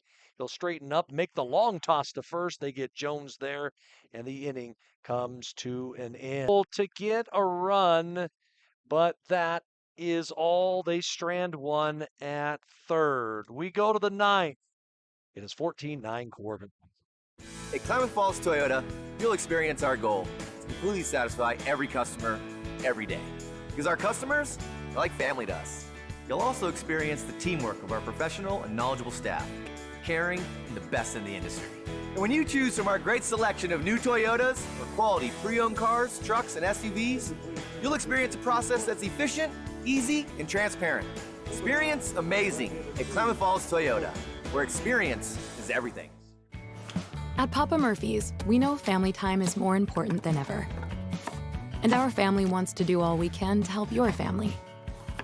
So we're making it easier to get pizza made from scratch that you bake at home by offering online ordering everywhere and delivery and curbside pickup, so you can keep family time as normal as possible.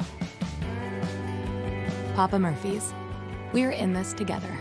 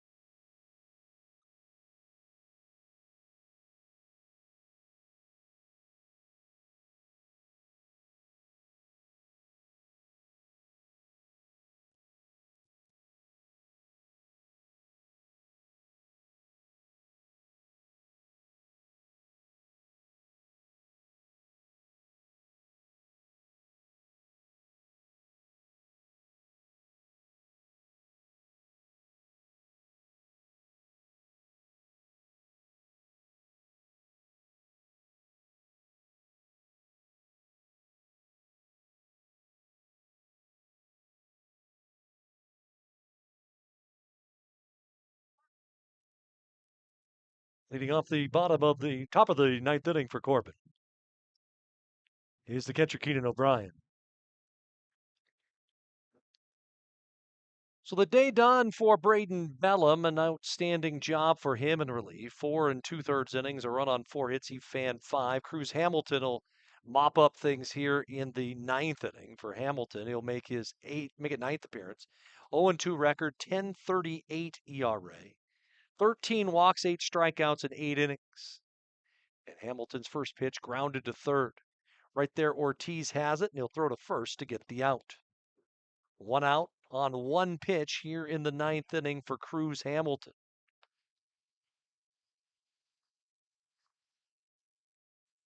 Third baseman Ryan Clay.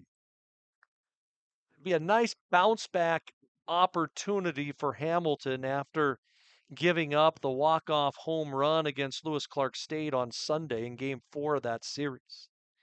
Got 2 outs in that inning, but couldn't get the third that would have given Oregon Tech the first series sweep of Lewis Clark State in their program's history. LC had never lost and still hasn't lost a 4-game series and been swept. As a delivery to Clay. That one's at the knees.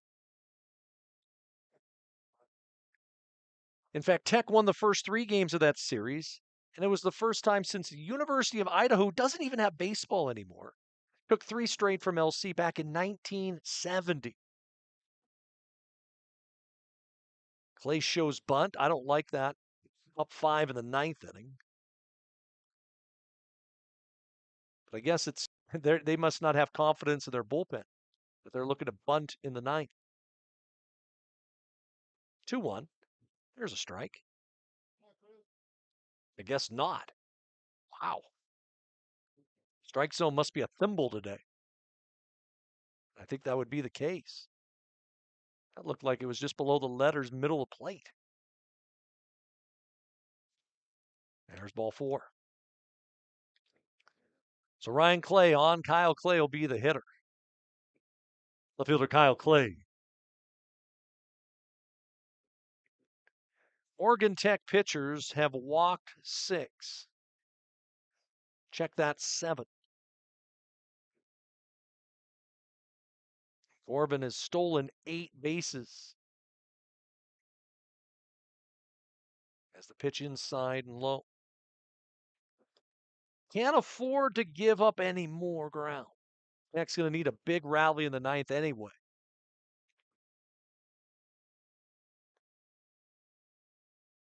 Game 1 today went 2 hours and 15 minutes. This one nowhere near that. As Hamilton's pitch fouled off. This one inching towards the 3-hour mark. And it was that 9-run first inning. That is the difference.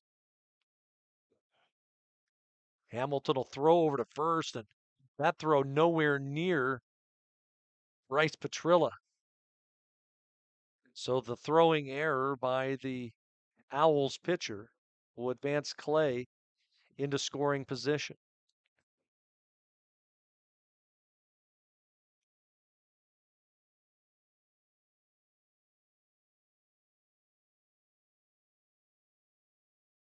First error game 2 for Tech.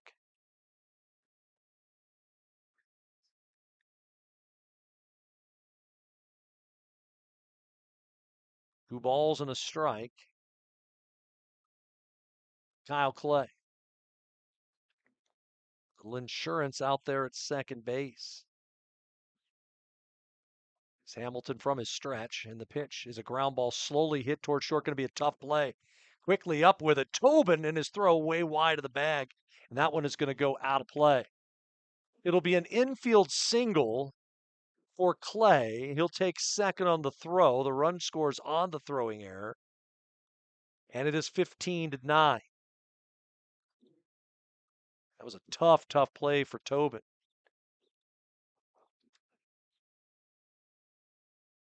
Second baseman Elijah Maris.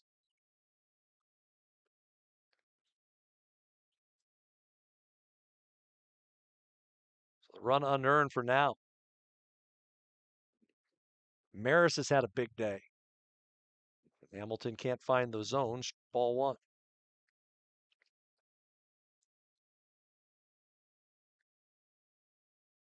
Maris 3 for 5 with a couple ribbies.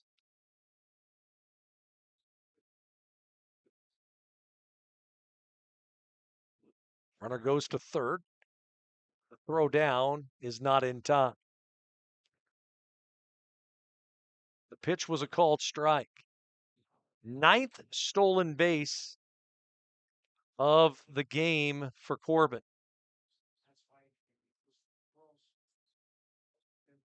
And a nice job by by the base runner. Hamilton wasn't even paying attention to him, and he took 2 crossover steps before Hamilton even went into his windup. Good slider there for strike 2. It was something as a coach with our 12 and 13-year-olds we really worked on. Recognizing a pitcher's delivery and how he repeats the same motion over and over again. 1-2 pitch. Inside corner, got him. Nasty pitch that time by Cruz Hamilton for the second out. Center fielder Brad Pelkofer. And we would use a number and a letter. It would be like 1B. It would be how many looks the pitcher would have back to second, and then it would be how many seconds, A, B, C, as the pitch bobbled by Horner on the pitch down in the dirt. And so he'd look back at second once, and it'd be 1001, 1002, and he would deliver the pitch. It was routine over and over again. And so as a base runner, once he would turn, our guys would take crossover steps towards third base. More often than not, the pitcher's not going to pay attention to you. As the pitch misses outside, it's 2-0. And that's exactly what happened there with Clay. He recognized Hamilton was doing something over and over again, took those 2, 3, 4 steps towards third. He was 3/4 of the way there before the ball was even pitched. As the pitch catches the outside third for strike one. Brad Pelkoffer, the hitter, 2 for 5 with an RBI here in the nightcap. Corban now leading 15-9 here in the ninth inning. Has the fastball down and in.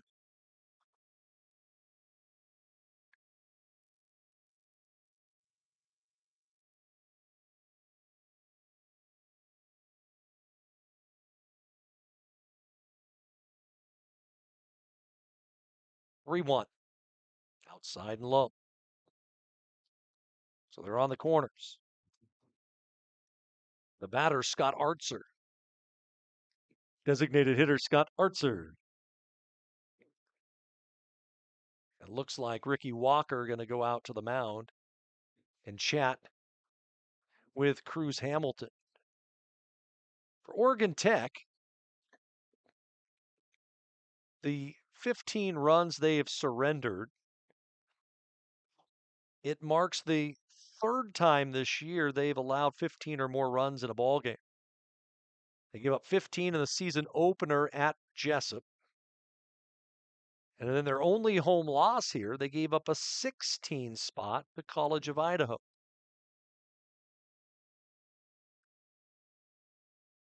Tech themselves have scored 10 or more runs 10 times. And they've scored 15 or more runs 3 times themselves.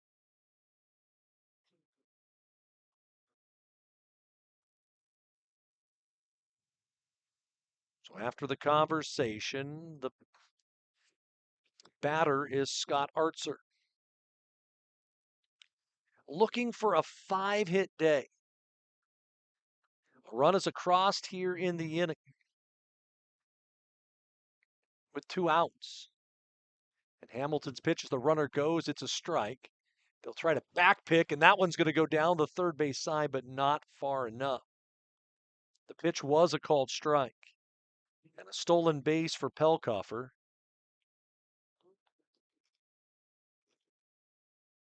That's the 10th. That may be the most stolen bases that Oregon Tech has ever allowed in a game. 0-1. Ground ball slowly hit foul off the third base side.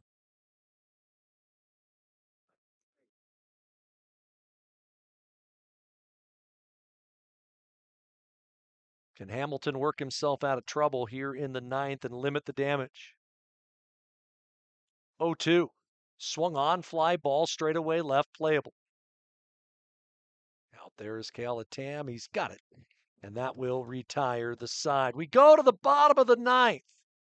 15-9 is our score.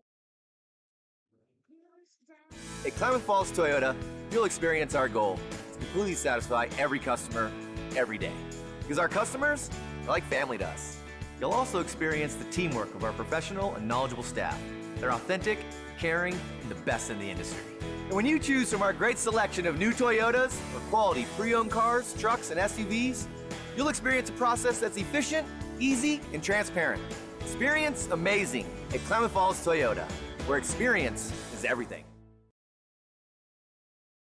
When you think fun, think Clamoya Casino. We're surrounded by natural beauty and world-class recreation opportunities. After exploring our magnificent surroundings, you'll appreciate the clean and comfortable rooms and accommodating amenities of the Sleep Inn Hotel. When you're ready for more fun, head to the casino for a variety of new games and some fantastic food. Stay and play at Clamoya Casino in Chiloquin, where winning comes naturally.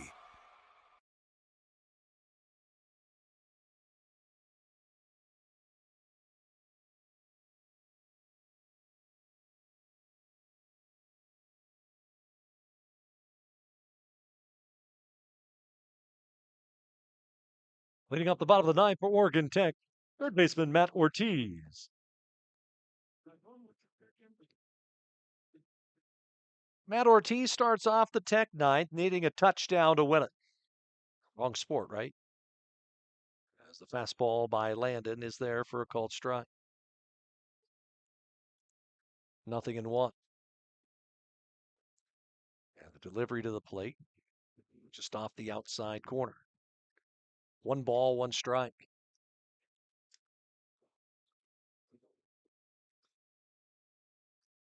The right-hander delivers outside and low.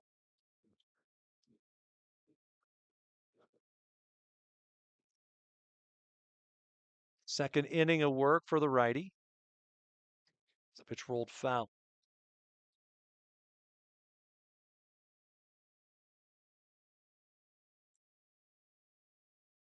We welcome you here to the broadcast booth.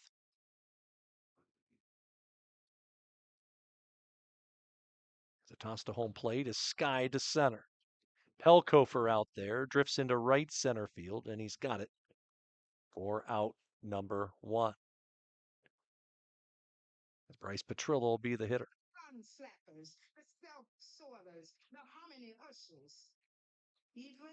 First baseman Bryce Petrillo.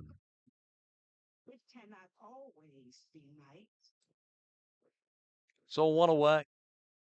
As Finley trying to close this thing out. And even the series at a game apiece. Petrillo hits a slow cue shot towards third. Play up with it. And Tech down to their final out. That one just right off the end of the bat. Even with the shift on, no way to make that play. The fielder Tam. It's going to be tough for Tech now. Can't throw a Hail Mary in baseball.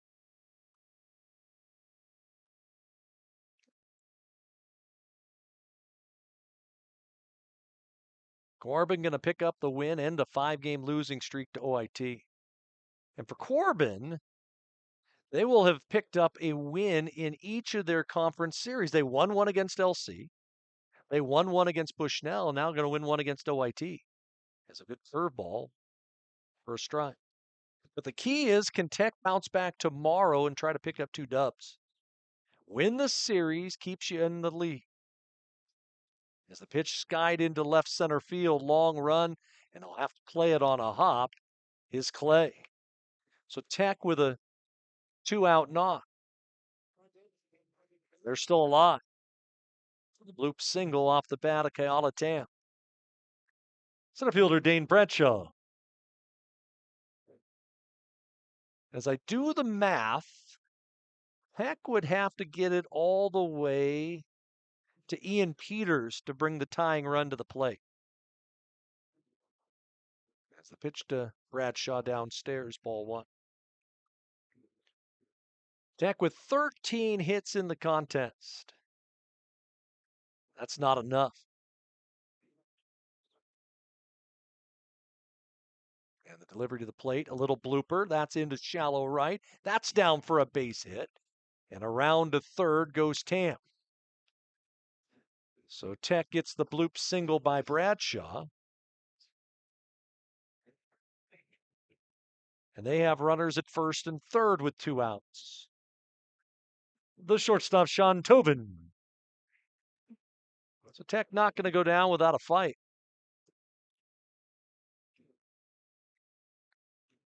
They played behind the runner over at first base.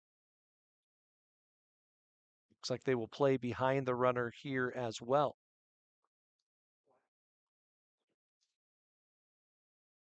Sean Tobin, a couple hits. And he takes strike one on the outside corner.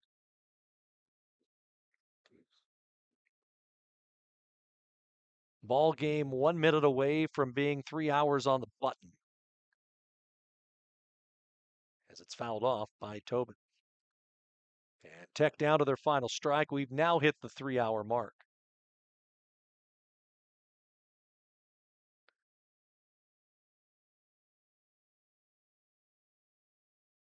The right-hander Finley to the plate. Curve ball, ground ball back up the middle. And they'll flip the second, and this one is over. Corban takes the game 2 of the series by a score of 15-9. As that 9-run first inning comes back to hurt Oregon Tech. Final totals in this one. For Corban, 15 runs, 16 hits, 2 errors. Tech 9, 14, and 2. Winning pitcher for Corban was Preston Johnson in relief. He is now 1-3 on the year. Lalo Barraza takes the loss for Tech. He falls to 6-2. Again, time of the ball game exactly 3 hours. Again, we'll do it tomorrow from here at the Yard. We'll join you at 11 in the morning, a doubleheader between the Owls and the Warriors. We thank you for joining us here on the Owl Sports Network. I'm Mike Safford. My name is every one of you. Don't just have a great day. Make it a great day. We see you tomorrow. But for now, from Klamath